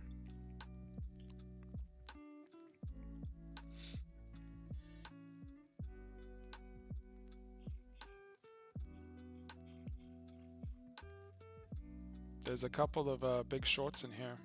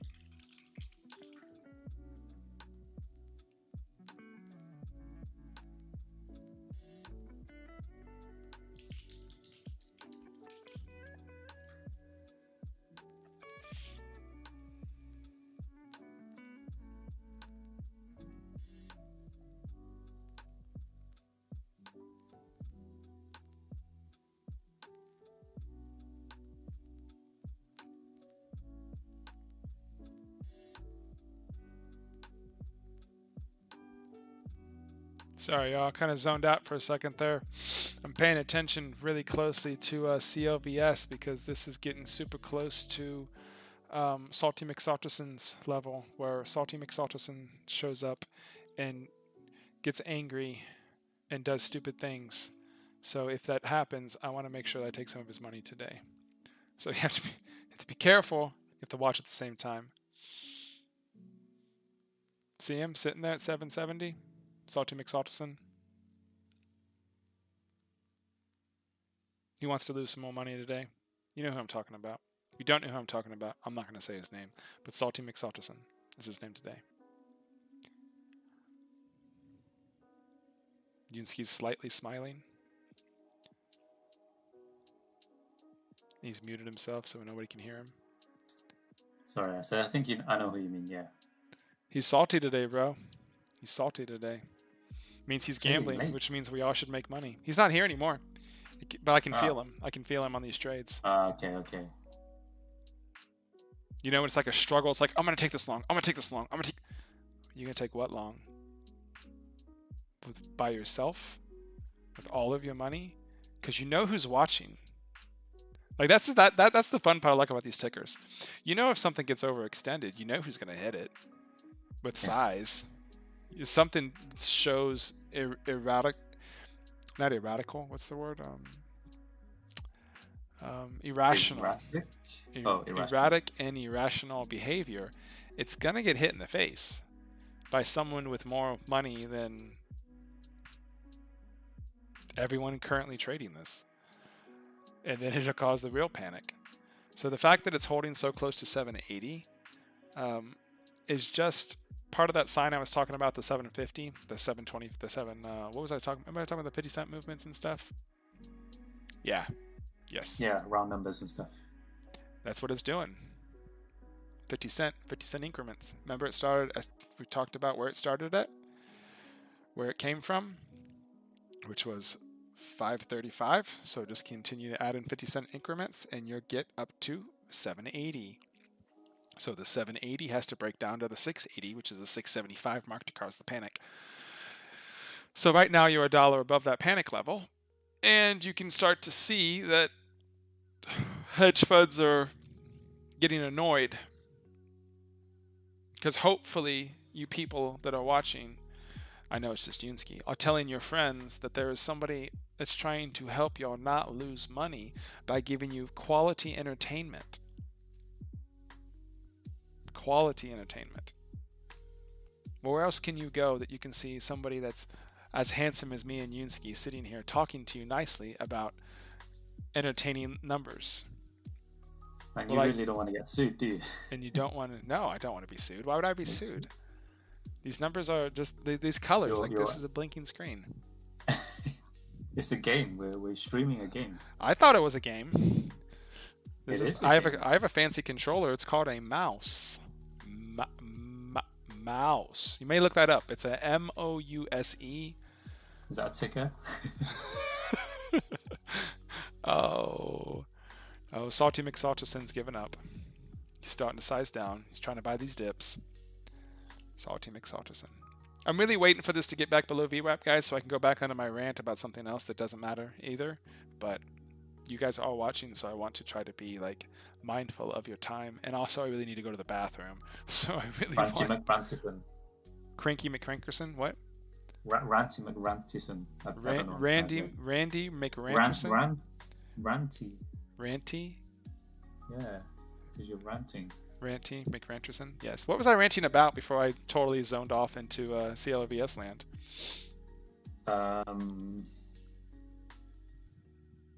Yep, that's what I thought. I don't even know now. What was it? It was such a good rant, you don't even remember. I'm going to use the restroom real quick. This is hitting VWAP. I want to come back and see it at $7, so I expect you guys to be clapping when I come back and it's at $7.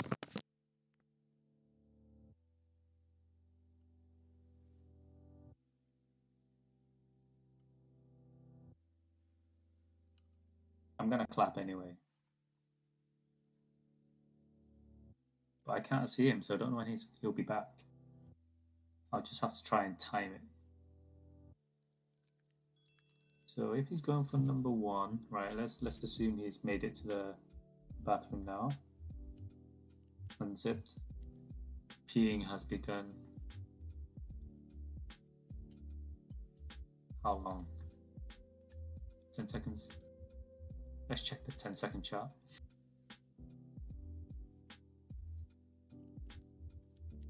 All right. He is finishing up. Flush. Wash hands. He's running. He's running. Check that his hair is okay. Yeah, now he's on his way back.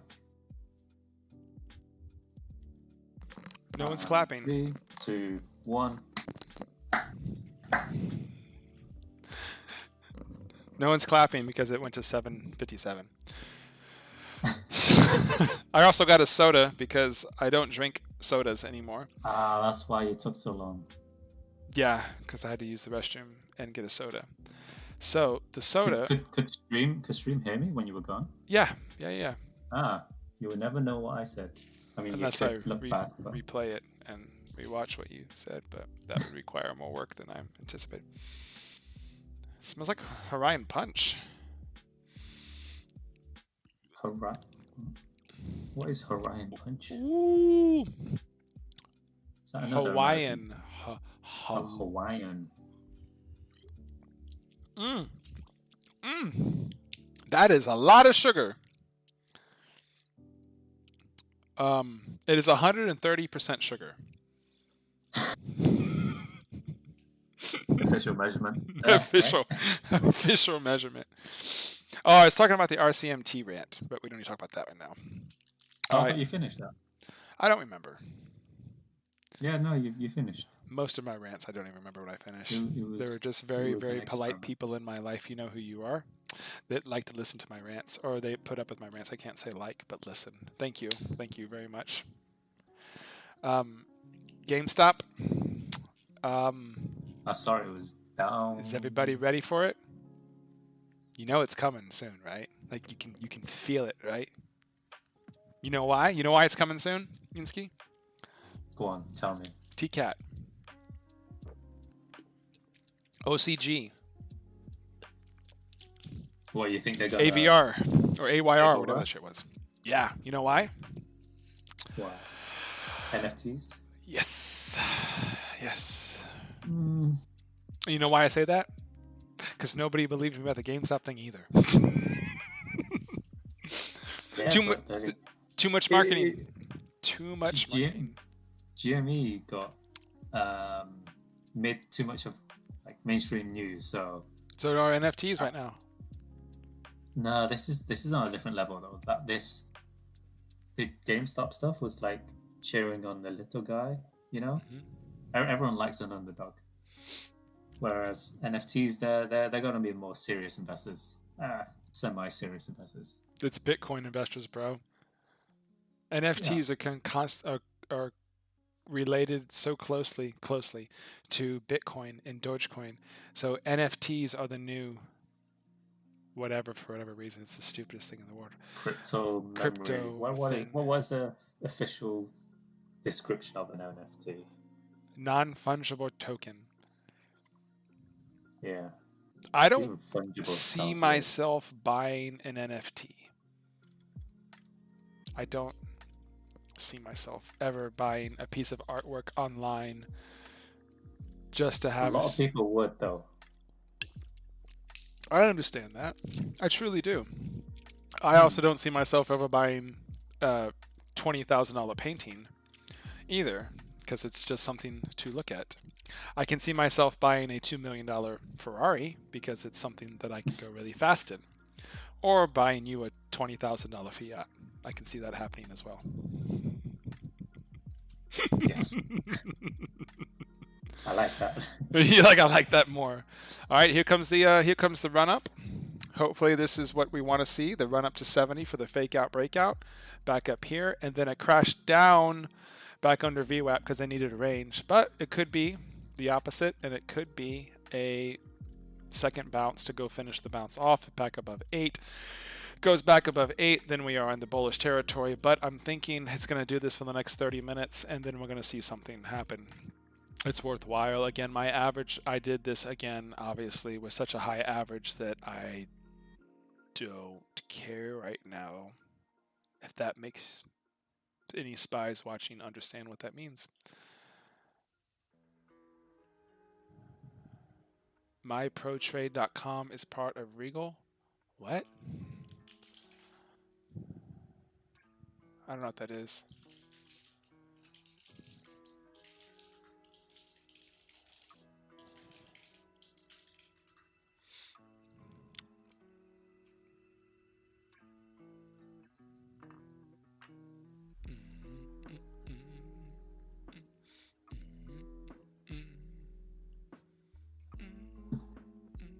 Remember what happened last Friday when we had something like this? They continued to grind. All of a sudden, all the hedge funds were just like, yeah, I'm done for the day. And it just... Remember that? It was like the weirdest thing. I like haven't seen that in like months. And then it just like motorboats itself down the drain. I don't remember. I thought last Friday we were in a trade consolidated the entire afternoon. That happened too, but there was another one that we should have traded that we didn't trade because it was following the patterns of the other things happened that we didn't like, so we didn't follow that and trade that one.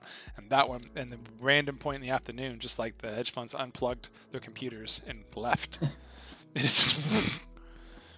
it went down to back below, but where it started, which was like it was doing rare, and then it came back and did even rarer things on the bottom. It was like, what?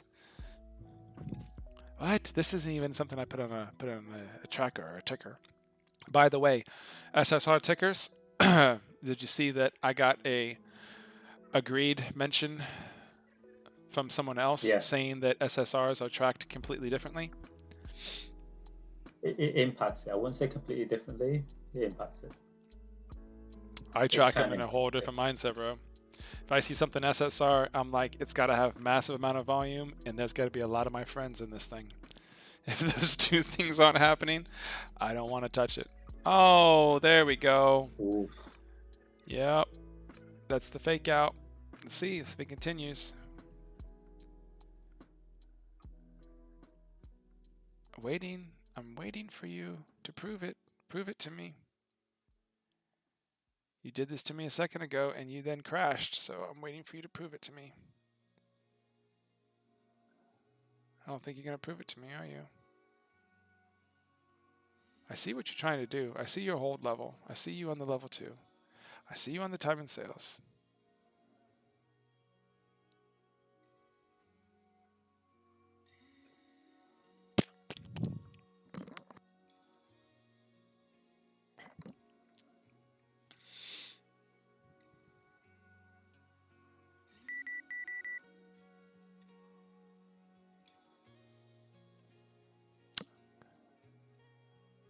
That was a little bit bigger paper cut, but not that bad.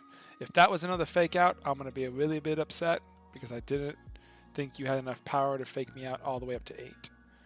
But that's short. Ah, there he goes. Okay,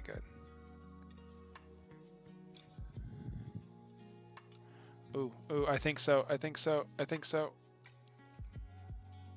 Can't tell. Man, that guy is strong. Where is his entry at, Yunsky? Good question. Where's that short's entry at? Like, I don't even know how he got short and still holding like this. Is he gonna add? Could have done already.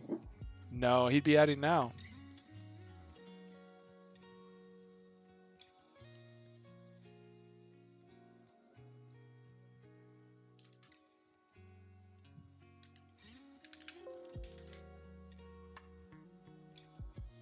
Oh, I see his entry now. Okay, okay.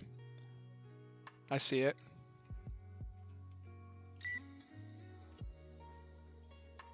I don't know how he got that.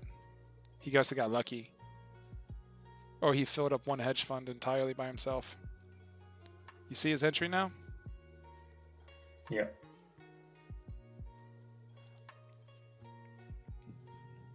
Which is strange. Is he gonna get taken out though? Mm-mm. Not yet. I bet you he'll even add even higher. Sounds like you. It's who I learned it from. He didn't full size. He didn't need to. Somebody followed him up. I see his entry now, and someone followed him up for even bigger than him, so someone got panicked.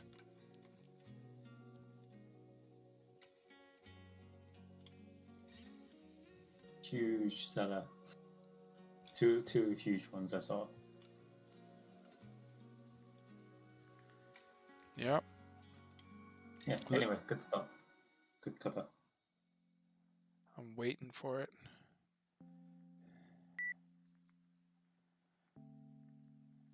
Is that it? Not yet.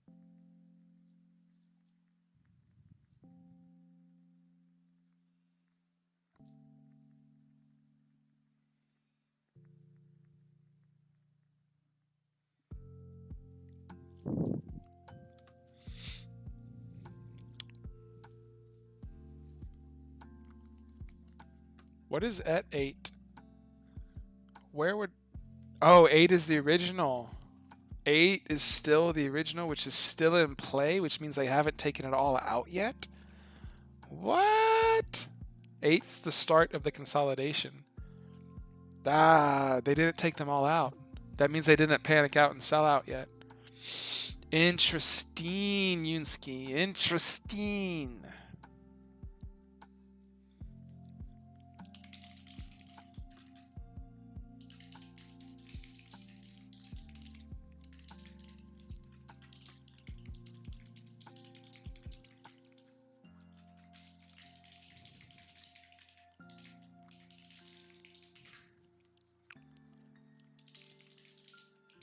Are you going to try and hit CLVS again? Yeah, in a second. On the backside.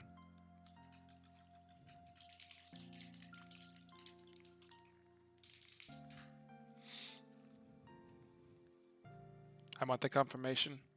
I already have half in, so I want the confirmation for the other half. They couldn't take him out. He couldn't pull his stops. That means his stop is almost impossible to touch, which is really impressive because dang. Whoa. Not big enough volume.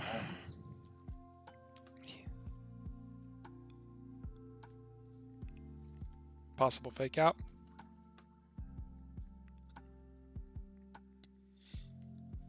The dip. That's why I have that. That's why I talk about the short bus strategy, because you got to stop that, because that causes the panics. The only way to stop that is to hit it hard as soon as they do that.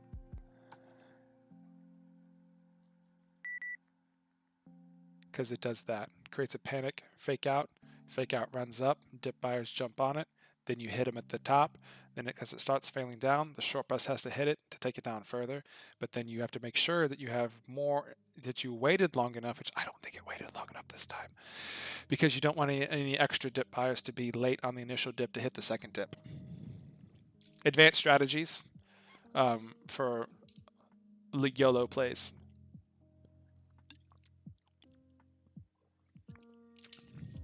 Whew. This is sugar and sugar and sugar. Oh, bummer.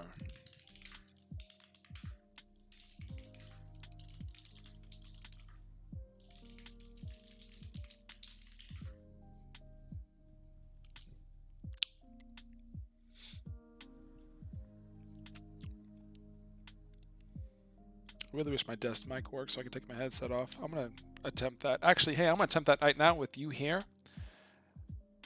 So can you turn on stream, see if you can hear me?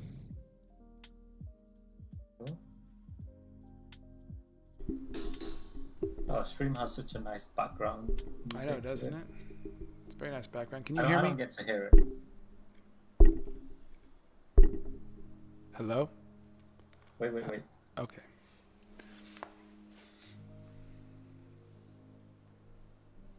What am I waiting for? I've got quite a delay on stream. Oh, let me know if you can hear this. I have a... Oh, I didn't... Okay, you should have the same time as me. Can you hear me on stream? Can you hear me? I'm going to put this back to this button. Yes, I hear you, but it's echoey. Is it gonna? And what do you mean by echoey?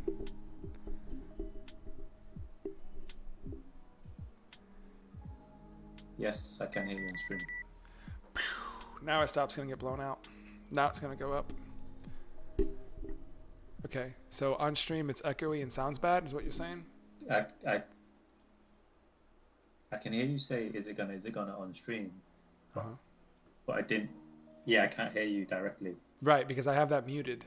Like so I have you muted on Discord, so you're hearing the delay on stream to tell me how it sounds on stream.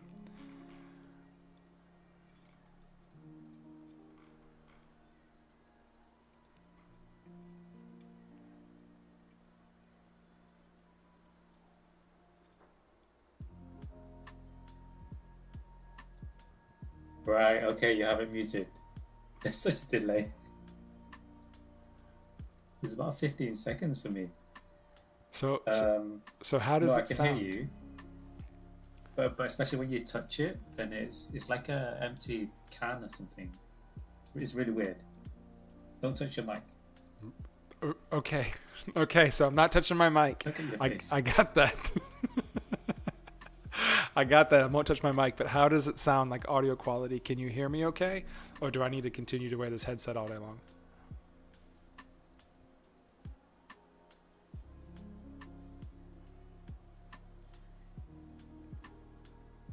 I think it sounds fine. Keep. Okay. Yeah. It's okay. Okay, now you can hear me lifetime. Cool. All right, I'll mute. That was insane. I got stopped out, and it's just went back up to 820, which is where I think that short stop is, and it didn't pull it to stop. So that means he's got some real diamond kahunas going on, bro. Like, it's not over yet. No, it's not, because they're pushing his stop. I can see it. They really want to test day high. Well, his stop's going to be day high. That's his ultimate. Well, that's his ad. You think that's his ad? Yeah. Looks like we might find out. I mean, it's my ad.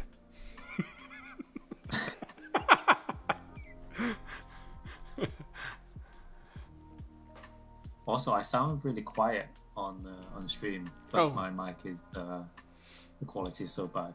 I need to get a headset. I need to get you a better webcam. Well, Yunsky, I did not make enough to send you boba this week. Sorry. Hey, day's not over. You never know. This might drop to minus $10. CLVS may just finish and just be done. I'll switch to long on CLVS. Don't tempt me. Don't tempt me, CLVS. I'll push you long. If you want to continue like this, I know what's going to happen. I know how this game works. When I look at my video output on Discord, it's quite clear compared to what is on stream. Maybe so that's I don't know if the Discord some delay. quality is being lost. What is Victoria Discord saying? delay. Oh, thanks, Victoria. Catch you later. Thanks for hanging out and chilling with us. Appreciate it. Hope you learned some good stuff. Yunsky's going to dip out too in a minute and leave me here by myself to babysit. Have a good weekend. Things.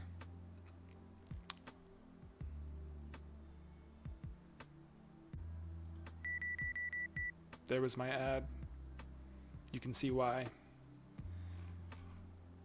The struggle is real.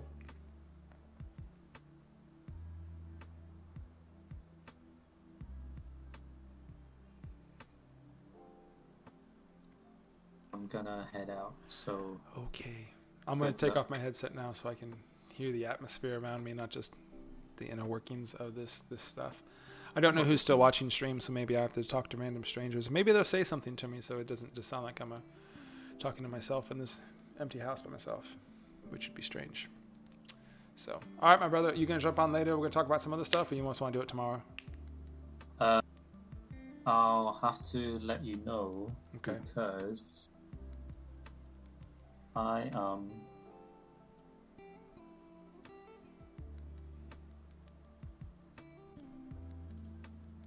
No way!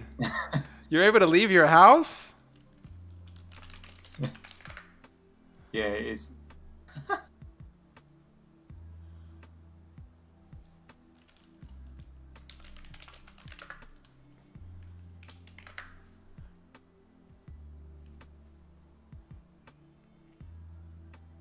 That's so weird.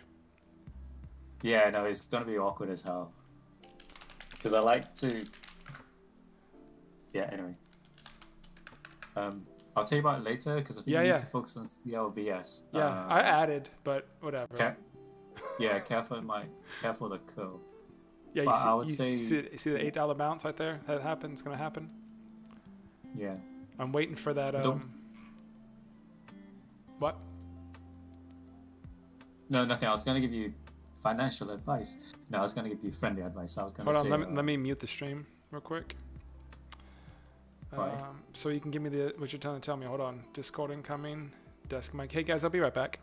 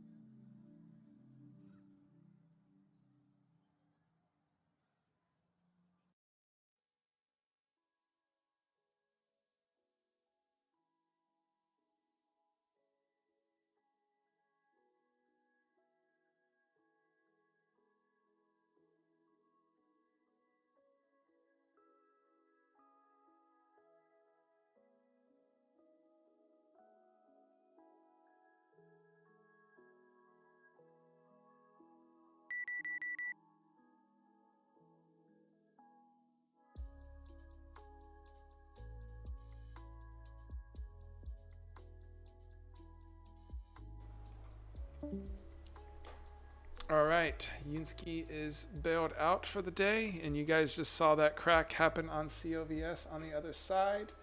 We're hoping that it holds down underneath here on the 8. If it does, that's good. Should it be signs to come? So I'm going to take off my headset, but no one's in this room to talk to me. Oh, look at my hair. It's cray cray.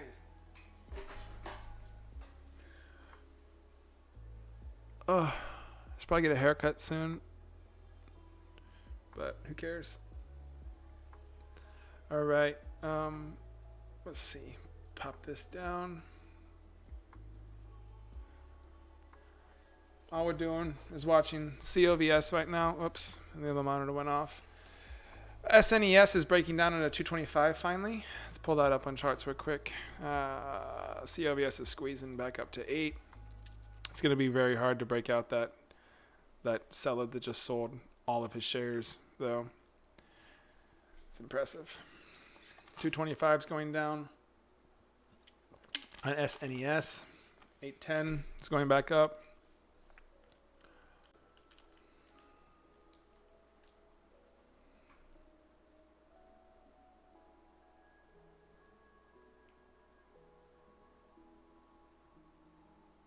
COVS is a typical Friday push play after the bounce, so you have to wait for it to fully be done and pull stops real quick.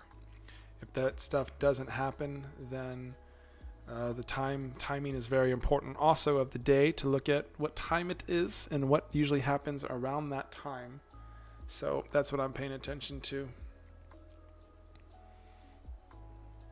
If you've been watching all week, you know what I'm talking about with times. If you don't, then hey, watch for the next 9 to 10 minutes to see. That 10-second crack a little bit ago right here was interesting, I should say, because that was somebody giving up the push, which means that there's people trying to still push it. There's a little bit of support at $8. You see him showing up there, 16,000 shares. And now they're directing their focus to try to take him out or to fill him up so that he can have support. You have to think of this like a strategy, Rise. You can't think of this as in where it's going to go. This is more of strategy. How much shares can you have? Hey, there's David. What's up, buddy? So if you want your team to have the shares to go long, then you need to fill your team up. So if there's a buyer sitting at 8, he wants to buy 16,000 shares. You want to fill him up with shares so to make sure the shorts don't have it. So a seller would typically a buyer would typically push his own shares down into somebody else's so he can fill up his buying power. So if you only have $80,000 and you want to play with it all at 10,000 shares, you put your order on the bid at $8, right? Or on the ask. So then if you see a fellow seller or a fellow buyer that's trying to buy and you have money to spend, but you're not going to spend it up here, then you purposely drop it down there to get him full, and then you buy your shares back at the same time he does, causing a further bounce. It's how bag holders exchange the bag. And then they capture about 10 cents, 12 cents off of it, and then they run it together. It's pretty typical. It's pretty common. When you stop paying attention to averages and pushing percentages and mathematical formulas and you just look at the pure, what are they doing? If you see somebody on the ask typically get taken out fast, it's because they want those shares to be held so the float can remain liquid. When the float remains liquid, it can jump around like this.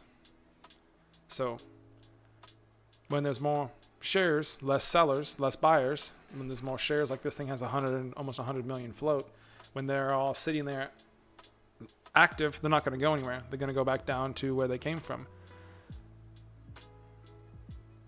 So you can see here, it's pushing again. The buyers have all the shares.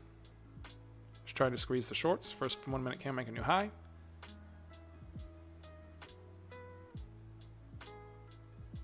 First 5 minute can make a new highs. Next target. Obviously, this is typical long patterns. The only way the short would work if the seller starts selling is a 43,000 seller at 24. He sold out. 10,000 share, bought it up. 30 is taken out. 30's going higher. 37. There was a short pop. 1 million shares. Let's see what happens. Instant reversal, maybe. Don't know. They haven't popped the big shorts yet.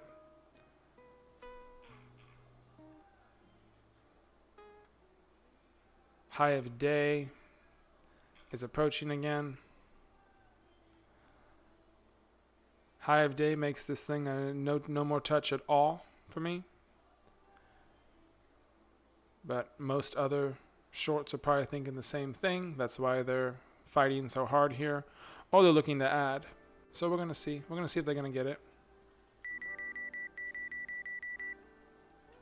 Sure. Take a stop on it again.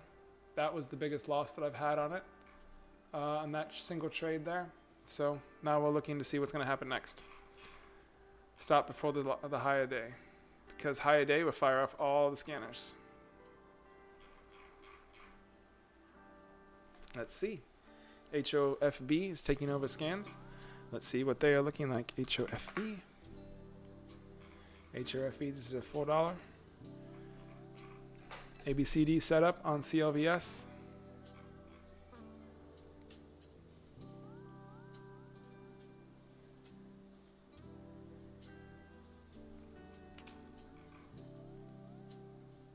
Don't trust it as this backside here.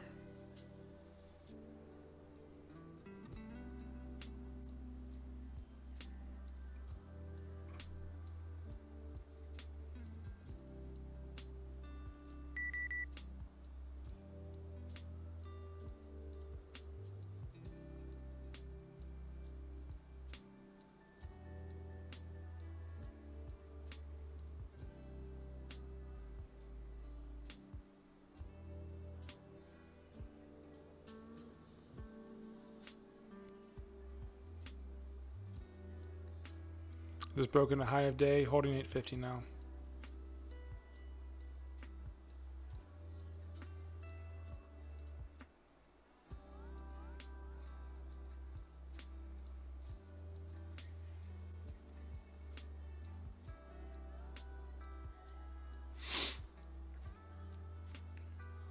I'm staring at CLVS, man.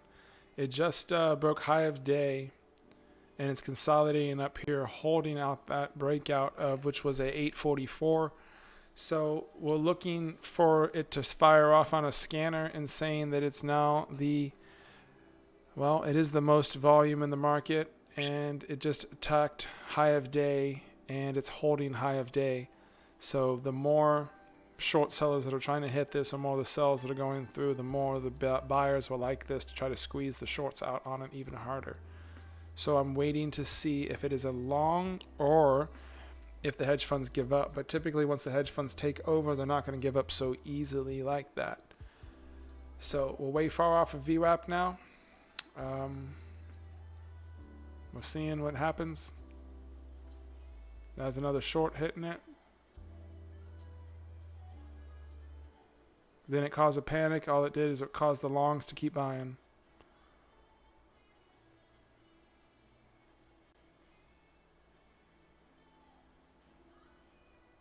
It's not a short yet. Somebody hit it and thought it was.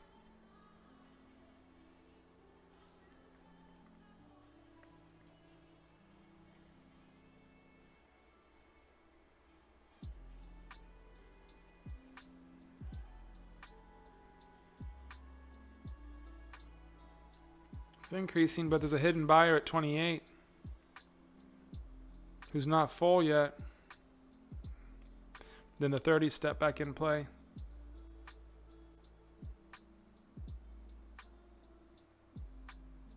Can you see it happening? Watching level 2 and watching the tape.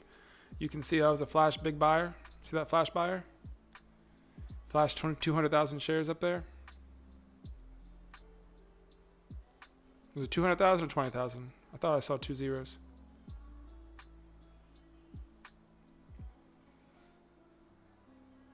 It tapped high a day, then it came back down.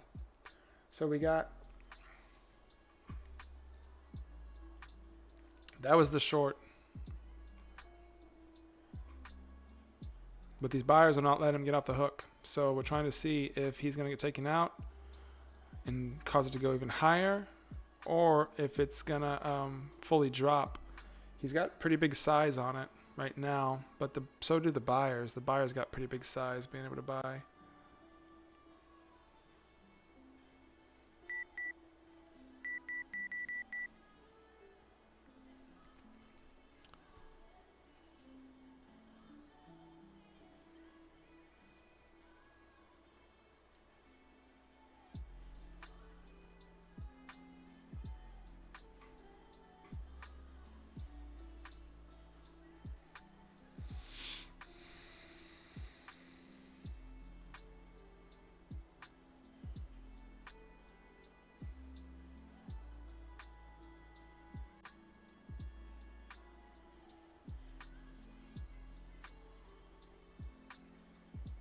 This is a good battle that they're doing. This is a couple big hedge funds going against each other, trading money around.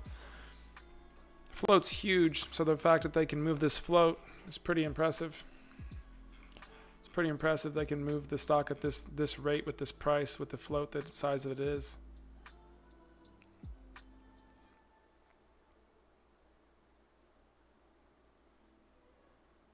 $28 is definitely where the hiddenness is.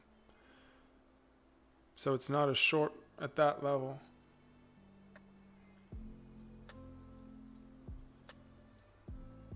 It's only a short if you have enough size you think you can take him out. But he's got a lot of size. He's just putting his orders out there to keep buying and buying and buying. Here's the 25, 23s. Got to hit that 15. If you don't hit the 15, you ain't going to take him. Remember, he's playing the 50 cent mark here. So 50 cents is a while away.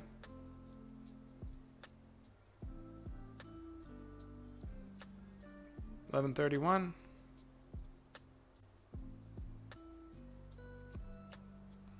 $11.32.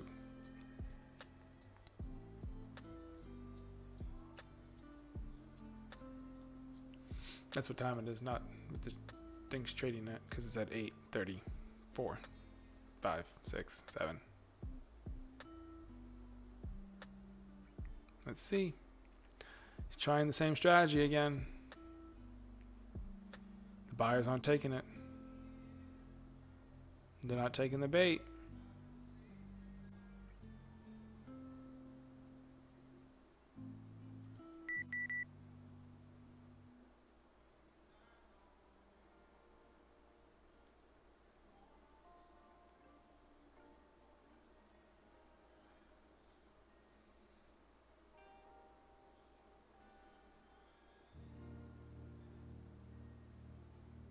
That was the first 1 minute candle, make a new high.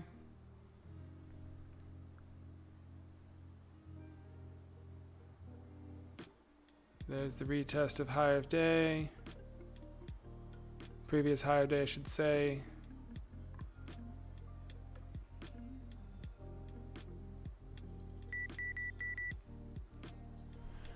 Bummer, man. Going the wrong direction on this one. Too soon, too early. Gonna step away. Not gonna look at it for a little bit.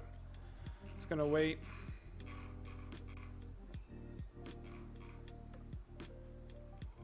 There's the short covers now. Gotta anticipate and cover before he does. YVR is running again. HOFV didn't do anything.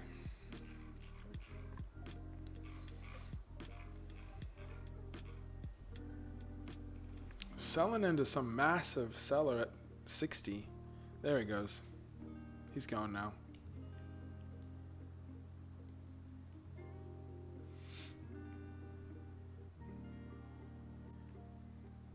It's gotta wait.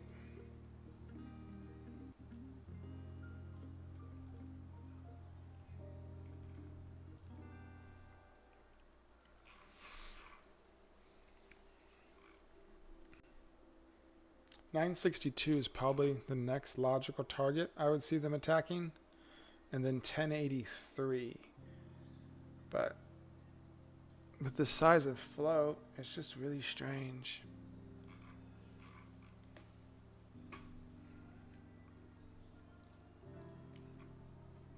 See, it's the institutional trading it. Just wait for them to be done, and you'll be fine. The higher they take it, you just have to keep watching it and waiting. You'll know when it's done. You'll see the volume slow down. You'll see them stop putting their big orders out, stop trading it, and then it'll be done. It's not worth the headache. He's attacking so much specifically. ABCD pattern on the 5 minute. It's just pushing.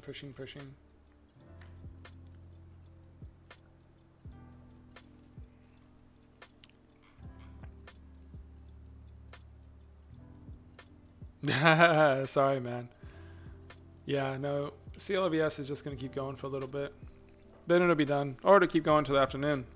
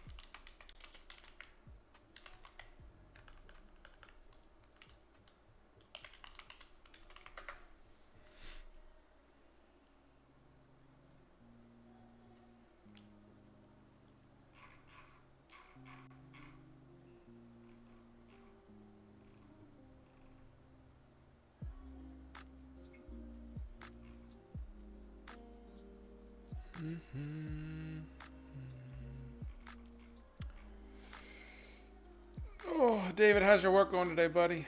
What are you up to? Lots of work, lots of things doing.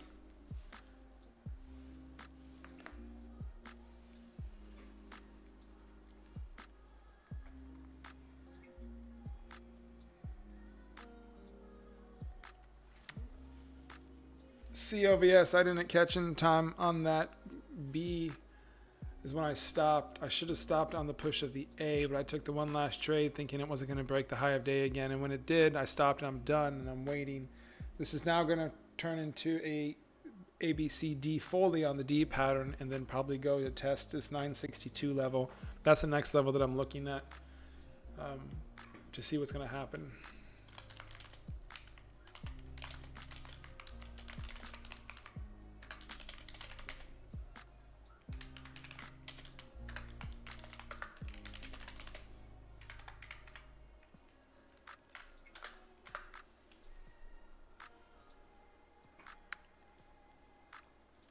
David's looking at MRKR.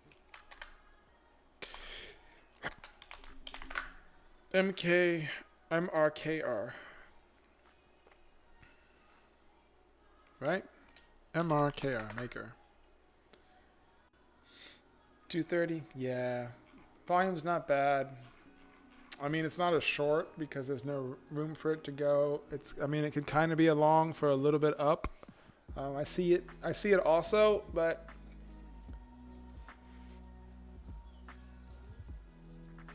I don't know. I don't like it really. Hasn't done much. It doesn't hit the high of day scanner MRKR. It's an acquisition by a Texas company, but it didn't make it move much, which is strange. So I'm kind of focused on where majority of this stuff is moving at, right? JFIN is just jumping all around 50 cents because of the price point. CLBS is squeezing another short who got short and wasn't supposed to get short. You can see that from its level again, approaching 9.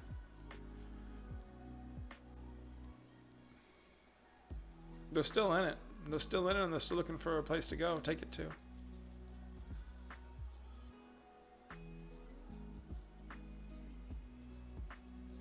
Just got to keep on waiting a little bit for it. Anything that you think is a typical play is not a typical play on it. So I will wait to fully backside this thing if it ever even proves to fully backside. But if it doesn't fully backside, then I'm still okay with that too.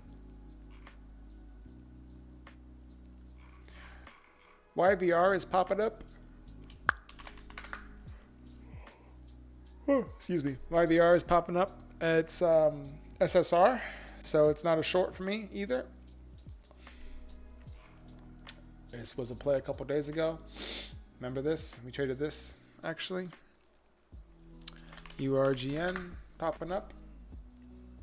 75 million on to something funding. They got a whole bunch of money and didn't move the stock price. So nobody cares. COVS is now struggling at 9, which it kind of shouldn't be. Don't know. 300 horsepower motor. Wow. That's dope.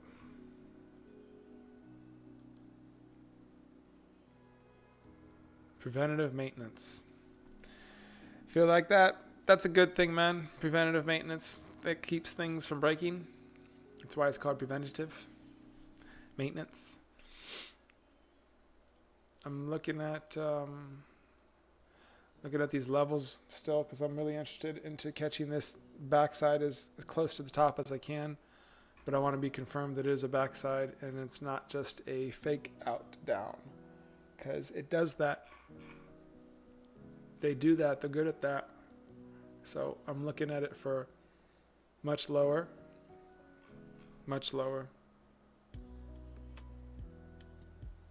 That's awesome. Lunch break with HiveMind and level 2 with CLVS. That's a good lunch break. If you got it open, just check out that level 2. Just keep watching it. Watching that level 2 on CLVS. I'm not short on this again yet. I'm waiting for the confirmation of it. The confirmation is going to come around 8:50, 8:55. Technically 8:45 is a safer entry for me, which is the high of day crack. So I won't take 45 cents up here at the top, obviously, if this is the final. I don't think it's the final though. It struggled at 9, yes, correct, but support is 62. Technically support is 55. So you'd take a starter if you wanted to start averaging it to feel it, but I can see it. I've already lost too much on it to feel it at this point. I know what it's doing. It's still going to be a short at some time today. Just you have to wait. Institutions are still here. They didn't leave yet. They're still waiting for more shorts to hit it. They have access to level 3 data, so they can see things differently. Then you just got to wait. Be patient. It's a Friday.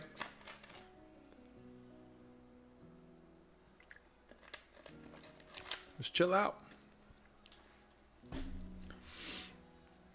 See, now it's a fake out.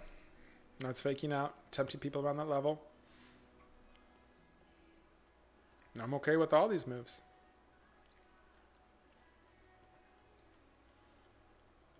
There were some shorts trying to hit it, and there was a seller still buying it. So when you see both of those things happening back to back, then you know the party's still going on. I don't like showing up early to the party. It takes too much of my money away. Take too much of my money away, hurts my feelings.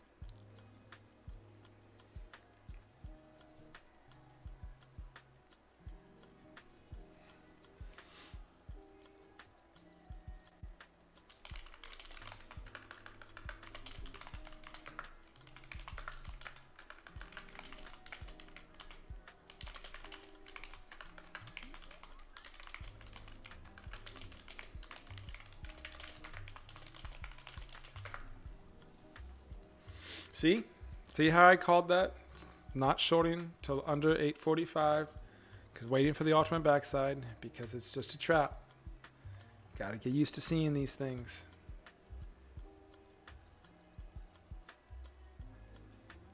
Oh man, 2 minutes behind. Yeah, that stinks.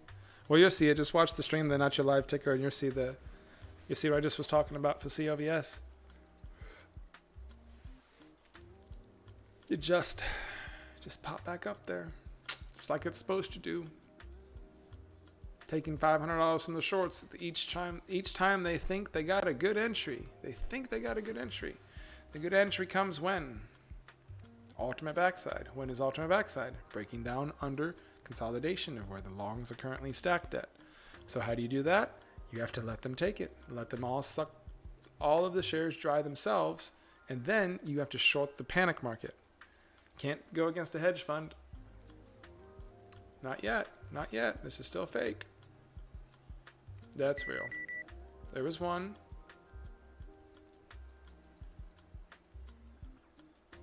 This is a second strategy they could be implying too, so you have to be careful.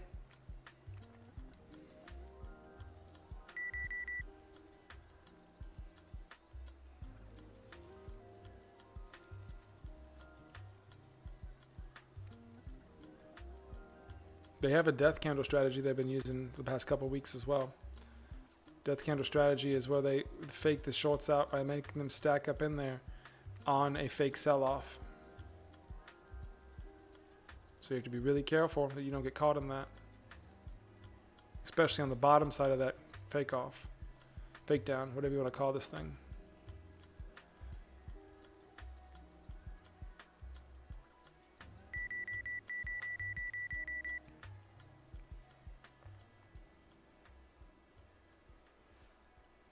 Super careful on your stops. Watch your level 2. Make sure you still got sellers selling. Buyers start buying again. You need to pull your stop. I'm talking to myself, not to y'all, because it's entertainment. So I talk to myself because it's entertaining.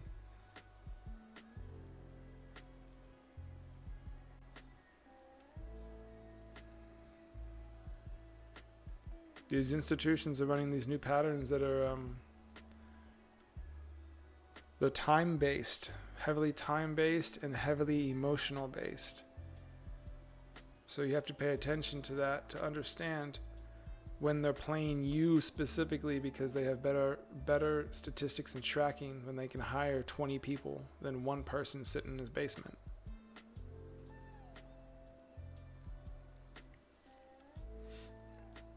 So then you need to have much more money, much more shares available to hold levels as well, the same direction. And make sure you short at the right times on confirmations. If you're shorting at the wrong time, then you get squeezed. Like if you just shorted right there at 8:30 and then jumped immediately to 8:45, then that's not a good short now, is it? Because this is the dip. These are the dip buyers here at 8:40. They bought the 8:30 dip to bop it to 8:40. So when they're selling off that their dip, you want to be selling into the late dip buyers, short bus.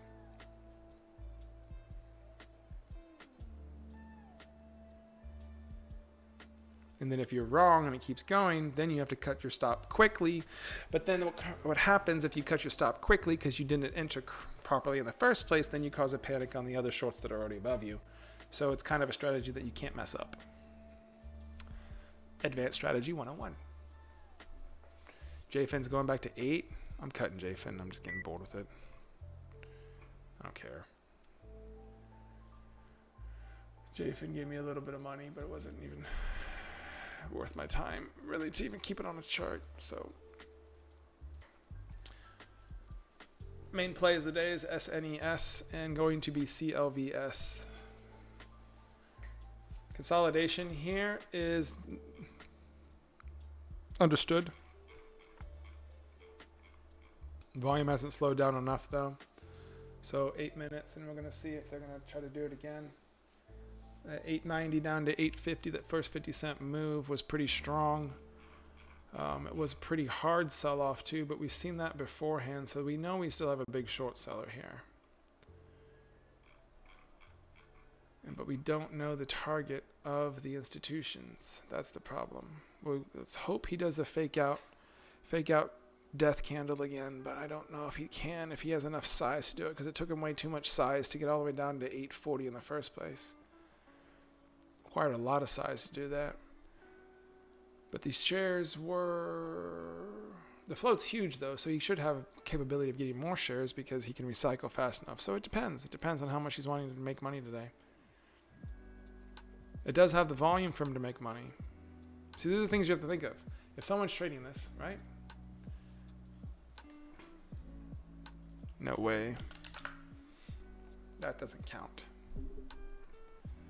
Someone just said GameStop's parabolic. GameStop's not parabolic. That was a distraction. $2. Parabolic is $20, $30, $40. That's nothing. So we have a crack happening. If this crack's under 820, yeah, you've already broken the pattern now for the longs. The longs are having to reset their pattern. They reset their pattern by slow grinding, and the reason to stop the slow grinding is to have a double back-to-back death candles. But in order to have double back-to-back death candles, you have to have a lot of shares or a lot of people causing a panic. So I don't know. It's only gapped up 60% on the day. It's gapped up that 60% by squeezing these shorts all the way up here. So we'll see. The closer this gets to VWAP, the more of a chance you have at really breaking their patterns. But it ain't going red on the day, so we ain't going under 650. Or no, we ain't going under. Yeah, we ain't going under 650. So we are $2 away from the lowest part possible. But I don't think that's the lowest part possible anymore. I think the high of pre-market is the lowest part possible, which would be $7. So $7 from here is possible, but not possible within the next 2 hours. Why is it not possible in the next 2 hours? Because you have still too many buyers and you have 233 million shares of volume on this ticker. So technically this isn't a short unless they pull their plug, which I think that was the first one pulling his plug. That's why I went back short. We're going to find out on this high of day consolidation. This previous high of day consolidation, I should say. Because the new high of day is triple top at 9. So a hidden seller up there, or that's where all the resistance came from the 962 that I was anticipating. But who knows? Who knows? We've seen crazier things happen on Fridays with this type of volume. Anytime this type of volume happens on a Friday, typically it's a bad thing. Zekins, what? Oh, distractions. There's a lot of distraction tickers happening though across the market for the longs right now, so they could see this as this crack and they don't want to get back in it.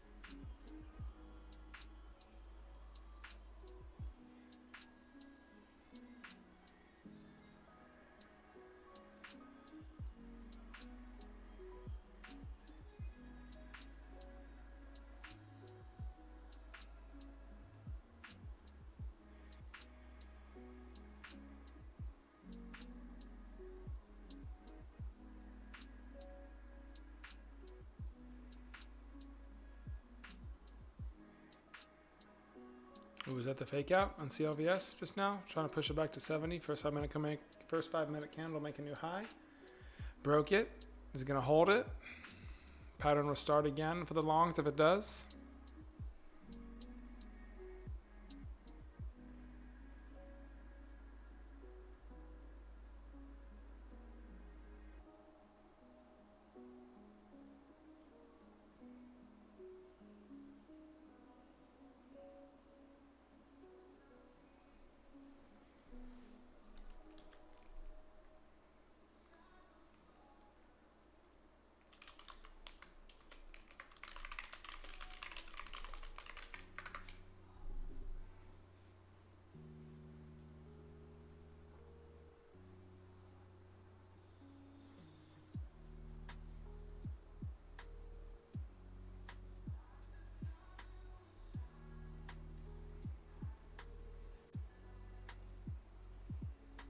Oh, we had another news cycle at 11. That's what caused this last little burp we had here from this thing starting back here. So this news cycle at 11 caused it to go from 750 to 850. Very interesting. Very interesting movements these guys are doing.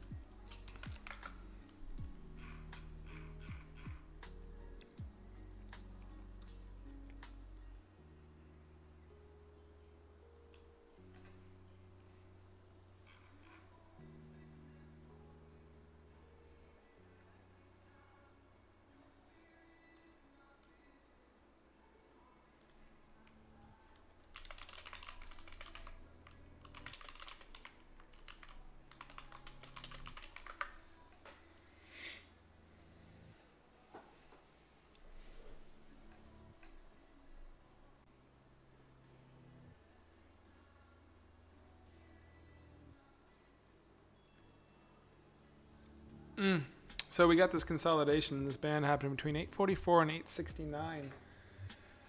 Now, up the top here, we have this high that is here.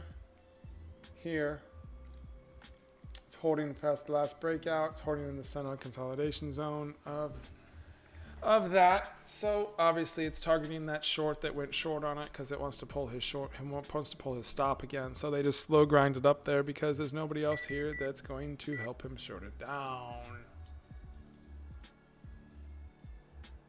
That's typically what happens.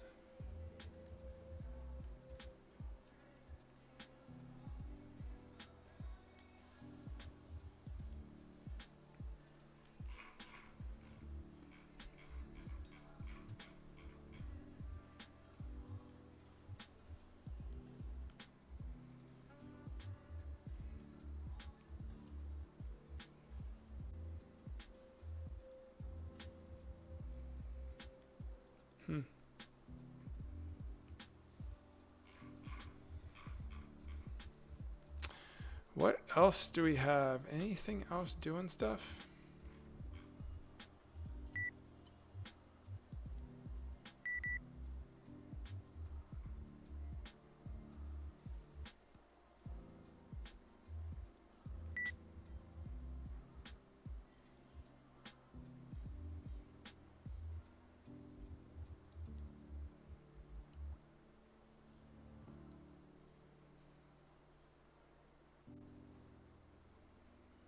What was that?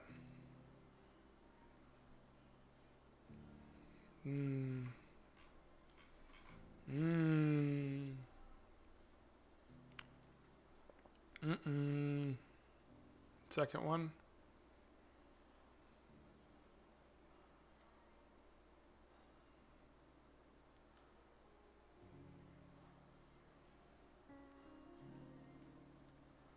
Not yet. Don't do it yet. Wait.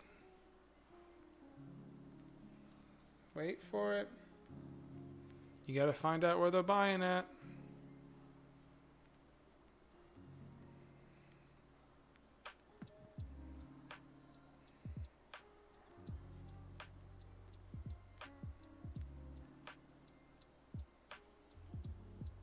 Okay, they're buying at 19.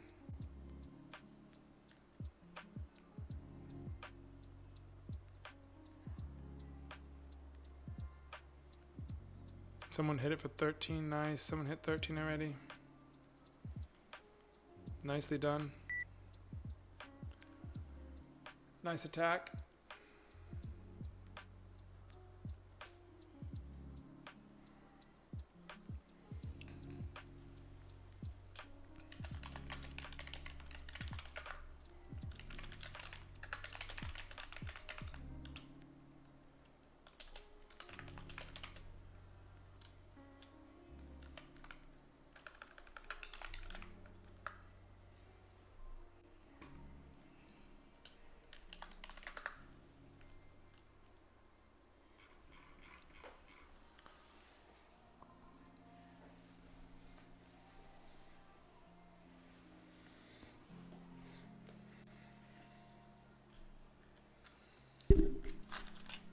Zekin breaking high of day.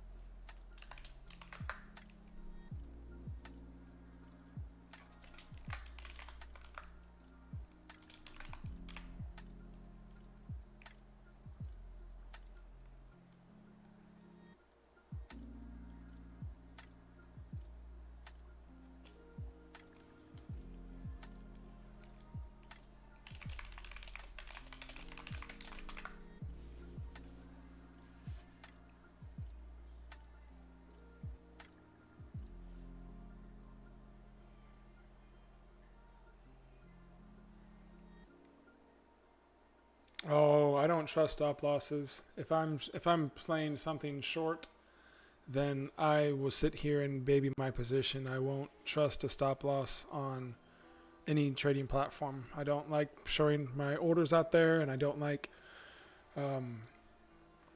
trusting the system to try to close out a position. I've had issues with stop losses beforehand not being pulled on certain things, or just flying past it and not filling it, and then I call them and they're like, oh, it didn't get filled. And it's like, what's the point of a stop loss then, right?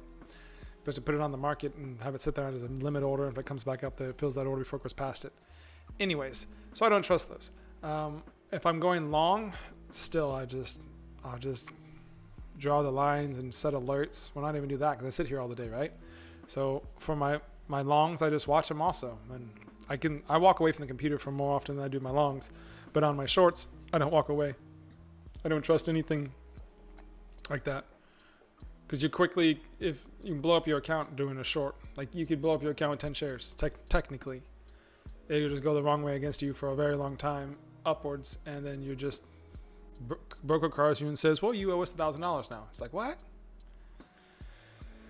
Or in my case, you owe us $100,000 now. What? How did I do that? Well, your stock went to the moon that you were short. And they don't care. They want their money. So I don't trust that stuff, David.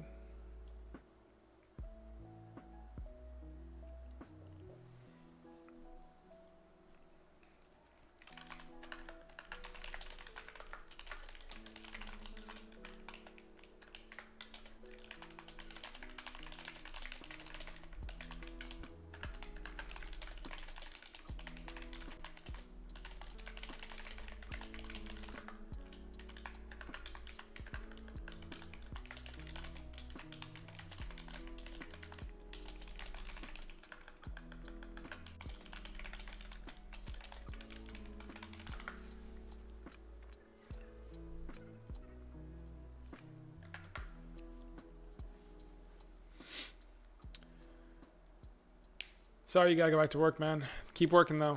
It's good. It's good. Some days you can have good days, some days you can have bad days, but overall it's about your mentality towards your day. So it doesn't affect you in the end, right? Enjoy life.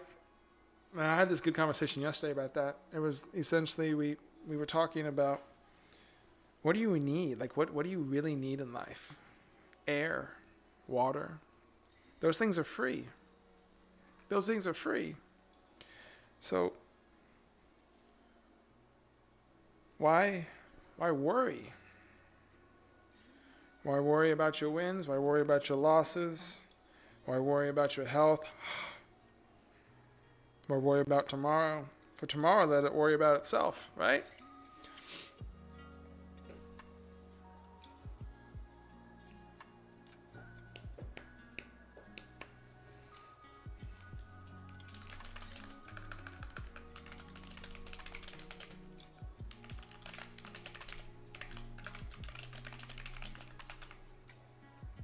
Thank you, brother. I appreciate it.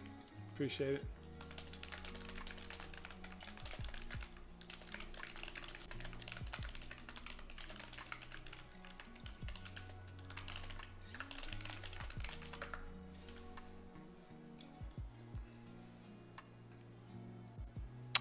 Appreciate it, man. I try to just be positive for people. It's very difficult for most traders out there that are consistently losing money, and when they get a win, they get this dopamine rush that they just takes over, and they get so hyped and they're so excited, and it's like it's not that big of a win. Like you have to tell yourself that, even like when you make hundreds of thousands of dollars, you got to tell yourself it's not that big. So you don't allow yourself to be overcome with like this fake joy. Like what is a win? The opposite of a loss. So why not have that same emotion when you lose then? Not the adverse, not the beating yourself up, not the destroying yourself, but the same joy. Like just have the same feeling on both sides of it. People can't do that because they don't find joy in the small things like air, like sunshine, like clouds. You find your joy and things that people can't take from you, you will never lose your joy when met with hard times. And if you ever forget, just breathe. If someone took your breath away, then they've killed you. So what's to worry about then, right? If you still have your breath, you still have air, then you still have the ability to continue to move on and to continue to grow. Not just grow, but go. Go where you want. Make the choices in life. Even prisoners in solitary confinement still have the ability of which side of their bed to sleep on. Think about that. You still have a choice, right?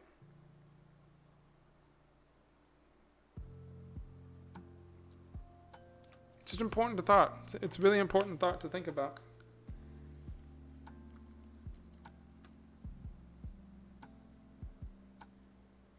So, look across this market and we see these blinking lights, and we remember that this is all just distractions. All of it, the stop losses, all just distraction. You make a plan. This is where you want your trade to go. If your trade doesn't go that way, then you don't trade it, right? So I've taken multiple losses now on CLVS because I create a plan. The plan doesn't work out. It goes the other direction. I create a plan. The plan doesn't work out. I go the other direction. Create a plan. Doesn't work out. I go the other direction.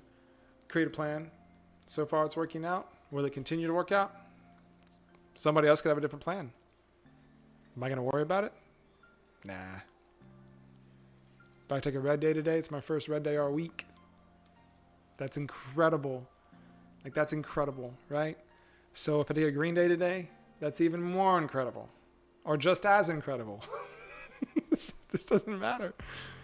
It doesn't matter, man. When you control your peace, no one can take your peace away.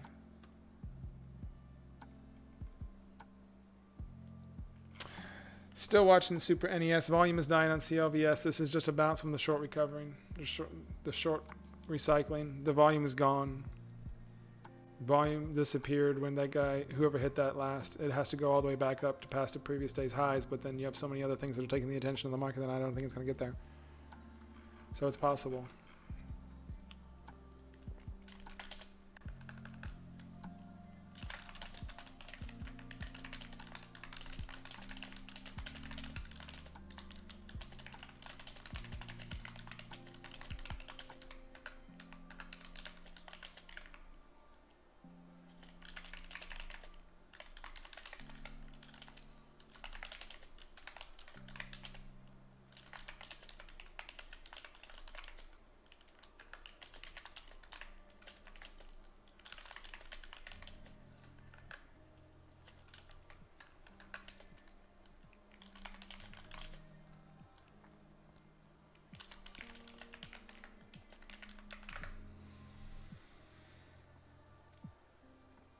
Yeah, man, there's institutionals on this. So with CLVS, it's a 50 something percent institutional owned on an 80 million float. So that's typically when you see something like this happening, it means the institutions are playing with their shares at the same time. Institutions, they just have the shares, right? So they can do what they want. Really, they can just trade them in and out. Insiders have to do paperwork, so they can't just put their shares in and out. But in the institutions that are holding, let's say, half of that 40 million shares, they can start putting 1 million, 2 million candles, 100,000, 200,000 orders out there if there's volume. So when the volume picked up, they started picking up. So it's a correlation between the two. If there's regular buyers here, there's regular sellers here, then the institutions will be here. If the regular buyers leave, then the institutions have to start slowing down because they have to make sure they have all of those shares at the end of the day. So that's when smart shorts, big shorts, wait for the top, wait to take the money away from the institutions, because institutions lose money just like regular traders do. And it's a lot easier for big shorts, big people with size, to take money from institutions than institutions even think it's possible. Build your size up appropriately, find your right entry point, get in, and hold. And once you think they're trying to push you back, slowly start scaling out. When you start scaling out, they think you're still sized in because you appeared to be a typical trader, and they don't know if you're still full or not because you don't have to report shares to anybody. And you've already sized out all your shares because they can't do math that quickly, especially something that moves from 100 million to 200 million in less than an hour. They can't do the math that quick. So what you do, you purely size back in. You recycle. That's why you see these ramp ups a little bit, because it appears that on the volume candles, it appears that volume's increasing, but then it drops because the short hit it again. And he waited and he consolidated. He was doing it earlier. He was doing it earlier on the A pattern and beforehand. But I don't know if he went to lunch or if he got messed up in it, because I got messed up in it too. And then waited and covered everything, and then waited and waited and waited till the buyer stopped. And buyer stopped at 9. And once buyer stopped at 9, then you hit it hard. And he hit it hard for 50 cents. Or an institution followed up, one of them, and started selling shares back because that caused a panic. And then you saw the little consolidation happen. Then you see this consolidation. And this is part of the closing because people still only have certain amounts of buying power. Once people have all the buying power done, what are you going to do? Got to buy your shares back so you have buying power again. So you take a little bit of a loss because even if you've shorted this entire thing all the way down, your average is going to be somewhere up here. So you take a little bit of a loss and you do it again. And then you start covering again, and you try it, and you technically you should hopefully try to do it again, because if it's taking money from you over here, if it took money from you here, then you want to take your money back here. The other thing you have to worry about is increasing volume on green candles coming in after consolidation times have held for too long. If consolidation times hold for too long on green candles, that gives buyers the strength or the thought that they're back in control and the shorts have left. So there has to be a continuous selling and not a continuous consolidation. And the only way to be a continuous selling is you have to sell your shares to someone that's buying them. That makes sense?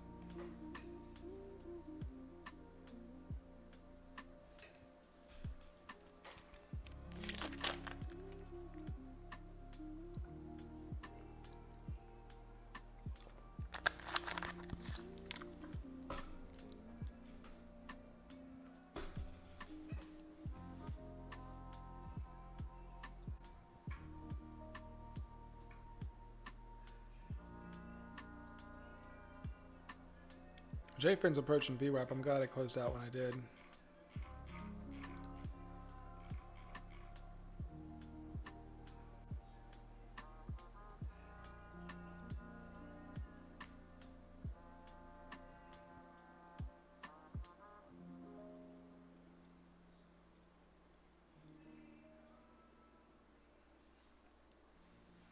I'm just watching CLVS mainly.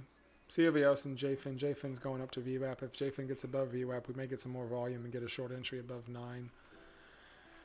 But there's baggers up there stuck. So for it to get all the way back up there at this time of day is pretty impressive if it does. But I don't think it does. It's already getting its selling volume, and it hit 830, dropping 15 cents off that high already.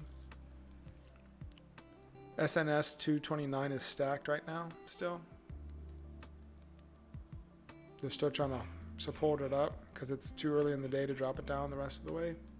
So it's impressive. It's in intuition that makes me believe that.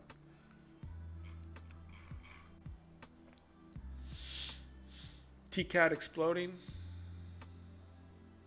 Shorts getting popped because shorts are still trying to hit that. Stubborn, man. That's stubborn.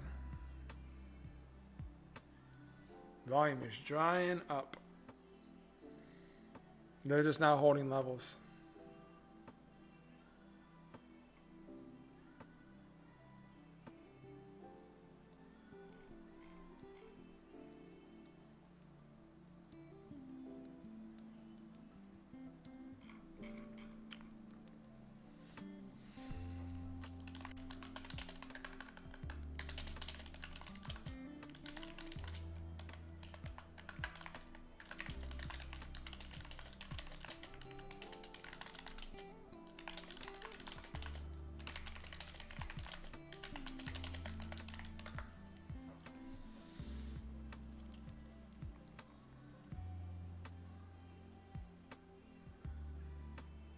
808 was the bottom of that little run, looks like.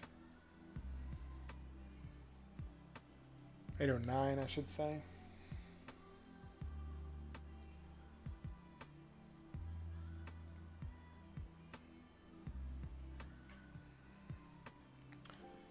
Slowly grinding up on that. I'll be right back.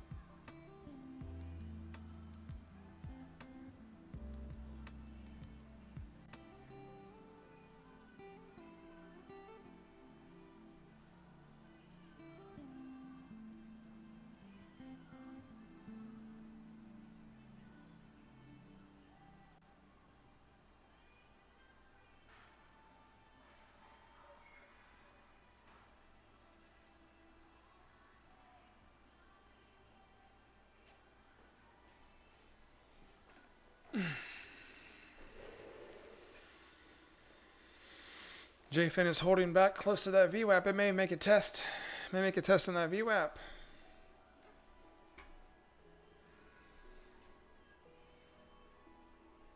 SNES is just holding close to that 230, 225 mark.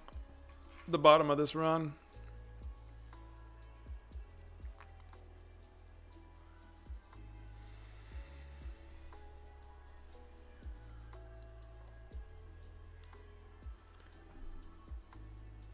$14,814 on CLVS. He's showing his colors. 10,000 share buyer. It's giving confidence to the other sheep. Still got some big buyers trying to hold it up here at 30s, 20s, and 30s.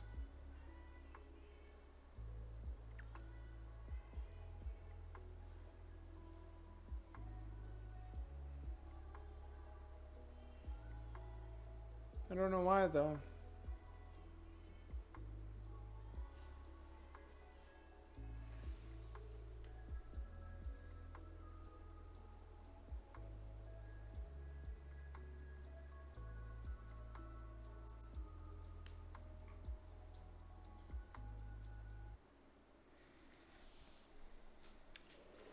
I like to watch the 10-second chart.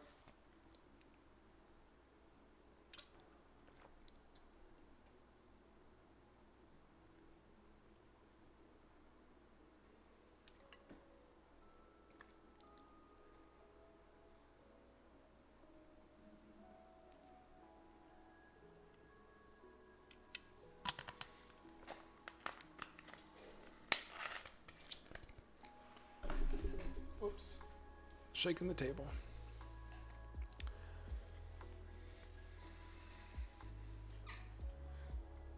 Well, it's two things are happening. Either those institutions went to lunch because it's lunchtime, or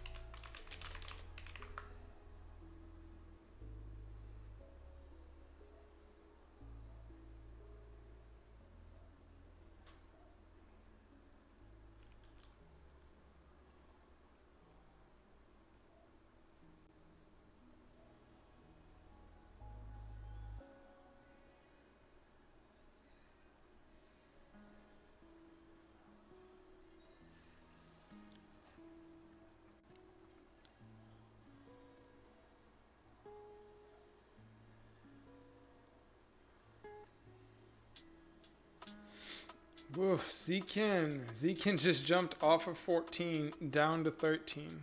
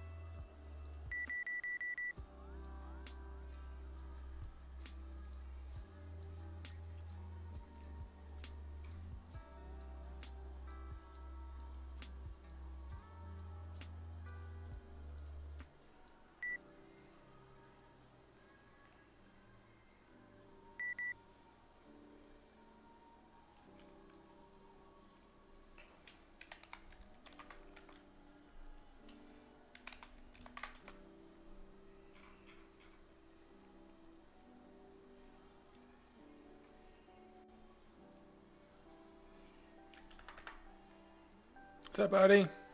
All right, man. Thanks, David. Take care. Yeah, man. I'm still sitting here. Still sitting here. CLVS is waiting for the backside on this again. It's about to do a cool play. It just set up a whole bunch of big longs in it, and it's struggling at the 850 mark, trying to either squeeze out a short to pop it back to highs, or it's a fake out and the short just boxed them in and he's about to rip their pants down. So I don't know which one it is yet. I'm waiting to see, because those are the two plays that are the only things possible on it right now. The box play would have been the best, but in order to do that, you'd have to fake them out. So there was enough size to warrant a fake out play. But because there's institutions playing in this one, Zach, it's not an easy play.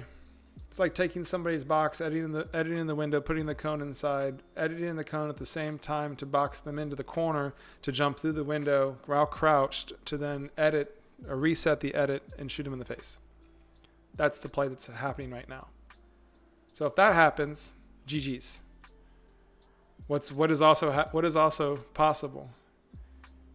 Your ping's not high enough to take the wall, right? Right. So knowing those two things, we have to just wait to see. We have to wait for the panic. Remember the position. Remember your position. Someone's got to be a sniper. Someone's got to be the assault. Someone has to be the spray. Someone has to be the pusher. Someone's got to hold the wall, and someone can take a bandage. You carrying grenades? No? Not carrying any grenades? Well, then you ain't taking his box. Don't use the Azimon to trade, though. If I could move my mouse quick enough to select the walls properly, then I could probably do what I just told you to. But I don't know if I could do that if I miss grab. If I miss grab, then I totally miss the trade. I miss the trade. I miss the wall. Miss the edit. Miss the flick. Yeah, see? Didn't have a high enough ping. So what happens when they don't have a high enough ping? He takes the wall back. What's he do with the wall? He shoots you. He shoots you and tries to get you pull your stop. But you have something up your sleeve because you still have a slurp fish and you have chug splashes. But guess what? So did he. Let's see. Let's see who wins this battle, because I ain't even playing it.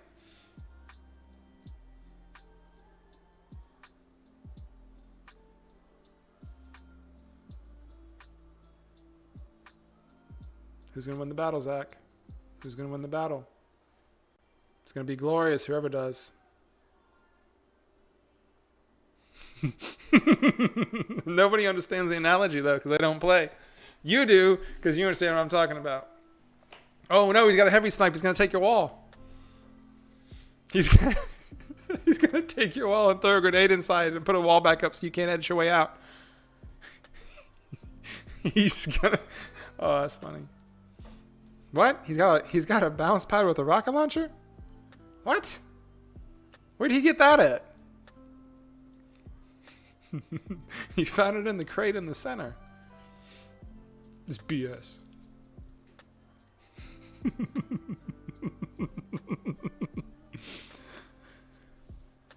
Just keep editing your ramps backwards. Let me hide underneath them. And let's just run to green, okay? Let's just run to green. Doesn't matter if green's on the other side. And we have to run past purple and red first. Let's go to green. I don't want to use this charge anymore. The bots. Man, I wish sometimes they were bots. But when you start staring at these level 2s and these plays, man, like you can see how it doesn't matter what pattern you're playing with. This is 230 million shares of volume. If you had money and shares, you're playing a game at this point. And the only game you're playing is I want more money than this person has. And you start to see things, right? Like right now we're in the middle of a ABCD pattern on the 1 minute. So if they get the fruition of the ABCD pattern and it goes up to 870, I have to pull my stop and I have to lose another $200. And that'll probably be my final trade on this thing if I do have to pull that stop, because that means that they were able to recover this massive short hit, which what I'm hoping for is I'm hoping that this is actually the short again, which is another solid play, to set them up on the B. And if you can set them up on the B and cause them to have false hope in the breakout, then you can hammer them with full size, double pump, spray in the box, drop it down.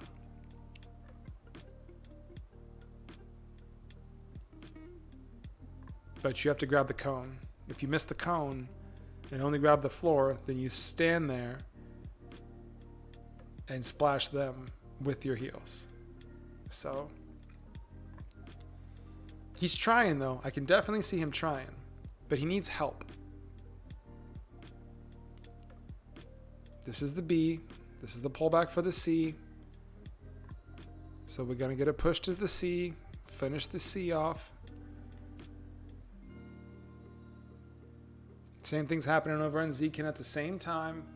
Getting squeezed in two places at the same time doesn't make me feel happy. But Zkin, I think, is the fake out. I think this one may be the real one. Not sure yet.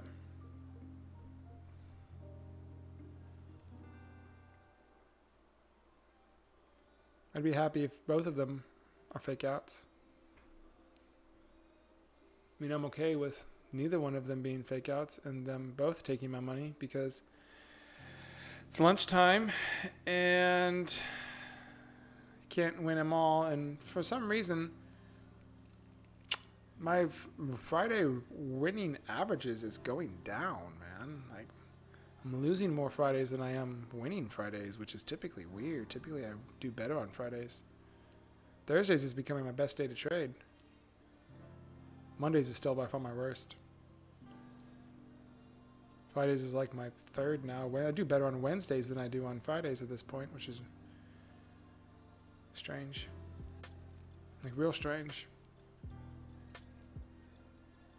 You have to identify changes in yourself and changes in the market in order to continue to be consistently profitable.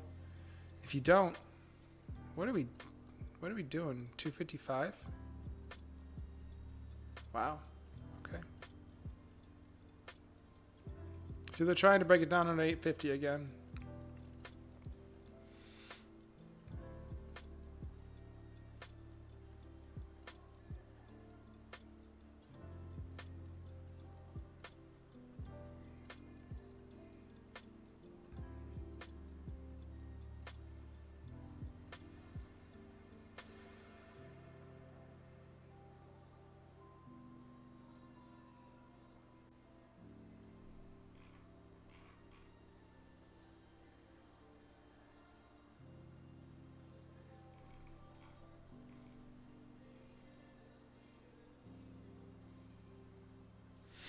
Just a weird Friday, man.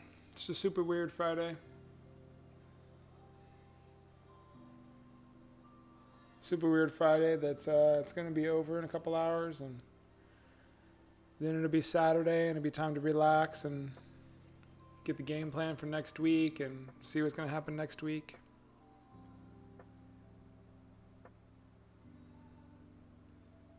And just brush it off. If it's a win day, it turns out to be that by the end of the day, then brush it off too.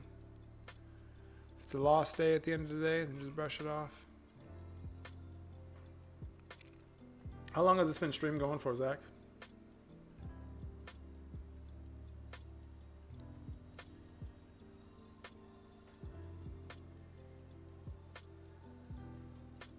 Oh, 6.5 hours. Wow. Gotten 3 likes out of the deal, I think, right? 3 likes? Was it 2 likes?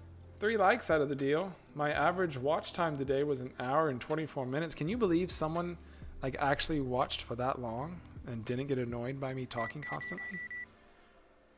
It's pretty impressive. That's like playing multiple back-to-back rounds with me and not getting annoyed by me doing call-outs the entire time. Or if they do annoyed, they just mute me and watch the chart.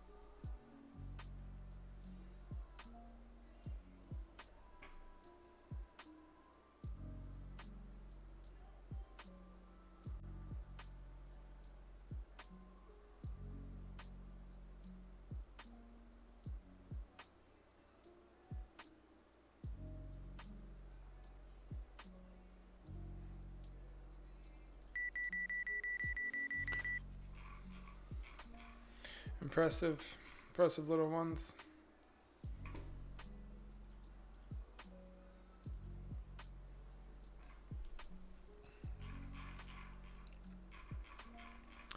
Impressive. You're just on watch.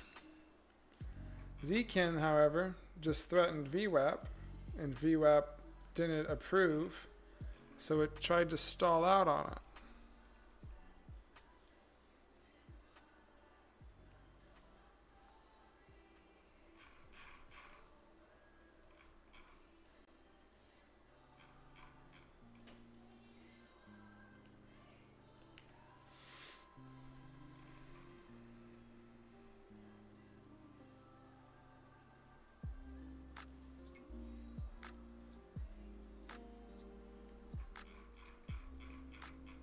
And Zkin said no and wanted to take it back.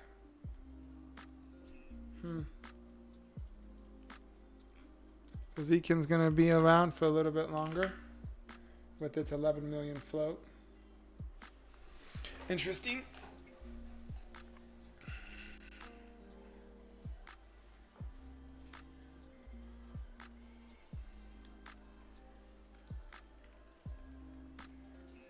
CVS is a game.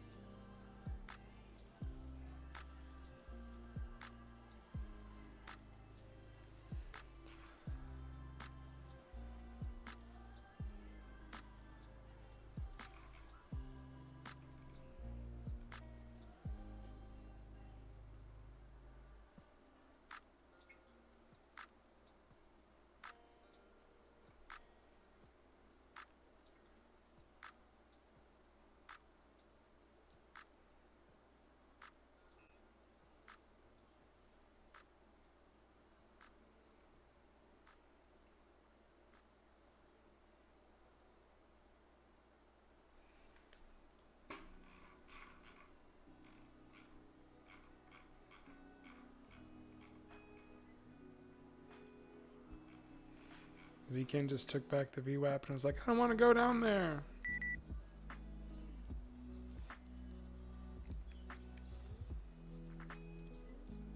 So it needs range. Needs range to fully go down.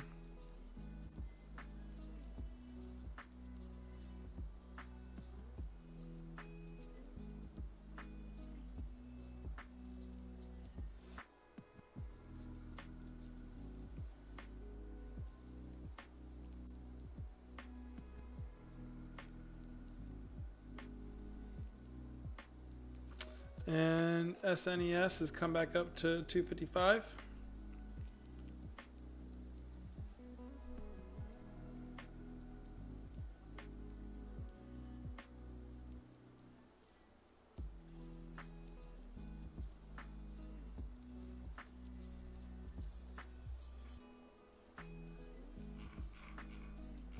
Expected bounce will end at 255. Continued bounce is not good.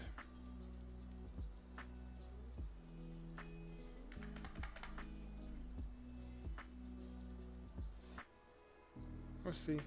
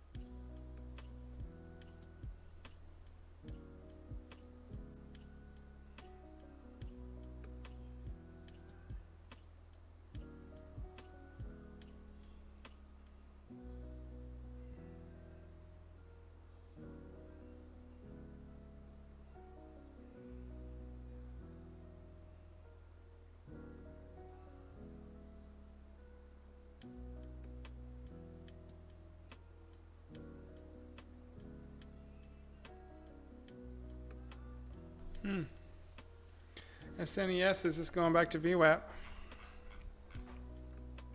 with volume.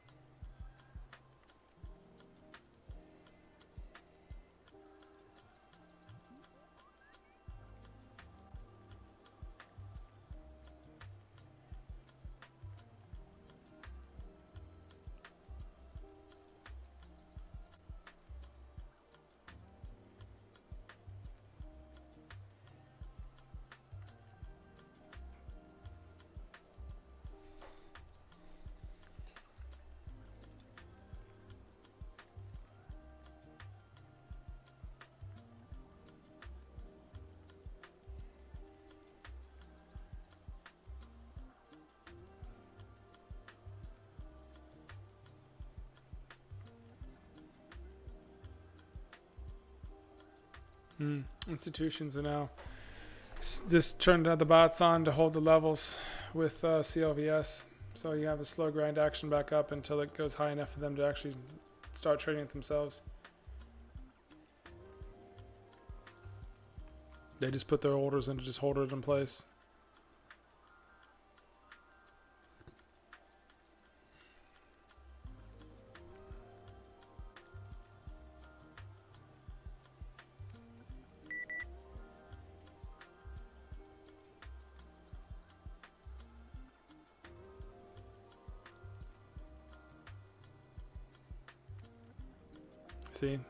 See how it's holding that level at 29?